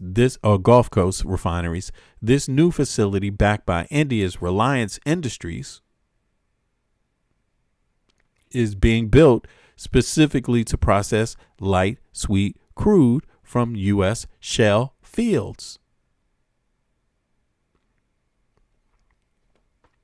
Why is it called, I'm sorry, but I have to ask this. Why is it called backed by India's Reliance Industries? What is it about? I expected that to be called something like America First. All right. Strategy. The goal is to stop exporting our best oil and instead refine it domestically, which the administration claims will lower gas prices and reduce the trade deficit. Congressional action. Congress has considered several pieces of legislation to address this, though they often stall due to partisan divide. Permitting reform. In 2025 and 2026, there has been a massive push in Congress to fast-track the environmental review process. Both parties generally agree that it takes too long to build or to expand refineries, but they disagree on which environmental protections to waive. Export restrictions.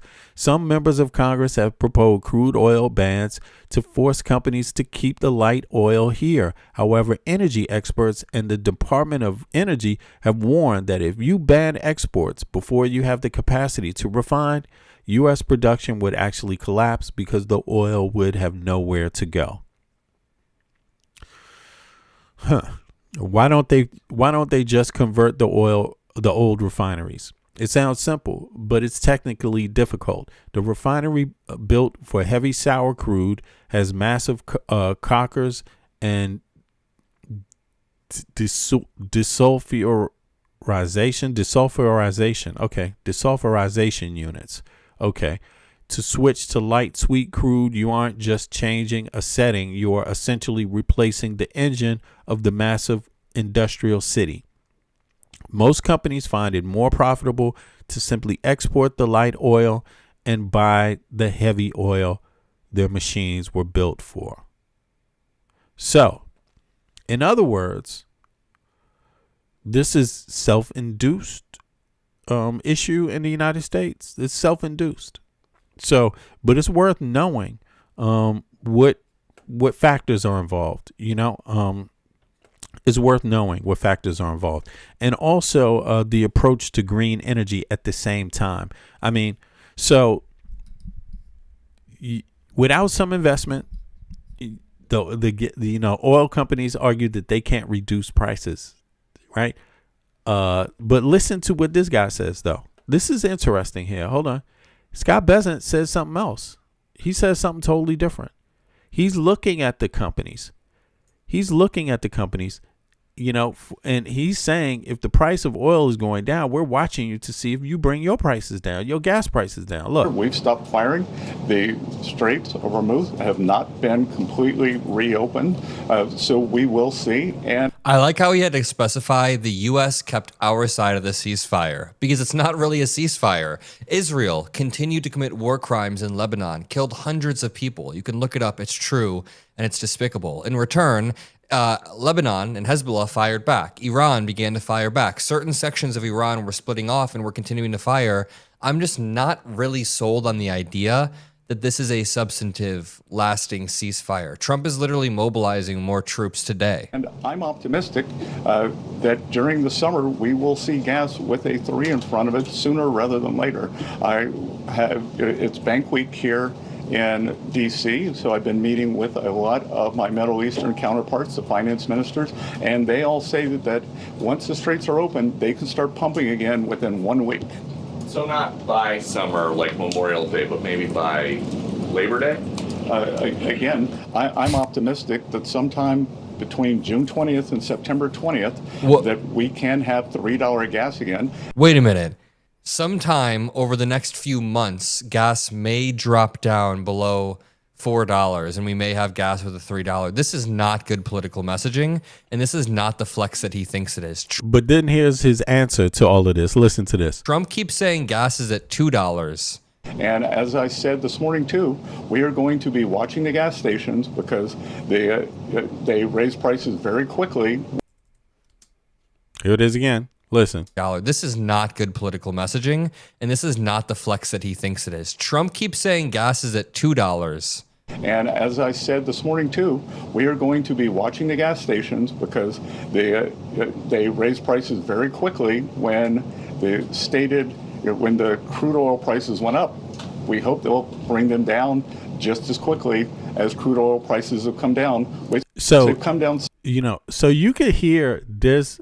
This is way off messaging, because you would think that the Trump administration would be talking up this deal that it made with this Indian refinery thing in the United States to convert new light crude oil, which the United States produces, right, and already has the refinery set up to convert to gas, versus the refineries. Apparently, for some reason, the United States has way more refineries. The majority of the refineries are set up to convert dark or thick oil, whatever, this heavy crude oil versus light.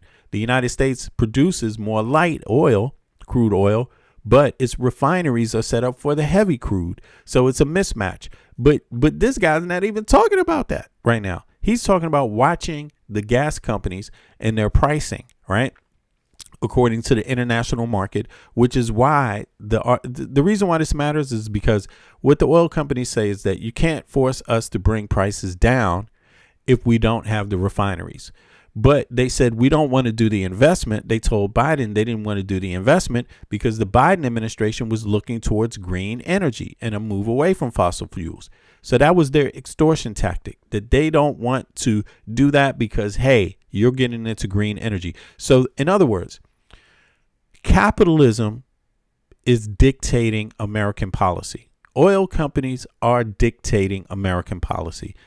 Oil companies simply are not in favor of doing what is cheapest, what is best for American consumers' energy prices, because it has nothing to do with oil. That's what it is. That's what it is right there. And they say it out of their own mouths, except Scott Bessent, for some reason, he's not even talking about it. He's not even talking about the fact that Trump, he has made some moves towards this. I mean, I'm not in favor of Trump at all, but look, let's go back to what was said here. It says the Indian company, something, right? Capacity, pressure. Okay. That was Trump's. Okay, here we are. Brownsville, Texas refinery, American First Refinery. Okay. And it's called, so let me see.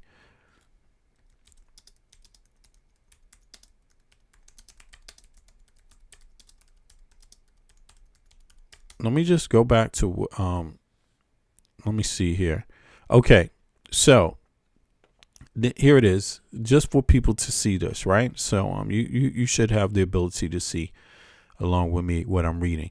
The Indian connection to the American First Refinery in Brownsville, Texas, is centered on Reliance Industries, a massive Indian multinational conglomerate, and its partnership with the U.S. government private sector. Okay. While the project is branded as America First to align with the current administration's domestic energy goals, The technical and financial backbone involves significant Indian enterprises. Okay, and capital. Oh, okay, so expertise, and capital for several strategic reasons. So this may come into where the oil companies say, we ain't going to pay for this because you're moving away from fossil fuels. So we're against green energy, even though it's cleaner, even though it's more diverse, even though it's best for the American consumer and everyday Americans' lives. The oil company is making moves regarding its own pockets. You got to understand that. So, even though they're American companies, they're making move for their own pockets, not necessarily what benefits the average American.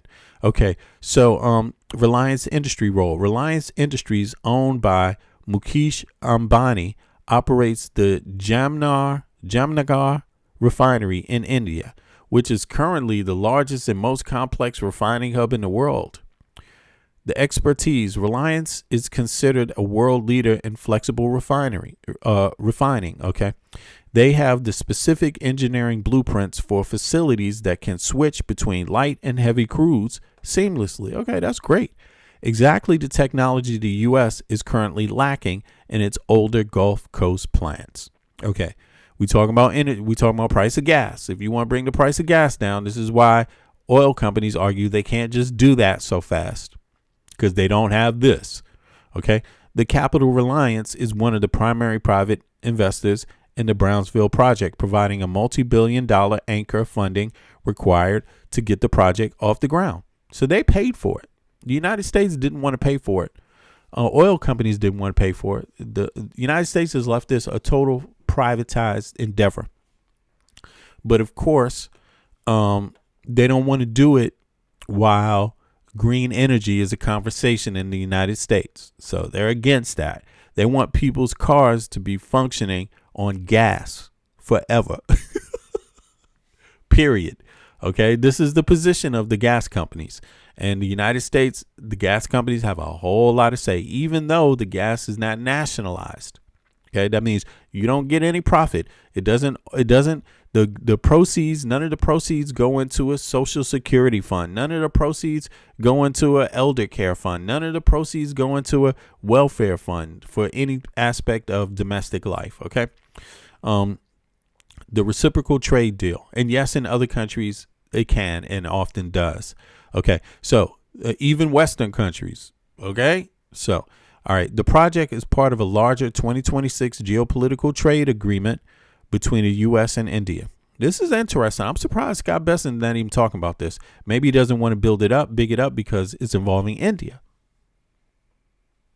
which you should want to know because it helps you understand U.S.-Indian relations right now. Because if Trump is undermining this with his other policies with India, it probably would be of interest of American people to want to know.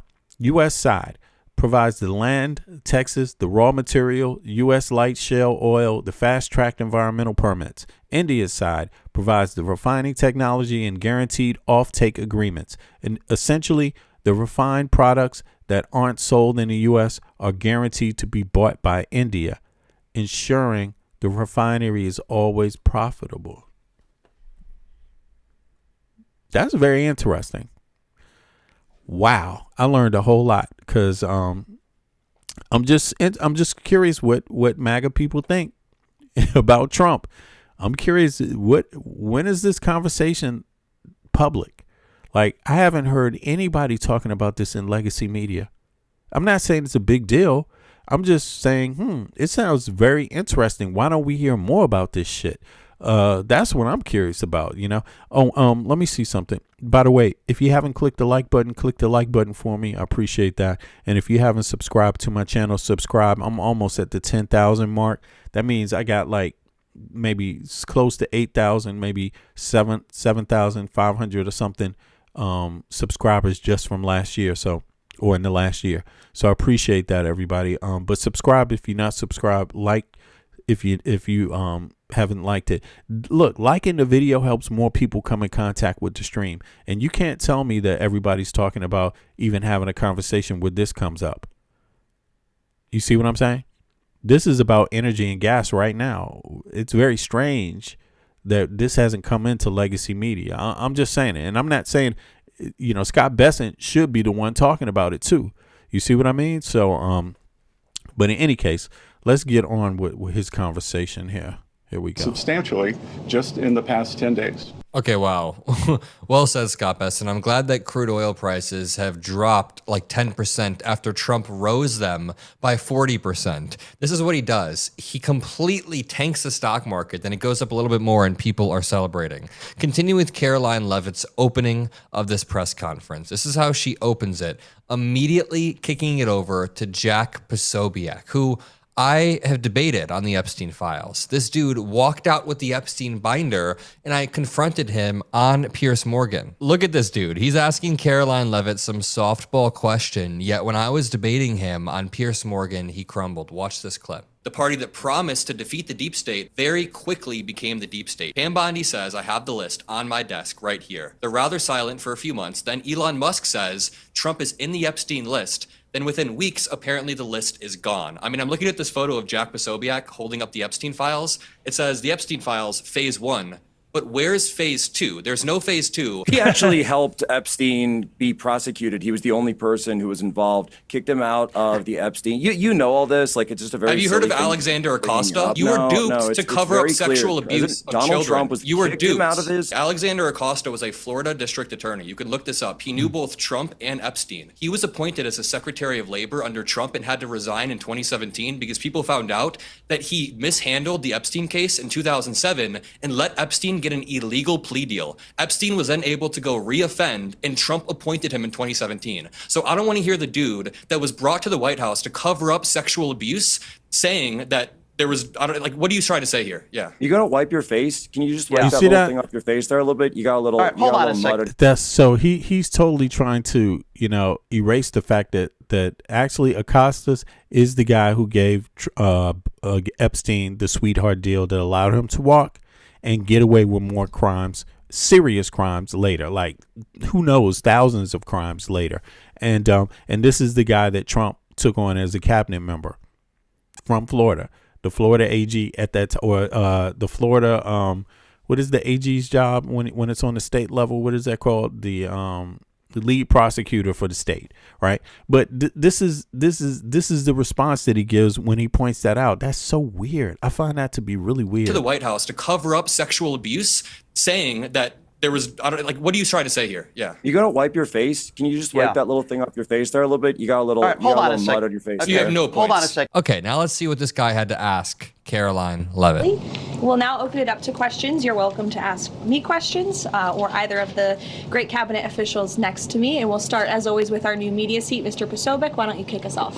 Thank you, Caroline. Secretary Bessent, if I may, there's been this media narrative out there that while we see the data on tax refunds, that it's not good enough, that the tax season has been too soft. What is your response to this media narrative regarding the tax refunds? Look, it's been an incredible tax season.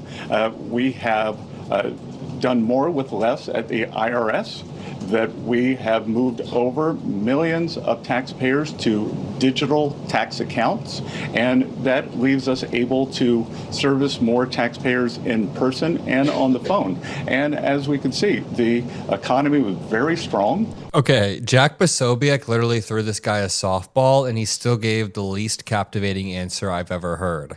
Not that the Treasury Secretary is supposed to be captivating, but dude, he's skipping over the fact that tariffs have spiked the cost of goods for American consumers. The average family is paying an extra $1,000 due to tariffs, according to a study. On top of that, ACA subsidies have been cut, gas prices are up, diesel prices spiking, they're making everything else spike in cost, and he's trying to talk about small tax cuts that are temporary. To continue, Caroline Leavitt then begins to address the allegations against former Representative Eric Swalwell. I'm sorry. I think the Eric Swalwell allegations are disgusting. I watched the video yesterday of the accusers laying out the allegations and laying out what happened to them, and I believe them. This is disgusting. And as this has happened, I've heard more rumors behind the scenes that he's just kind of an allegedly drunk piece of shit. But when Caroline Leavitt begins to attack him, I think you have no moral high ground. You stand there every day with a cross around your neck and run defense for the guy who quite literally is littered throughout the Epstein files. And one for Caroline, as well as the administration in general, if I may.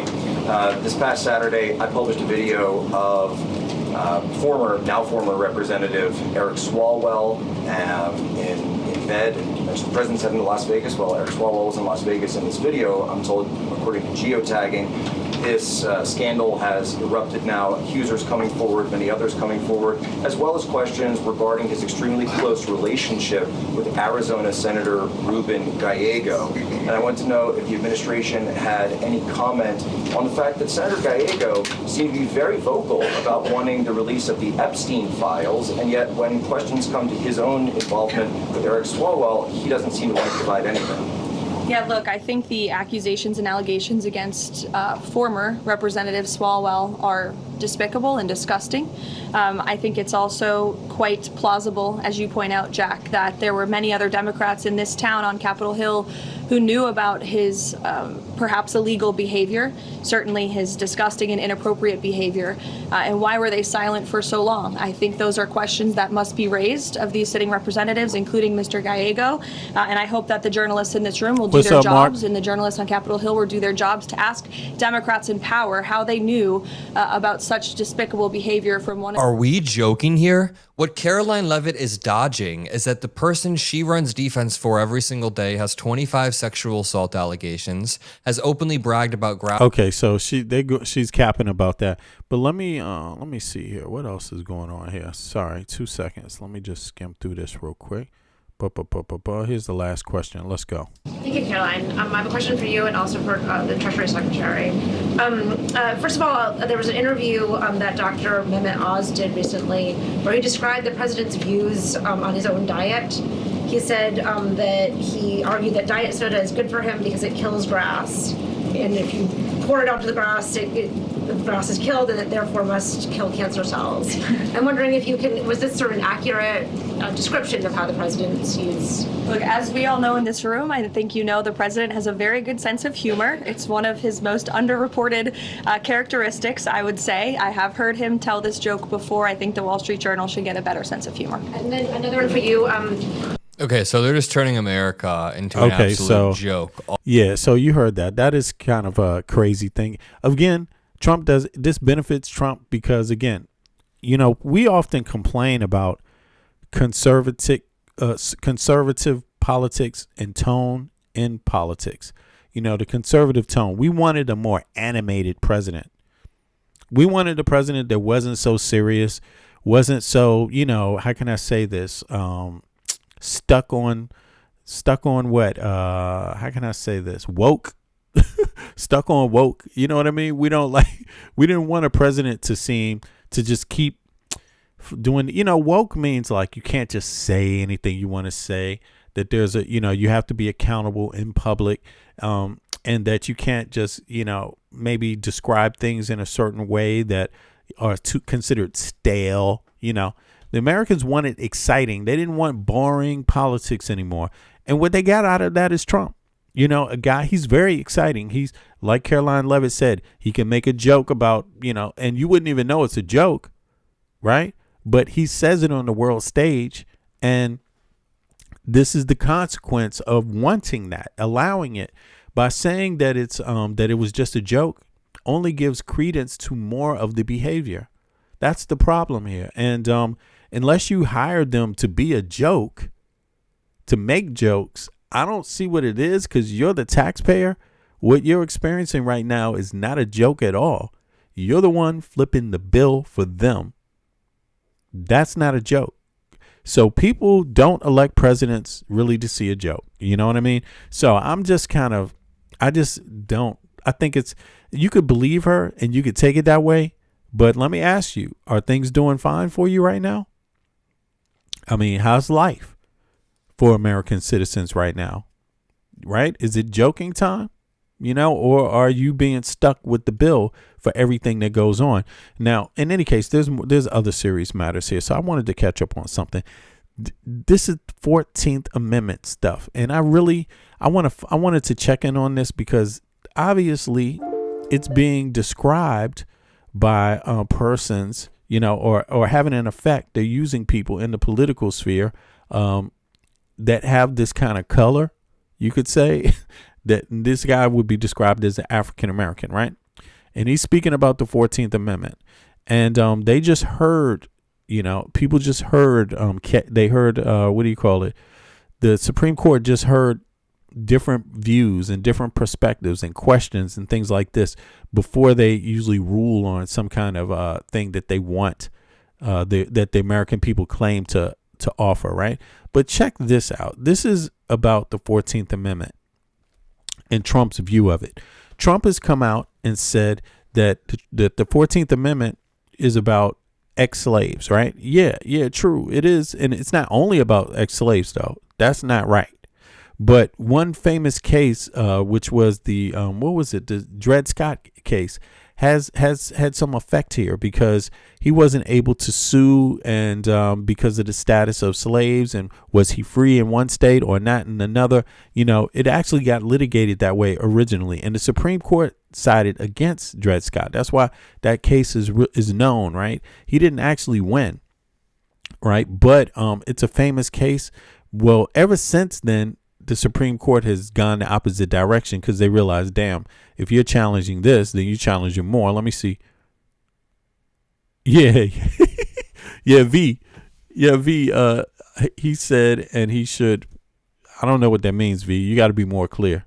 But I like to know exactly what somebody's saying and not have to guess. So if you tighten up your language and you be more descriptive, then I would really like to hear your comment.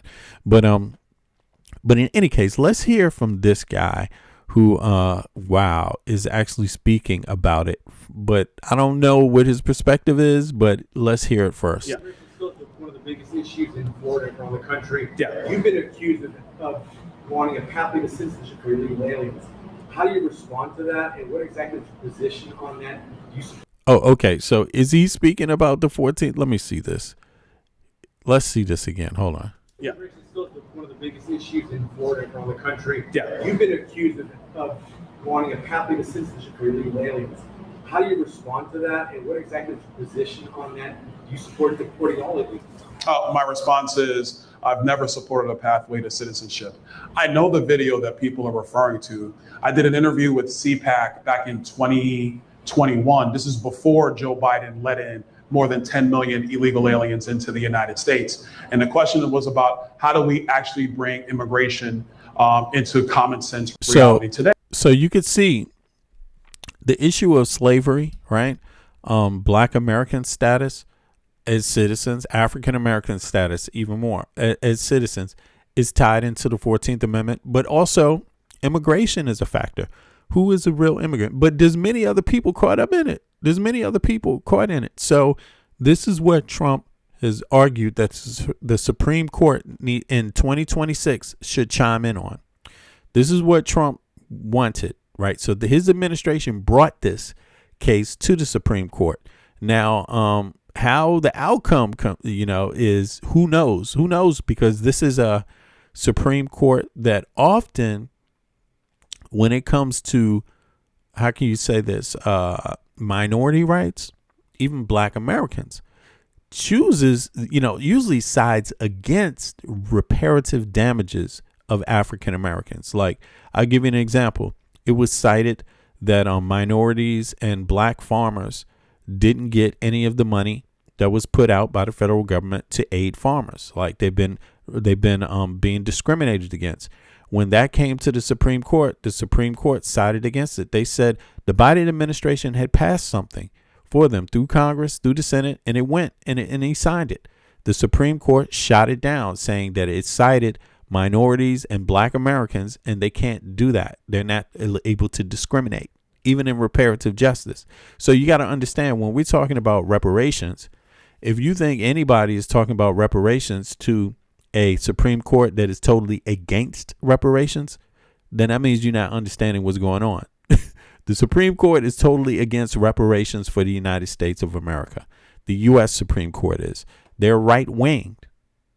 So what is this about?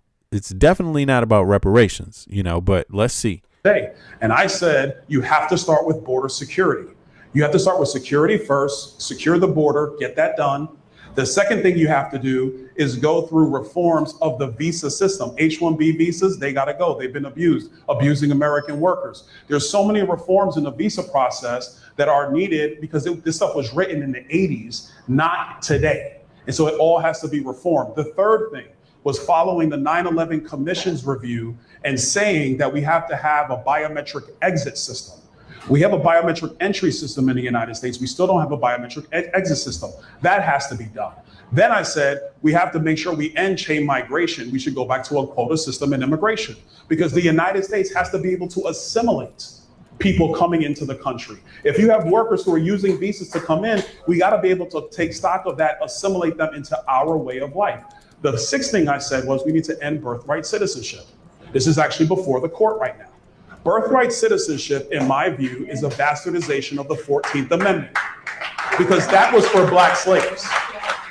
The 14th Amendment was written for the children of black slaves in order to give them citizenship in a country that had denied them and treated them, obviously, they were slaves, as slave labor. That's the purpose of the 14th, and all of the debates leading up to the 14th Amendment support that position. What the United States has done in practice, not by law, not by constitution, is that if you're just born in the United States, you've been granted citizenship. But let me explain what this means to people. The Chinese government has over 500 birth tourism companies where they have Chinese foreign nationals who basically come over on a tourist visa, give birth in the United States. The baby is now a U.S. citizen under the way it's looked at. And then they go. So you see, this is just going to be heavily scrutinized, but what he's doing is rewriting history. And I also saw somebody else here in the chat said, no, the Supreme Court said, look at this. Let me just do this. I'm going to copy this. We're going to find out. I already know this is not accurate, but in any case, let's deal with the substance of it. The Congress, the U.S. Congress, you know who that is, and the U.S. Senate passed a law regarding minority and black farmers. Yes, they passed a law. The law was challenged, but after Biden signed it into law, it was challenged in the Supreme Court, right? We're talking about reparative justice in the United States of America, right? Now, Republicans fought against it in the Supreme Court and won in this Supreme Court. Yeah, this is what this Supreme Court passed, right? This is what they said. The debate, right, regarding hypocrisy in the Supreme Court and lower courts' treatment of minority farmers centers on the conflict between remedial justice, fixing past wrongs. You see how this connects also with reparative justice, with quote unquote reparations? You see where I'm getting at already? But let's read some more. And the colorblind constitutionalism, ignoring race entirely. Okay?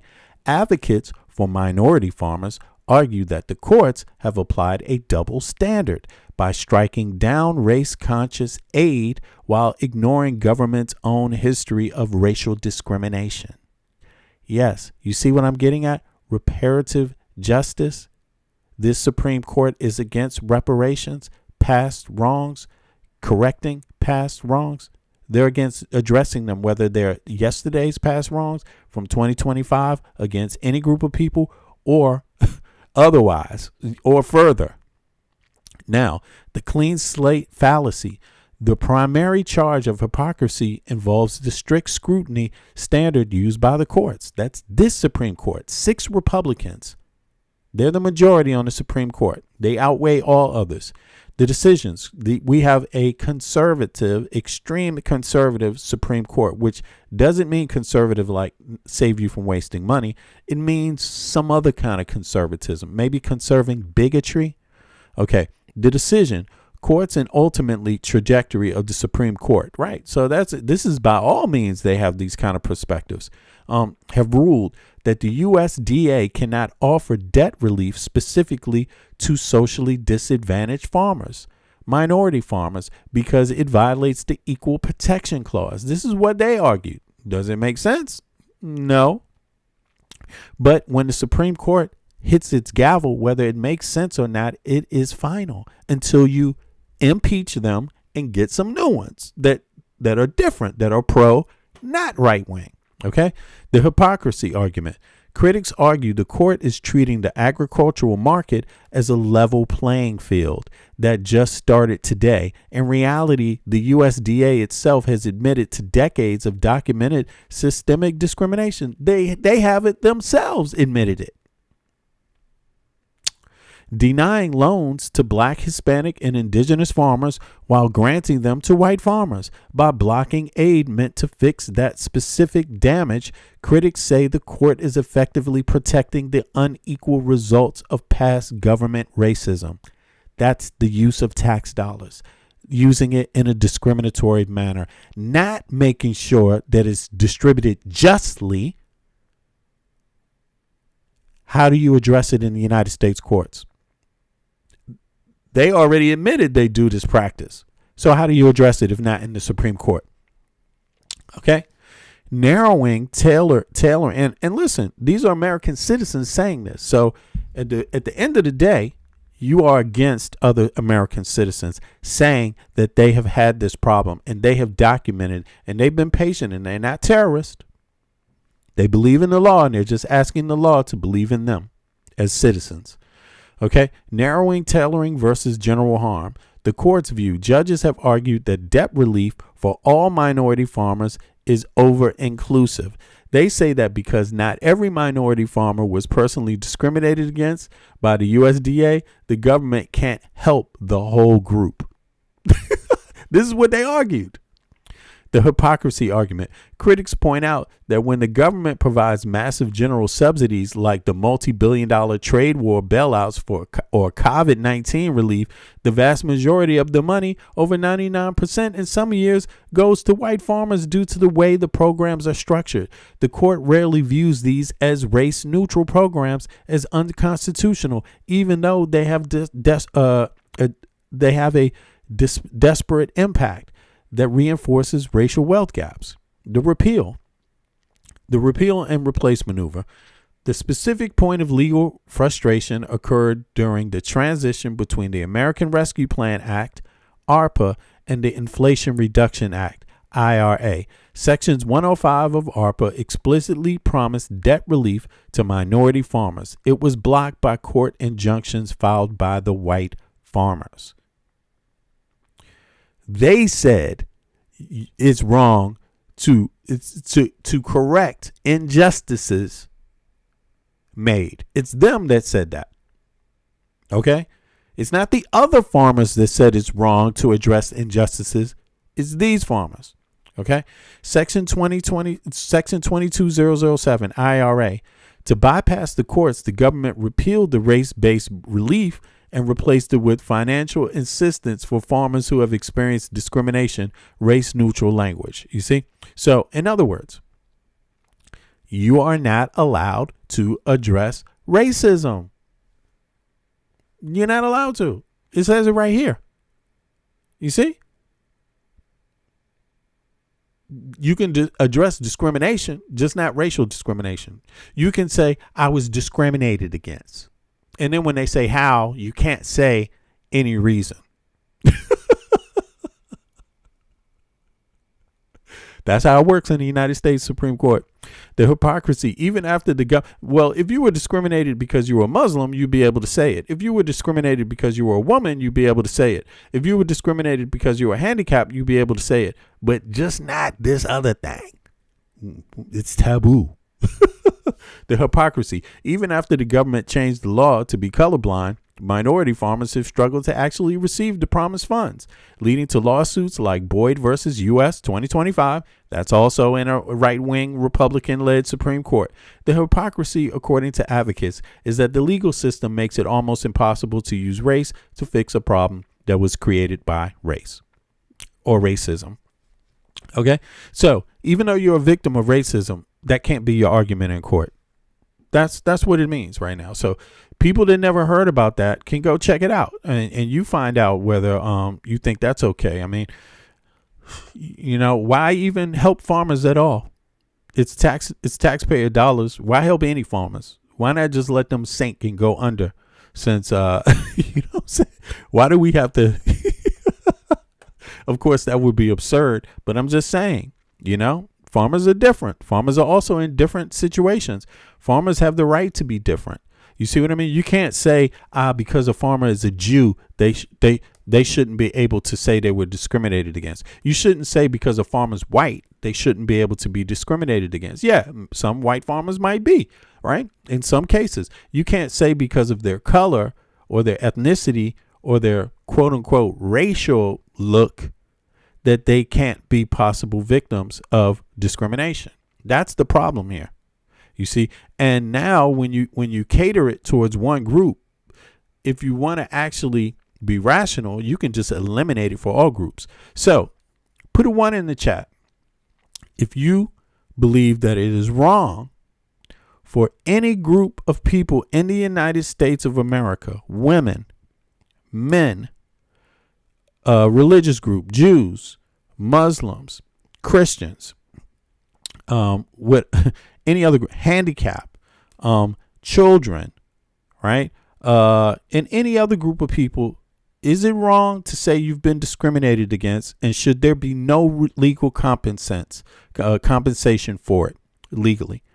Put a 1 in the chat if you want all of that to be removed from the U.S.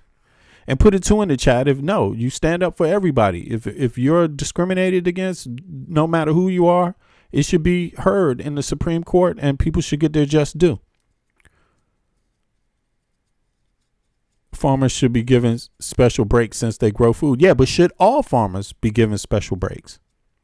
That's the question here. Should all farmers be given special breaks, or should only some? That's where it is. That's what it comes down to. And I think it's the same thing with this. Look, when you hear this guy talk about the bastardization of the 14th Amendment, he's trying to argue that the 14th Amendment is only about one group of people. That's what he's doing. And so the question is it really just about one group of people, or is it about a broad group of people?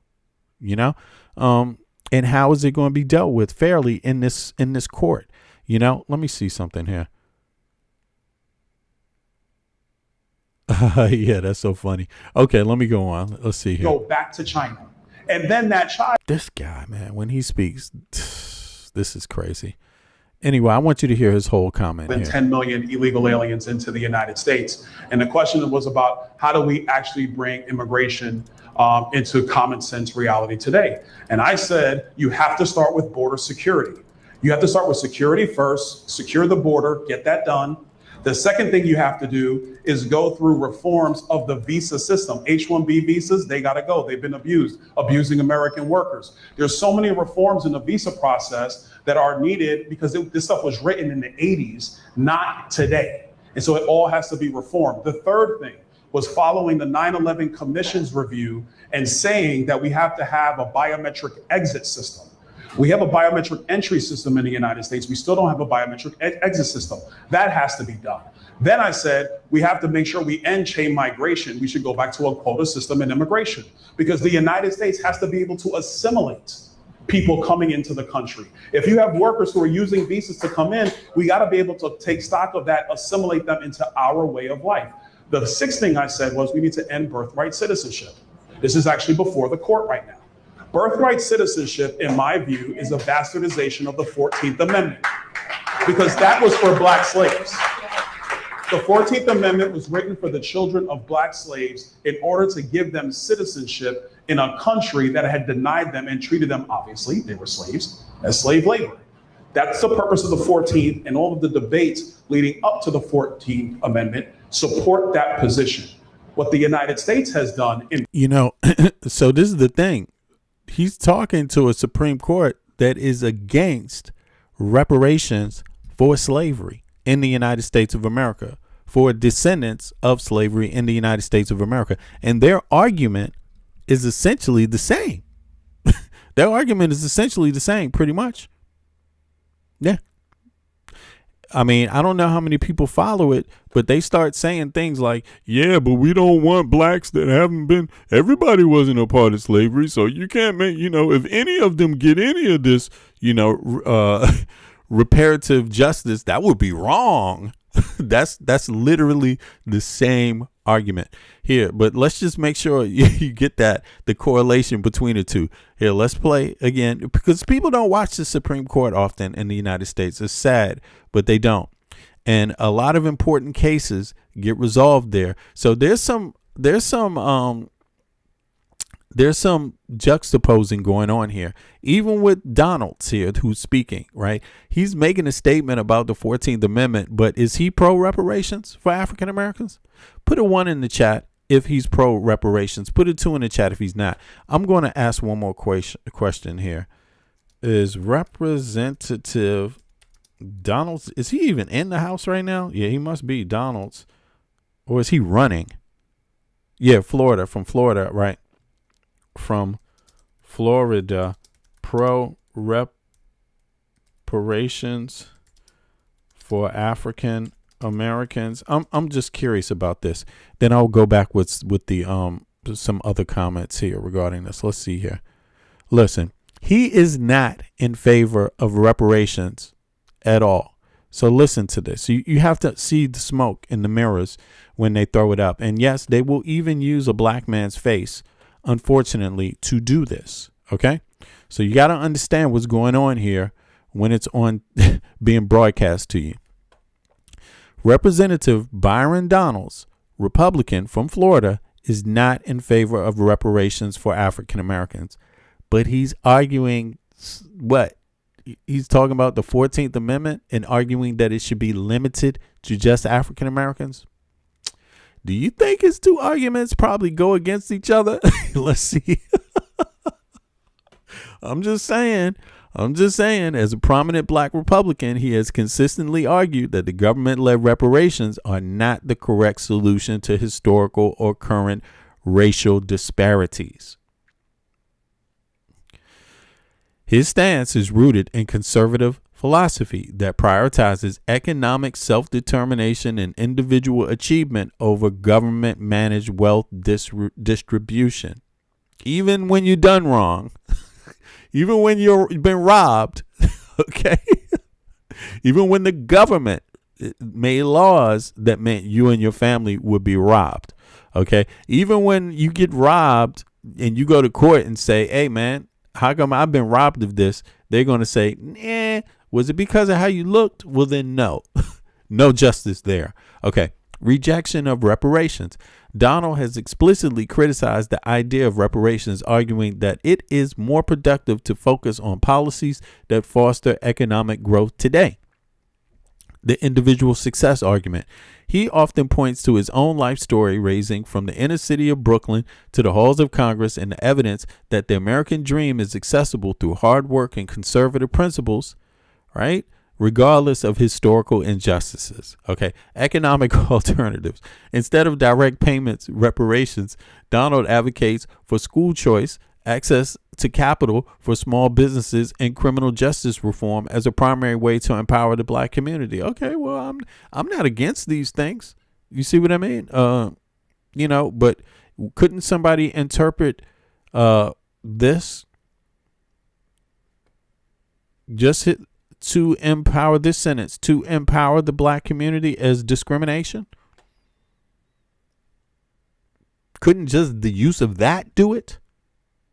Why don't you just empower all Americans? Why doesn't that work? Empowering all Americans. Why is he not going on that one right here when he's talking about the 14th Amendment too? If you just do what's right to empower all Americans, you see what I mean? And look at this part right here. This is crazy. Look at this. Look. He argues against reparations. Listen to how this sounds. He criticized the idea of reparations, arguing that it is more productive to focus on policies that foster economic growth today. Now, let's go back and listen to his approach to reparations again. He calls this shit the 14th Amendment. The 14th Amendment was written for the children of black slaves in order to give them citizenship in a country that had denied them and treated them, obviously, they were slaves, as slave labor. That's the purpose of the 14th, and all of the debates leading up to the 14th Amendment support that position. What the United States has done in practice, not by law, not by constitution, is that if you're just born in the United States, you've been granted citizenship. But let me explain what this means to people. The Chinese government has over 500 birth tourism companies where they have Chinese foreign nationals who basically come over on a tourist visa, give birth in the United States. The baby is now a US citizen under the way it's looked at, and then they go back to China. And then that child who has citizenship has the ability to come into the United States at any given point in time. The parents don't have allegiance to the United States. The parents are not subject to the jurisdiction of the United States, but the children are now somehow citizens. That's crazy. And that's what current interpretation does. So these are all the things I talked about in this video. And then at the end of it, I said, and then once all that is done, the American people are good people. You would probably have a debate on what to do with everybody who's still here. I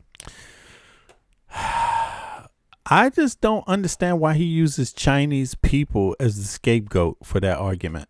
You know, because in reality, it's not only Chinese people. You know what I'm saying? It's like, what is he talking about? It's not only Chinese people. What is the? It's a whole load of people that are going to be affected by this, and I just don't understand it. I don't understand it at all. Let me know what you think. Let me see here.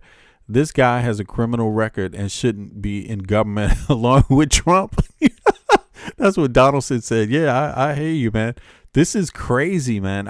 I'm just saying, look, no matter if you're for reparative justice or not, right? Because obviously the 14th Amendment, let's go here. Let me go back to that. I'm sorry. Let me just make it clear because I can see maybe I skipped over something real quick. Let me see here. Let me go back. Let's go back here. Let's see here. Right. Here we go. So the breakdown. Citizenship clause, Trump versus Barbera. There isn't, and again, this is Trump bringing this out. He's bringing this. He wants to hear this case. He cheated and got this case into the Supreme Court. I don't even know why the Supreme Court is even looking at it. But because it's the president and he has a back docket so he can slip his shit ahead of other people when he wants to, right? This is the headline case currently before the Supreme Court, argued April 1st, 2026. It challenges President Trump's Executive Order 14160, which attempts to end birthright citizenship for children of undocumented immigrants. The argument for the president. Lawyers argue the 14th Amendment phrase, subject to the jurisdiction thereof, was originally intended to apply only to people with the permanent allegiance to the U.S., like former slaves or legal residents. So, listen, he's not even arguing what Trump is arguing either. That's the other crazy thing. He's taking it one step further. He said himself it's originally for slaves. Is that true? I don't know. All right, let me read some more. All right. Like, look, with people permanent allegiance to the U.S., like former slaves or legal residents.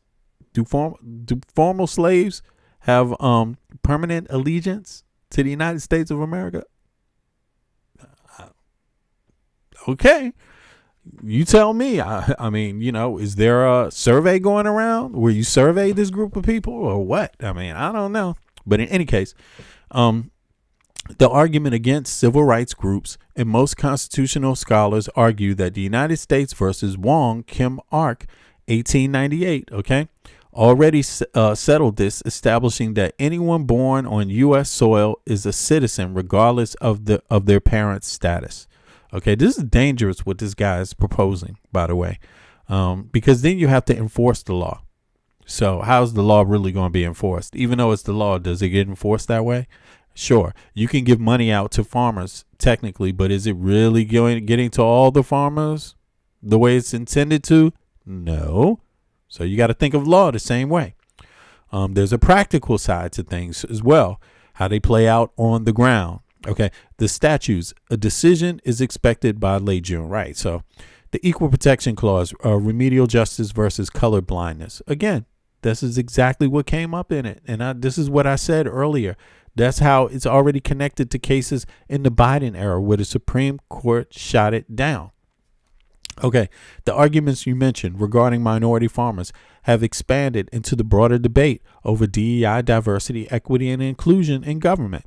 The anti-DEI argument following the 2023 Harvard decision, conservative legal groups are arguing that any race-based government program, whether it's debt relief for black farmers or grants for minority business owners, is inherently unconstitutional. You see how they just flipped it? So now it's minority business owners. It's not black farmers. It's minorities. Okay? Unconstitutional. And this guy is fucking black. I don't understand what's wrong with him. He's making this argument for people. I mean, and look at who's behind him. He's standing on this podium like this is a just argument for black people. The damn government doesn't even intend it to be that way. What the hell is he talking? What is this guy doing capping for it? You know, it's slick. It's slick though. Unconstitutional because it treats people as groups rather than as individuals. Okay. The remedial argument. Defenders of these programs argue that the 14th Amendment was written specifically to provide remedies for racial exclusion. They argue that applying a colorblind standard to a system that is still statistically skewed by past discrimination is in itself a violation of equal protection. Section 3. Insurrection and disqualification. Though the Supreme Court ruled Trump versus Anderson in 2024 that states cannot remove a federal candidate from the ballot using Section 3, the argument hasn't disappeared. The ongoing argument. Legal scholars are still debating whether Congress can pass a law to enforce Section 3 against federal officials.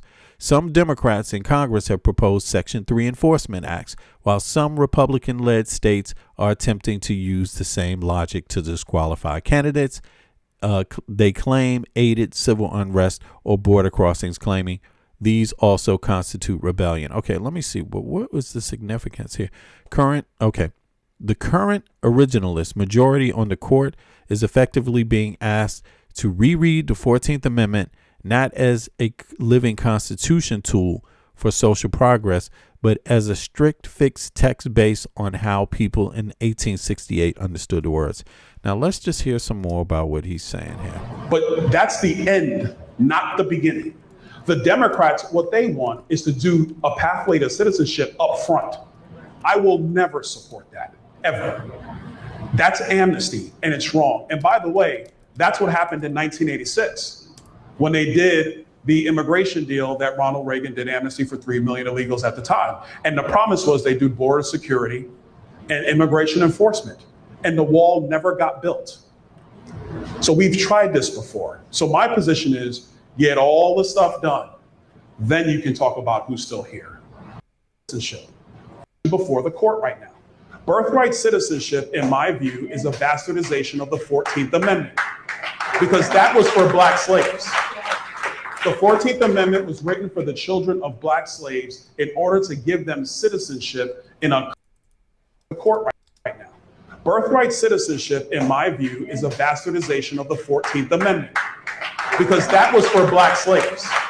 Okay, so you can see he says in his view, he says in my view, right? And that's a key telltale sign too, because he's not quoting, he's now saying it's not actually what it was for possibly, but in his view, that's what it was for, right? So the 14th Amendment was not only for formerly enslaved people. While their freedom and citizenship were the immediate catalyst for the amendment, the text was intentionally written to apply to all people. So, you know, there were several different issues. It might have been the biggest catalyst. I wouldn't even say it was the only catalyst, you know, but it might have been the immediate, meaning the largest moving issue at one time. But, you know, when they came around to writing the 14th Amendment, they addressed several different issues that were happening at one time. So let's look through them, you know, and people should be serious. Americans should be serious about this. They should want to know the facts and not just the politics of it, you know. Let me see here. All right. So the distinction, the intent, helping ex-slaves in the text, protecting everyone is what lawyers and judges are fighting over in 2026. Okay. The text, all persons. The authors of the amendment, such as John Bingham, chose broad language on purpose. They didn't write former slaves shall have rights. They wrote all persons born under naturalized born or naturalized in the United States are citizens. So you could see there was an issue of other people coming that were not citizens.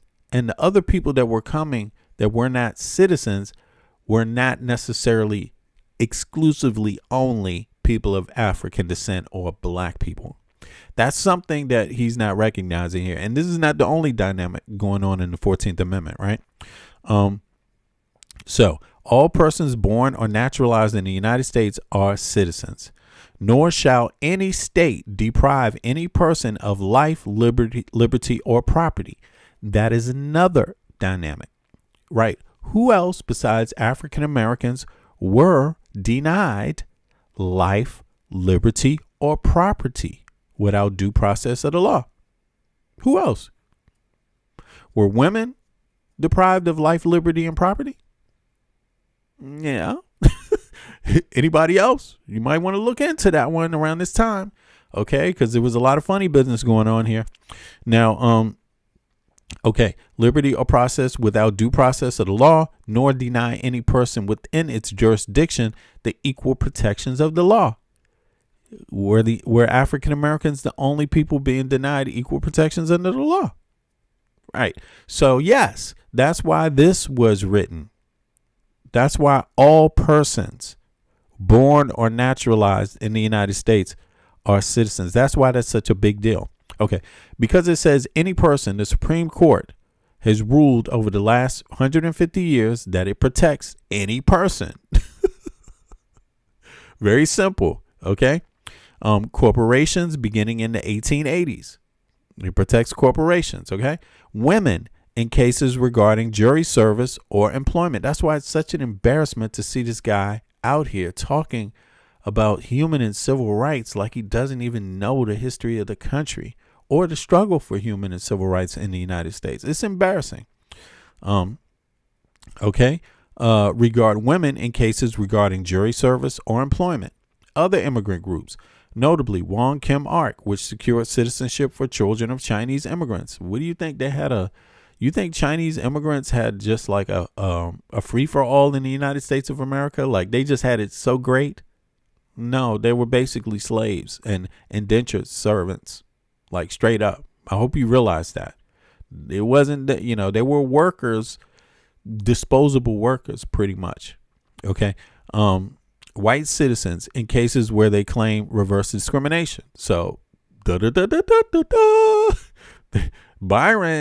is his name Donald? Is his name Byron? I don't even know. But Donald, yeah. Now, the original intent argument, 2026 debate. The reason this is a hot topic right now is some of the conservatives, originalists, including voices like Representative Byron Donalds or legal scholars advising the Trump administration, argue we should look at what the writers were trying to do in 1868.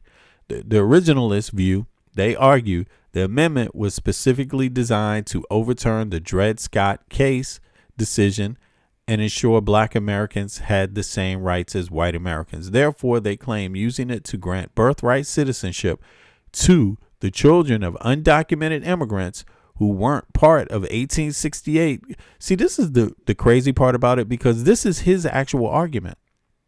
He said it himself out of his mouth. It goes back to the Dred Scott decision to ensure black Americans. You see that? But he's against reparations too at the same time. So you think Dred Scott would be against reparations? Probably not. So that's where this guy fits in history as a black man.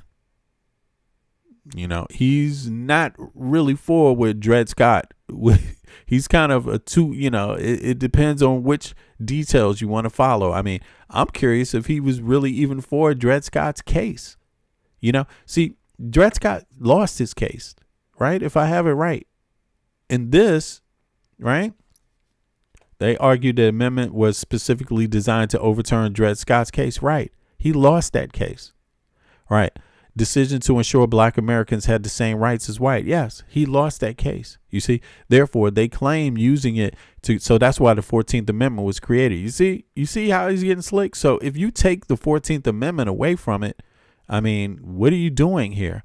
They can't, it doesn't work. I don't even know why they're trying to do this in the Supreme Court, because this will have huge consequences. I don't know if he understands how the law works. Therefore, they claim using it to grant birthright citizenship to the children of undocumented immigrants who weren't part of the 1868 conversation is just a stretch. But what is an undocumented immigrant? I mean, the country's full of, what is a document? Where are you? Who was looking at documents in the past? You know, and when did they start looking at documents as far as immigration? I'm not saying that they shouldn't. Comprehensive immigration reform beats looking at the 14th Amendment. If you ask me, it's better. It's a better act. If you want to do comprehensive immigration reform, that's better than trying to overturn the Constitution. But you can see Trump administration hasn't asked for that yet. The textualist view. The other scholars argue that the writers wanted it to only apply to slaves. That's wrong, because it didn't only apply to slaves. They would have said so. Right, exactly. So other scholars argue that if the writers wanted it to only apply to slaves, they would have said so. And indeed, they would have. By using the word persons, they created a universal shield that covers anyone on U.S. soil. Yeah. Key Supreme Court precedent, United States versus Wong Kim Ark, 1898. If you want to know if it applies to more than just ex-slaves, this is the most important case. Wong Kim Ark was born in San Francisco to Chinese parents. The government tried to deny him citizenship, arguing that the 14th Amendment was only for the black race. This is a real case. The Supreme Court rejected that argument, ruling that the 14th Amendment applies to everyone born in the U.S., except for children of foreign diplomats or invading armies, regardless of their race or their parent status. So this is why they talk about the insurrectionists. You know, their ties to Russia, the insurrectionists being basically, army, going against the government, right?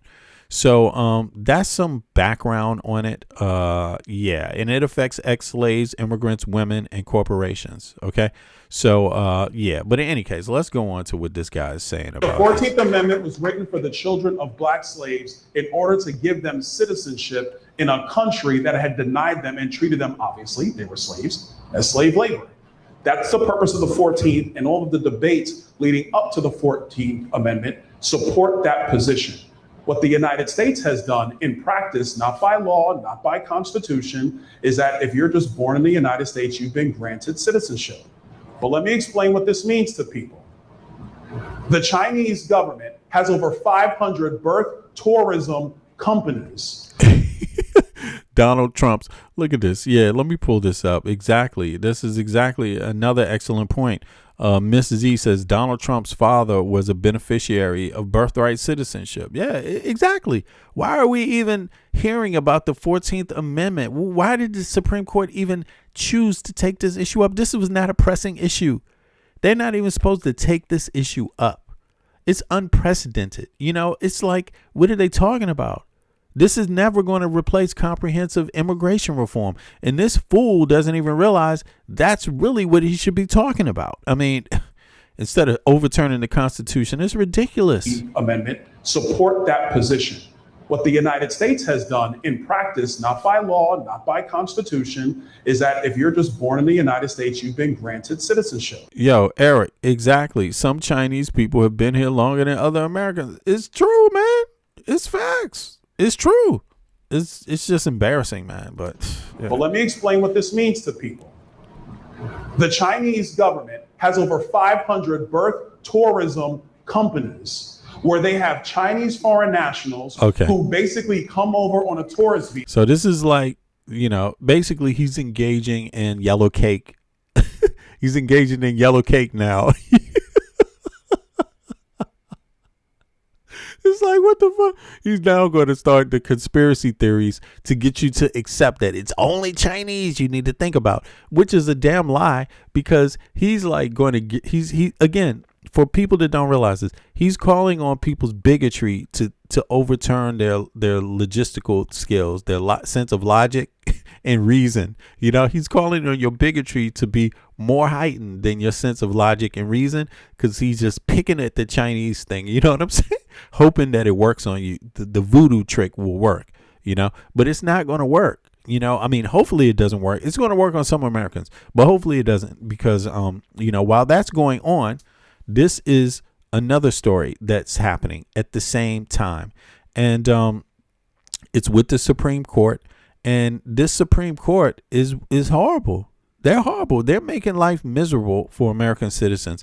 And again, the same thing that I said, they should not have even picked up the 14th Amendment issue. It's ridiculous, because this is a place for Congress to chime in on comprehensive immigration reform. This is something anyone would understand, that you're supposed to be in Congress arguing this. You're not supposed to be arguing for overturning of the 14th Amendment. It is ridiculous that he's doing that. It hits and impacts so many other people. Why is he there? Why is he arguing for a different interpretation of the 14th Amendment when no one's allowed to break the law anyway? And on top of it, you can write new laws that address crimes or address behavior. You know, it doesn't have to be done with the Supreme Court. But keep this in mind. They're asking the Supreme Court only because the Supreme Court is basically right-wing and corrupt. Like, that's the reason why they're asking them. It's not because this Supreme Court is pro-American citizen. It's not pro-middle class. It is not pro-poor people. And middle class and poor are the majority of the United States of America. If you vote and you come out and vote, you can solve all these problems with two things: awareness and voting.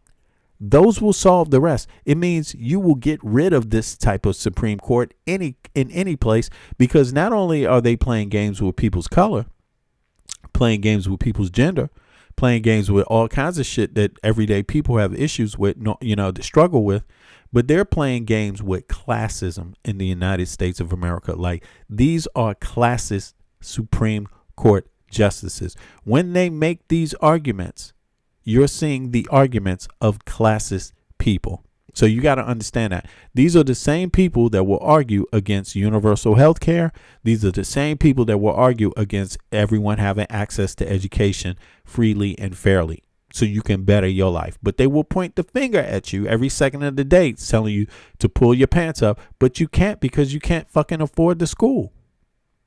It's private. You can't fucking afford the health care. It's private. And they want you to pay taxes for it anyway. I mean, come on, like, people got to connect the dots here. But in any case, here's what else is going on in the Supreme Court. And I'm going to end it on the Midas touch. So let's see. Let's go on. Appreciate everybody. Yo, do me a favor. Click the like button. Subscribe if you haven't subscribed. But click the like button for me. It helps more people find the thread and the stream and see the information. I appreciate y'all. Big up. Big up. Plan is now being unearthed as we start to look at some of the older Trump sycophantic Supreme Court right-wing extremist justices who may be retiring soon. Is it going to be an Alito or a Thomas? Yeah. Everybody's saying fuck Trump. Yeah, fuck these Supreme Court justices. Like, they are just as bad as Trump. They are a problem, like, for everyday people. Like, seriously, like, we're seeing who may do it. There may be plans formulating behind the scenes to figure out who could be even more extreme and more of a Trump bootlicker and sycophant. And there's kind of a secret audition taking place behind the scenes now. And if you particularly look what's happening in the D.C. circuit, a judge on the D.C. circuit named Judge Rao, she's making some of these rulings that don't just side with Donald Trump, but she's asserting herself in these opinions that are so hyperbolic in their language, that are so out there in kind of Trump MAGA language. And we always knew this judge was definitely out there and MAGA aligned, but the level of attacks on well-respected district court judges who have ruled against Trump, to lots of legal observers, including me and others, this is an audition that is happening behind the scenes for who will be the next Supreme Court justice. And I think that Donald Trump and people on his team are encouraging this behavior through Donald Trump's social media posts, which obviously can be read by anybody, and who they're posting, how they're promoting these rulings, I think is sending messages to judges who are part of this kind of competition. Now, just in the past 72 hours, federal Judge Rao has made this ruling on Trump ballroom and saying that Trump can continue to build the ballroom. But it wasn't just that she attacked the right-wing district court judge appointed by George W. Bush in 2002.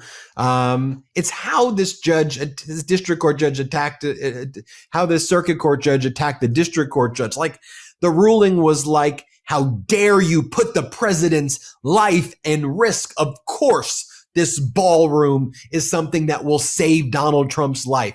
You're going to dare impose your judicial views when the commander-in-chief says that the ballroom has anti-drone technology, an anti-ballistic missile, and there's a bunker underneath? How dare you, Judge? I mean, pretty strong words also against a well-respected senior Republican district court judge being attacked by this Judge Rao. And then there's the way the judge attacked another federal judge, Judge Boasberg, who's been making rulings to further criminal contempt proceedings against Trump regime officials. And not only is Judge Rao stopping that from taking place, it's the language of attacking these well-respected district court judges that's fairly unprecedented in terms of our reading of these types of circuit court decisions. I want to bring in Harry Littman from the Talking Feds YouTube channel, Substack, and podcast. Harry, great to see you as always. You and I, before we did this video, when we talk about what topics to do, we both gravitated to this one because the rulings have been so out there and extreme. It's almost like a circuit court version of the federal judge in South Florida, who was Donald Trump's go-to over there. Like, it's that wild that you're like, is that what you're doing right here? Break it down for us, Harry. Yeah, I have to say I was put in mind of Eileen Cannon. This pains me to say, Ben, but I don't see how else you can make sense of this opinion. First, the opinion itself is really important. I've got a long YouTube on this today, breaking it down. This is the one from the very first alarm bells in Trump 2.0, March 15th, and sending Kilmar Abrego Garcia down to CCOT prison. And Judge Boasberg said, turn those planes around. So Boasberg very sensibly has said, look, and you can't violate an order by saying it's wrong unless a court says so. And at the time, it hadn't said so. And I'm going to look into this contempt anyway. And that, by the way, that's all he's doing so far is gathering facts. Now, Rao not simply shuts it down, period, says you can't do criminal contempt, and does it with mandamus, which is a really extreme showing that I don't think she comes close to making. But the opinion is just larded up with total insult after insult about Boasberg, who is just portrayed as ignoring the orders of courts above and purposely having an agenda and the like. Let me start with an objective fact. It's just an objective fact. Anyone who knows the DC court system. Judge Boasberg is a highly respected judge on both sides of the aisle, longtime prosecutor, roomed with Brett Kavanaugh's, people point out, in law school, and an absolute solid guy. Now, when a court of appeals slaps down a district court in this way, even if it's an obstreperous sort of horse's ass of a district court, it's very well understood the protocol is to be quite gentle. The learned district court judge failed to take heed, something like that. She, in page after page, just slaps him around in a way that I can't account for other than a desire to really please and placate Donald Trump, who has done the same thing himself, taken all these swipes at Boasberg as a radical, terrible judge, etc. Something that everyone, I mean everyone who knows the DC court system and knows Boasberg knows is total horseshit. And nevertheless, Trump does it. But for Rao, as a sitting judge, to parrot it. Now, she was alone. She had a concurring opinion by another Trump judge, much more gentle, much more technical, saying, and again, I have a long YouTube on this, but saying that there's a little, because of the exact way Boasberg put it at the time, et cetera, and then an 80-page dissent from a Biden appointee, just from soup to nuts, taking this completely apart. And that's going to draw a lot of attention, by the way, of the majority on the court that are Democrats. And you're going to see an effort to bring this en banc. And partly for the ruling, but man, a big part of it, anyone who reads it with any sophistication knows, I just don't know how else to put it. This is an audition. This is pick me. I will piss all over this this enemy of yours that you hate, and look how strong I can be in the U.S. reports. Pick me. It's just, so this is what's gone on in the U.S. court system. It's basically for hire. You know what I mean? Money, and that's where the corruption lies in it. The gifts, the way that these companies can hide money, the way they can get judges can have investments in different businesses or whatever. There's loads of way where the ethics have been compromised. And so judges aren't even afraid today to just say, hey, pick me. Pick me. I'll sound more radical. And it's the same as the politics. And the judging should not be like politics. It shouldn't have politics really in mind. It should be exempt, completely from politics. You see what I mean? Because where politics can disagree, how you look at your Constitution shouldn't necessarily be up for a debate every goddamn day. Not in this way. Maybe in passing new laws, but not in just going back and trying to override anything you don't like in the Constitution. And then at the same time, you got judges who follow that. Look, judges are going along with it, saying, hey, the last one got away with a lot. Pick me this time. I'll help you get away with a lot. We can change this. You can do anything you want, and so this is where it's at. And it's a dangerous time for American citizens, because most American citizens are not rich. Most American citizens are average, or less. You see what I mean? The majority, average and less. You see, so right now people are at a serious disadvantage, but awareness, following the courts too, I think, not just the politicians, but the courts right now, is very important. Like my advice for people is immerse yourself in this political moment. Immerse yourself in this moment. If there's something you got shortcomings in, immerse yourself in it, and you will resolve that in some time, in a small amount of time, because right now it's for sale. Damn near it's for sale, and American people need to catch on. The politicians are for sale, the judges are for sale, and I'm sorry to say that, because I don't want, there's a lot of great judges out there, and actually the judges are holding the line more than the politicians are. The Supreme Court is leaning very right, but just by the fact that the law is the underpinning of the entire society, there's only so much judges can do it before they risk impeachment themselves. And this Supreme Court has led the way in that, and coming to findings that are just so absurd. It's made other judges try to stretch the boundaries of the law even more. So it's some interesting times here, but let me see here. There's more. Let's go on. There's also, my God, there's also more Pam Bondi, right? And there's also more Epstein. So let's see here regarding the courts. So let's see here. Let's go on. Donald Trump has clashed with the media in many ways. Sometimes he tries to use lawsuits that he would. I mean, it's largely court for Trump. Trump is busy challenging the courts, like more than any other president ever has, Clearly lose to change the narrative, to seem more innocent of something that's been reported about him, or to shake down people who at times we've seen settle suits. And so it's really important that we follow up on this story, a federal judge tossing Trump's Epstein defamation case against the Wall Street Journal.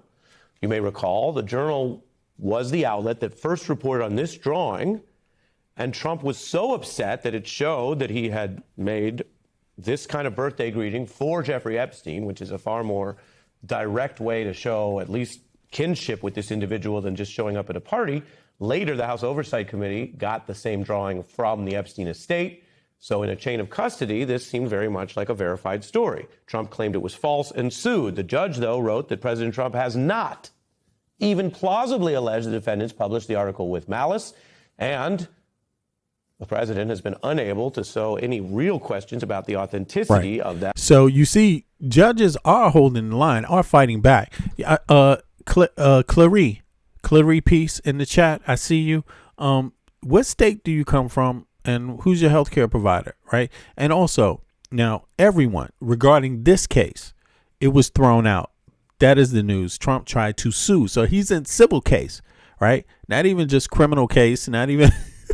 Right? He's in civil case now, civil law, and he lost this case. He tried to sue Rupert Murdoch's company for publishing what we just saw. So, Clarie Peace, have you seen this?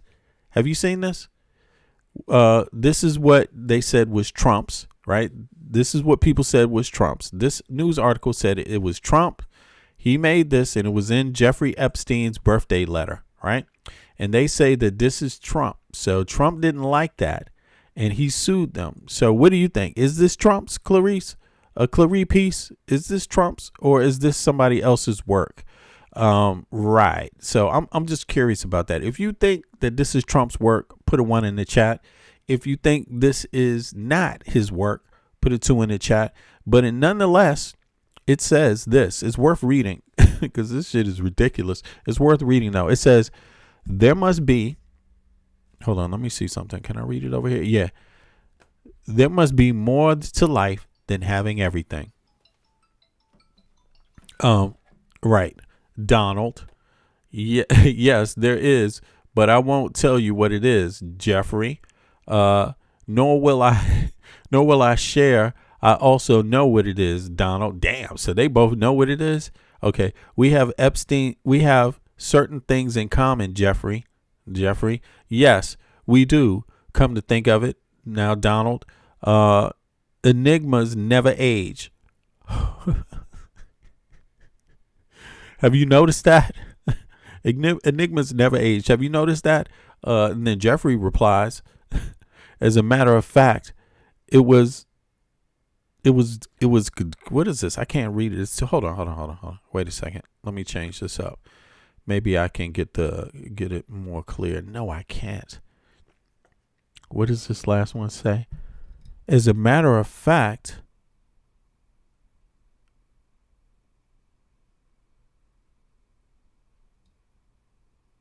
okay, well, forget it. In any case, I can't see the small text, and I don't want to look it up. But look, most people saw this. This was making the news last year.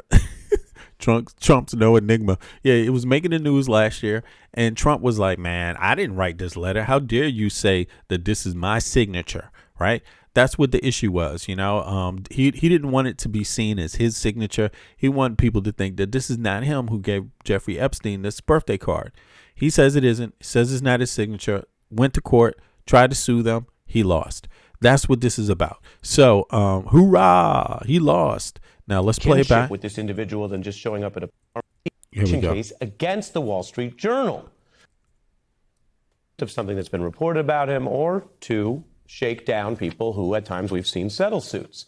And so it's really important that we follow up on this story, a federal judge tossing Trump's Epstein defamation case against the Wall Street Journal. You may recall the Journal was the outlet that first reported on this drawing, and Trump was so upset that it showed that he had made this kind of birthday greeting for Jeffrey Epstein, which is a far more direct way to show at least kinship with this individual than just showing up at a party. Later, the House Oversight Committee got so that's what it essentially means in practical terms. People can now refer to this as Trump's letter. You see, he can't sue, basically. You see that? Did you hear what? Because Ari's an attorney also. Did you hear what he just said? See, birthday greeting for Jeffrey Epstein. Here we go. Was the outlet that first reported on this drawing, and Trump was so upset that it showed that he had made this kind of birthday greeting for Jeffrey Epstein, which is a far more direct way to show at least kinship with this individual than just showing up at a party. Later, the House Oversight Committee got the same drawing from the Epstein estate. So in a chain of custody, this seemed very much like a verified story. Trump claimed it was false and sued. The judge, though, wrote that President Trump has not even plausibly alleged the defendants published the article with malice, and the president has been unable to sow any real questions about the authenticity of that letter. Remember, this is what Trump was saying at the time, filing what is now a loser lawsuit. I don't do drawings. I'm not a drawing person. I don't do drawings. I'm not a drawing person. I don't do drawings of women, that I can tell you. They say there's a drawing of a woman, and I don't do drawings of women. He kept repeating, I don't do drawings, which maybe he thought was a way to deny it without literally actually saying, I didn't send or sign that birthday card. But the case was making that point. Right. He never said, see, this is the funny thing. He's not saying that he didn't sign it. He's just saying it's not his. He didn't. I don't know what the fuck he's trying to say. He flip-flops. Repeating, I don't do drawings, which maybe he thought was a way to deny it without literally actually saying, I didn't send or sign that birthday card. But you see? So Trump has never, even in his own defense, he's never said that he didn't sign that birthday card. The case was making that point, that somehow this was false. He's lost. And remember, the world can be complicated. Rupert Murdoch owns Fox News and all of the MAGA support they're giving. But he also owns the Journal, and unlike some other major company heads, he stood by that reporting and defended it in court. So chalk that up as a big Epstein loss for Trump. Meanwhile, some other corporate executives who have also been cozy with Trump are making moves. David Ellison is the billionaire who owns CBS and is in the process of this big media merger, and he's now hosting a special private dinner to honor Trump. This comes as, of course, Trump's administration reviews his merger aspiration, taking on CNN and Warner Brothers Studios. So there's plenty of bad news these days. There's bad news in the economy. Americans pay more for gas and groceries. But right now we turn to some good economic news and legal news, because Democratic attorneys general have now bested a giant corporation in a case over monopoly practices that hurt consumers. If the topic rings a bell, there has been outrage over Ticketmaster and Live Nation gouging consumers on big concerts. This was a big deal around Taylor Swift, you might recall. And it's been a bipartisan concern because music fans come in all ideologies, something we talk about sometimes here on The Beat. Even MAGA favorite Kid Rock testified against this same company's monopoly tactics in Congress. And today marks a huge legal victory in this fight. New York Attorney General James has won, as a New York jury determined that this Live Nation Ticketmaster conglomerate was running an illegal monopoly. That's against the law. There was evidence of abusing market power to overcharge people, to shake down different venues. Lawmakers have been calling out Ticketmaster's illegal practices for many years. And this is the throwback I mentioned. In some of the hearings, people were quoting lyrics. Imagine that. That's something that happens sometimes. These were not hip hop. They were usually Taylor lyrics. What Ticketmaster and its parent company Live Nation are doing looks like an illegal monopoly. As a ode to Taylor Swift, I will say we know all too well. This merger between Live Nation and Ticketmaster will absolutely have and continue to have a detrimental effect on their prices. Ticketmaster ought to look in the mirror and say, I'm the problem. It's me. I think it's a nightmare dressed like a daydream. I don't think we ought to go there. But this is about more than aging political nerds quoting Taylor Swift, although that is, of course, a wonderful thing, and you're free to do it. Antitrust prosecutors, all the way back in the Biden DOJ, were pushing this case. It has huge economic and cultural impact. So back in 2019. Yeah, so that was Letitia James. She just actually won that case. And, again, this thing about American politics, are we going to let people divide us by our, color, gender, these kind of things in different intersections, right? Are we going to let people do that, or are we going to deal with this classism thing in the United States of America? Like, are we going to come together as American citizens and say that our elderly deserve a dignified, last 20 years or at least 10 years of their life? Are we going to say that our children deserve the dignified first 10 years of their life? Are we going to say that? Are we going to make decisions about parents in the job market being able to have time off with their kids, time with their kids at home so that they can raise the kids? Are we going to say that? Or are we going to get behind American families, or are we going to divide them and steal them and make them the suckers of the United States of America? And so I really hope that we don't fall for the okie doke in this upcoming midterm elections. I hope American citizens clearly see that, look, any of the problems that you're having is because we're not paying attention to things properly, especially at home. We're not paying attention to home. What goes on outside of home should be a concern, but what goes on inside of our house should be double concern. And we can't scapegoat it just on the poor. We can't scapegoat the problem on being the one Venezuelan immigrant that robbed somebody yesterday. We need, when our American-born criminals have a hard time just being American. You know what I'm saying? How can we help the American-born criminal have a dignified life so they don't have to turn to criminality? You know what I'm saying? Can we deal with that one for a change? Like, no, you see what I'm saying? No, but instead we're going to deal with that 1% of the criminality in the U.S. You know what I'm saying? It's like, what the hell? But again, classism, the rich. And I'm not talking about a little bit of rich. I'm not talking about you millionaires. OK, you millionaires ain't rich anymore. I'm talking about the billionaire class. The billionaire class of the United States of America have more money. What is the percentage of the money they control? This has got to hurt at home, too. You got to keep this in mind. What percentage of the global economy do the USA billionaire class own? And this is very important for people to understand when they look at everyday politics. Why, for some reason, you're arguing against each other, but can't seem to get things right, beyond that. So let's take a look at this, and then I'm going to be out. I appreciate everybody for showing up. Do me a favor, click the like button if you haven't clicked the like button yet. Subscribe if you haven't subscribed to my channel. I appreciate it. I'm an American citizen, born and raised in Washington, D.C. Family, both sides go back to the colonial period of the United States. But as a grown-ass man, I live abroad. I live in a country called Denmark and Copenhagen. So I like to share facts about what life is like in comparison to both places, and what are some of the differences, What are some of the good things about both places, and what are some of the bad things about both places?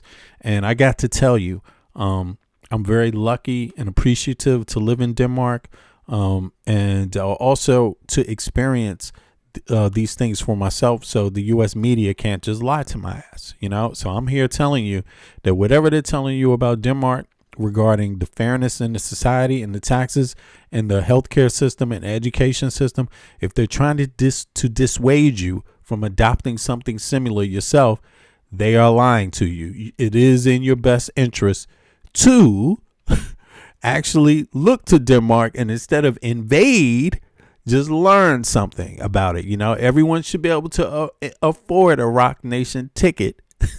You know what I'm saying? But if you're not willing to make the regular everyday life fair for you, then most of you never will be able to see.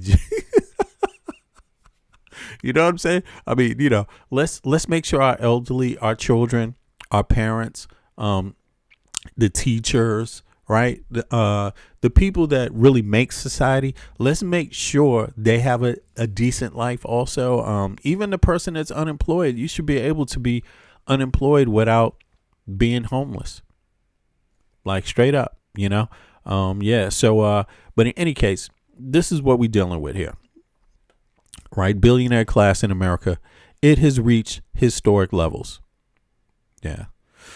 Reflecting a significant portion of both the total global wealth and the annual global economic output, GDP. To answer this accurately, we have to look at two different metrics: total wealth, the stock of everything they own, the global GDP, the flow of goods and the services produced in a year.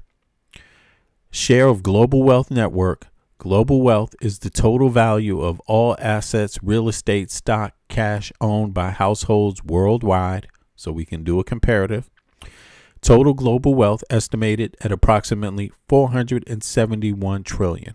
That's the estimate of the total global wealth. U.S. billionaires net worth, the roughly 1,000 U.S. billionaires, just 1,000 people,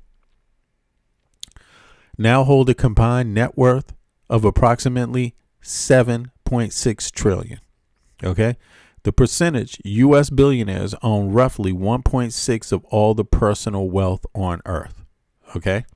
While 1.6 might sound small, remember that this group of just 1,000 people out of a global population of 8 billion, this means this tiny group owns more wealth than the bottom 50% of the entire global population. Do you see that? 1,000 people out of a global population of 8 billion. This means this tiny group owns more wealth than the bottom 50% of the entire global population. And you live next to them. These are the people that are saying, them federal taxes shouldn't help pay for health care, shouldn't help pay for child care. These are the ones saying, pull your pants up by your belts, you know, just pull your pants up all by yourself. So you have to be insane. You have to be insane to not see that these people don't care about you at all. You have to be insane to not understand that. And understand your situation is only in relation to living next to them. Right. Your situation is only in relation to living next to these people, these 1,000 people. So whatever problems you're having are the problems of the people that live next to the 1,000 people that have more money than 50% of the lower 50% of the earth. These 1,000 people. All right. So let's continue. Let's just this is so funny. Share of economy, GDP. Comparing billionaires' wealth to global GDP is a way of measuring their economic weight against total output of all nations. Total global GDP projected to be 1.26 trillion, right? So that's a little different than than this figure here. The initial figure, 47.1 trillion. We talking about that's the total global wealth, but the yearly turnaround, right? The yearly turnaround is a little different, right? So let me see here. Where did I go? Where was it? Right. Here we go. So 1.6 might sound small. Hold on. Here it is.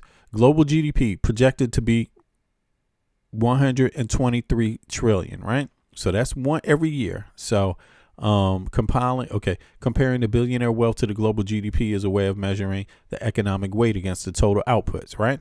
So 1.23 of a trillion every year. That's what this group is controlling or levying, right?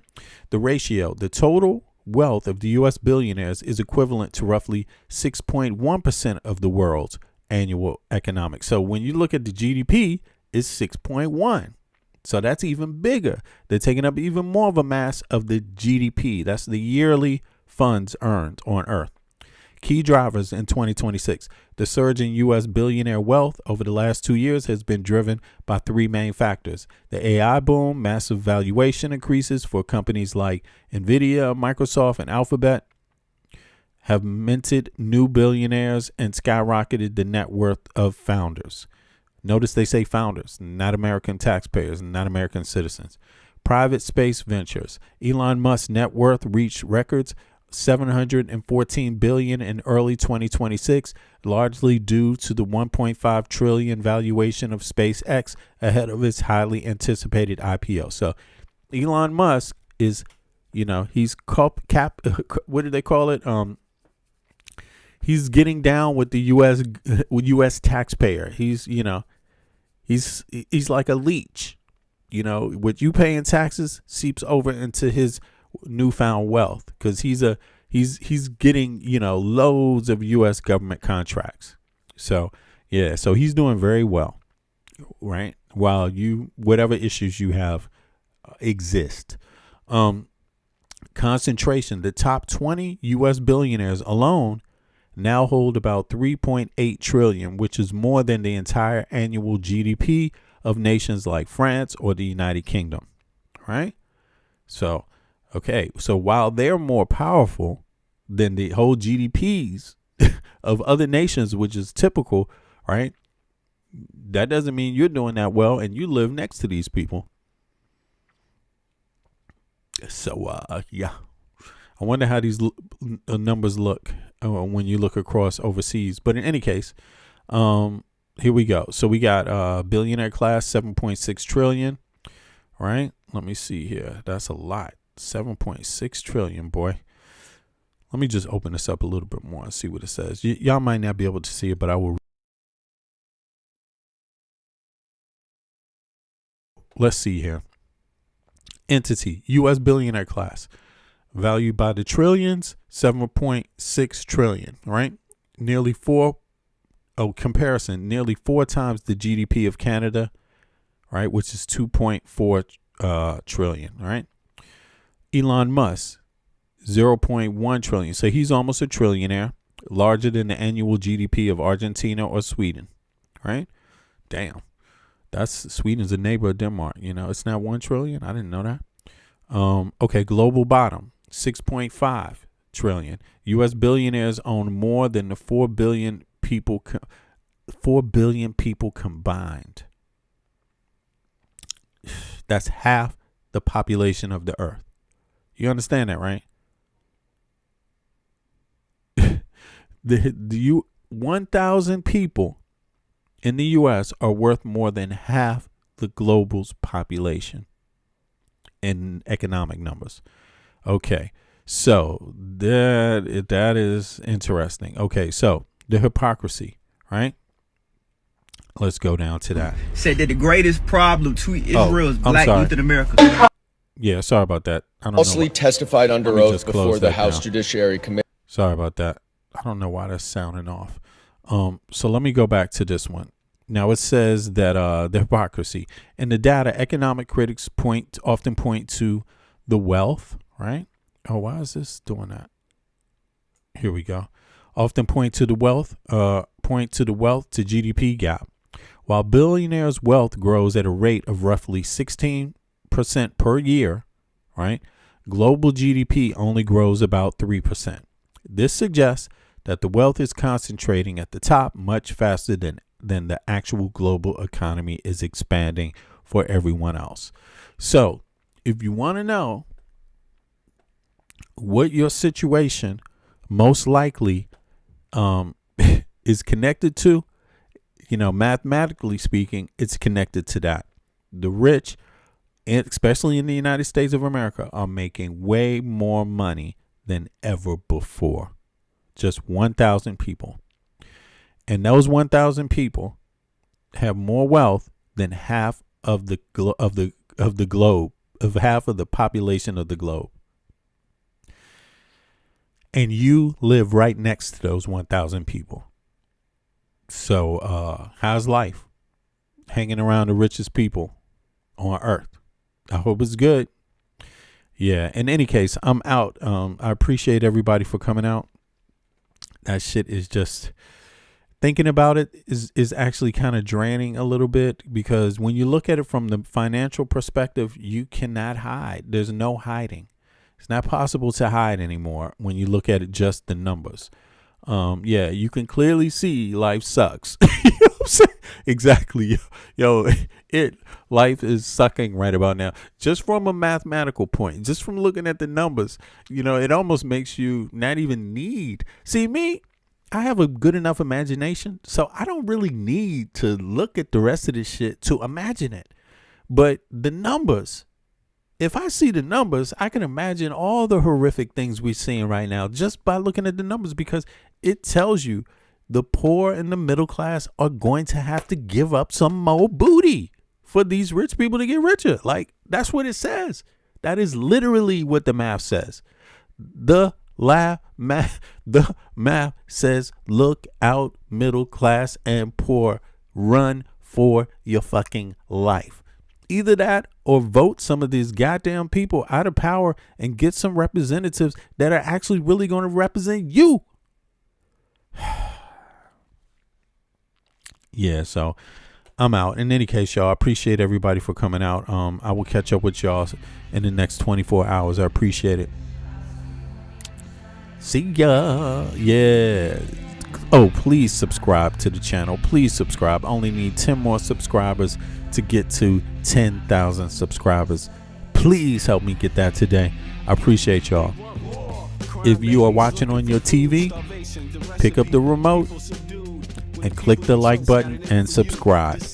Appreciate y'all. I'm out.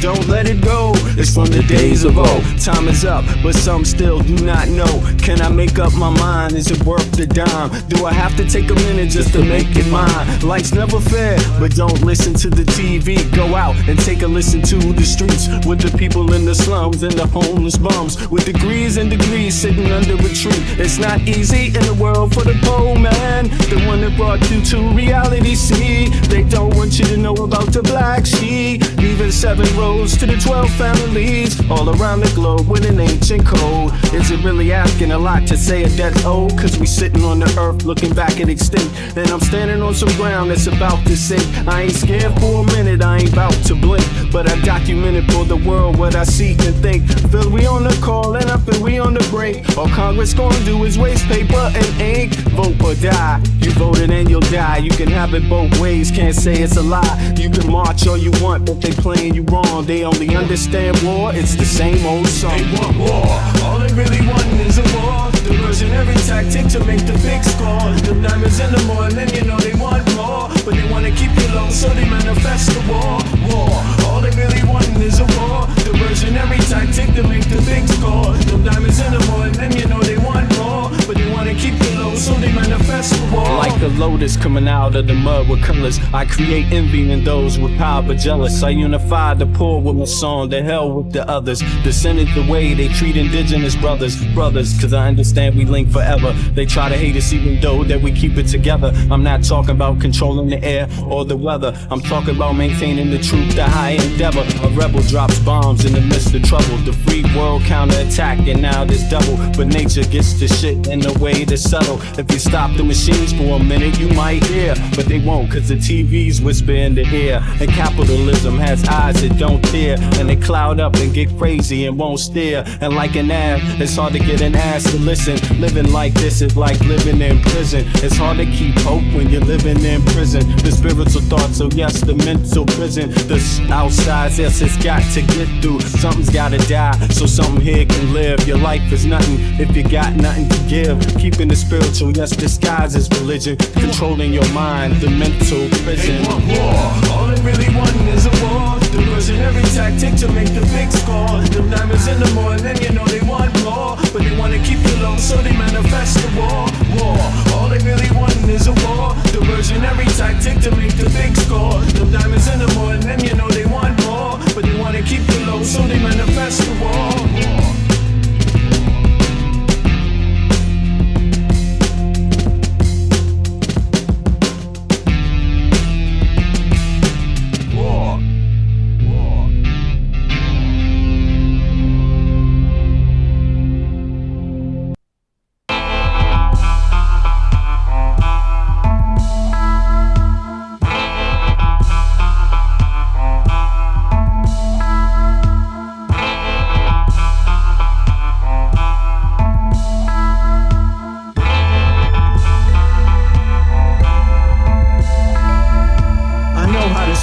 MC when he bustin', but I just back away real cool, no fussin'. I'd rather go kicking in the streets with the bums and use the knowledge to collect what? Some funds, open a non-profit and build a damn school. And this is the story of how a great king rules. There's many that claim to know the local demographic, but don't have the nerve to tell you the truth. It's tragic, but I do, so sit back and let me spit this shit to you. You feel better when I spit this shit to you. Despite the system trying to clamp down on the people will learn how to stand up to evil. Not evil that's across the globe, that's too far. But evil lies in their own backyard. And fighting, it's not an option, they can't win. The government, it's not supposed to represent sin, but then again they do. And fighting, it's not an option, they down and figure out how to solve them. Can't win being a rapper that can't speak, but we do, yes, and plus we make fat beats. Yo, we smoke weed, break up trees. So listen, bringing fat beats, that is our mission. You wanted to see us, homeboy, shut up and listen. Thelonious and Big Benny, brother, check the vision.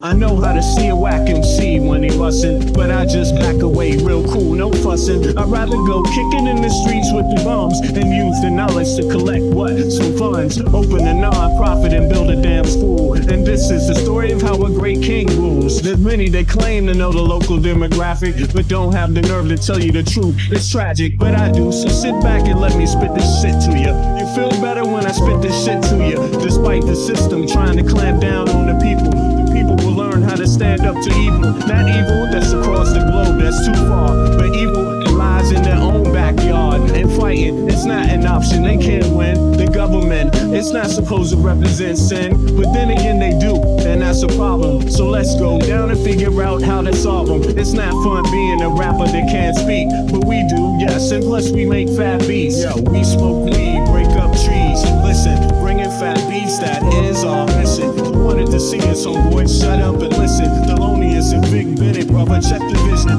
Mentalities of different realities. Enter the Star Trek room when you hear the boom. I be the Walkman with the super bass. Automatic stop, yes, stereo cassette player. With the delayer, freaky lyrical sprayer. Extraterrestrial rhyme sayer. I be the poetical VIC/master of the ceremony. Tenderoni, won't you come step with me? I'm on a historical journey, kinda like Sigourney. Implore me to represent the attorney that represents my niggas, go figure. It's the card, they call me Uncle Bigger. Niggas love your blunts, down your liquors. I read the parallel to the fiction. You're fixated on this brother's nature. Relaxed behavior, I might save your change. Flip it, rearrange the whole concept. Yo, it's good for all your brain. Insane, psychotic, neurotic, black onyx, and hooked on phonics, just atomic. Bees like a bonnet, cut with the Asiatic, they all up on it. Rhyme static with the erratic type of skill. You wonder, is this nigga Vic really for real? It's still, but only necessary in the very. I'm milk like dairy, they quite contrary. That's scary, but I'm a dog in the prairie. I scurry to grab my bones and just worry. Lyrical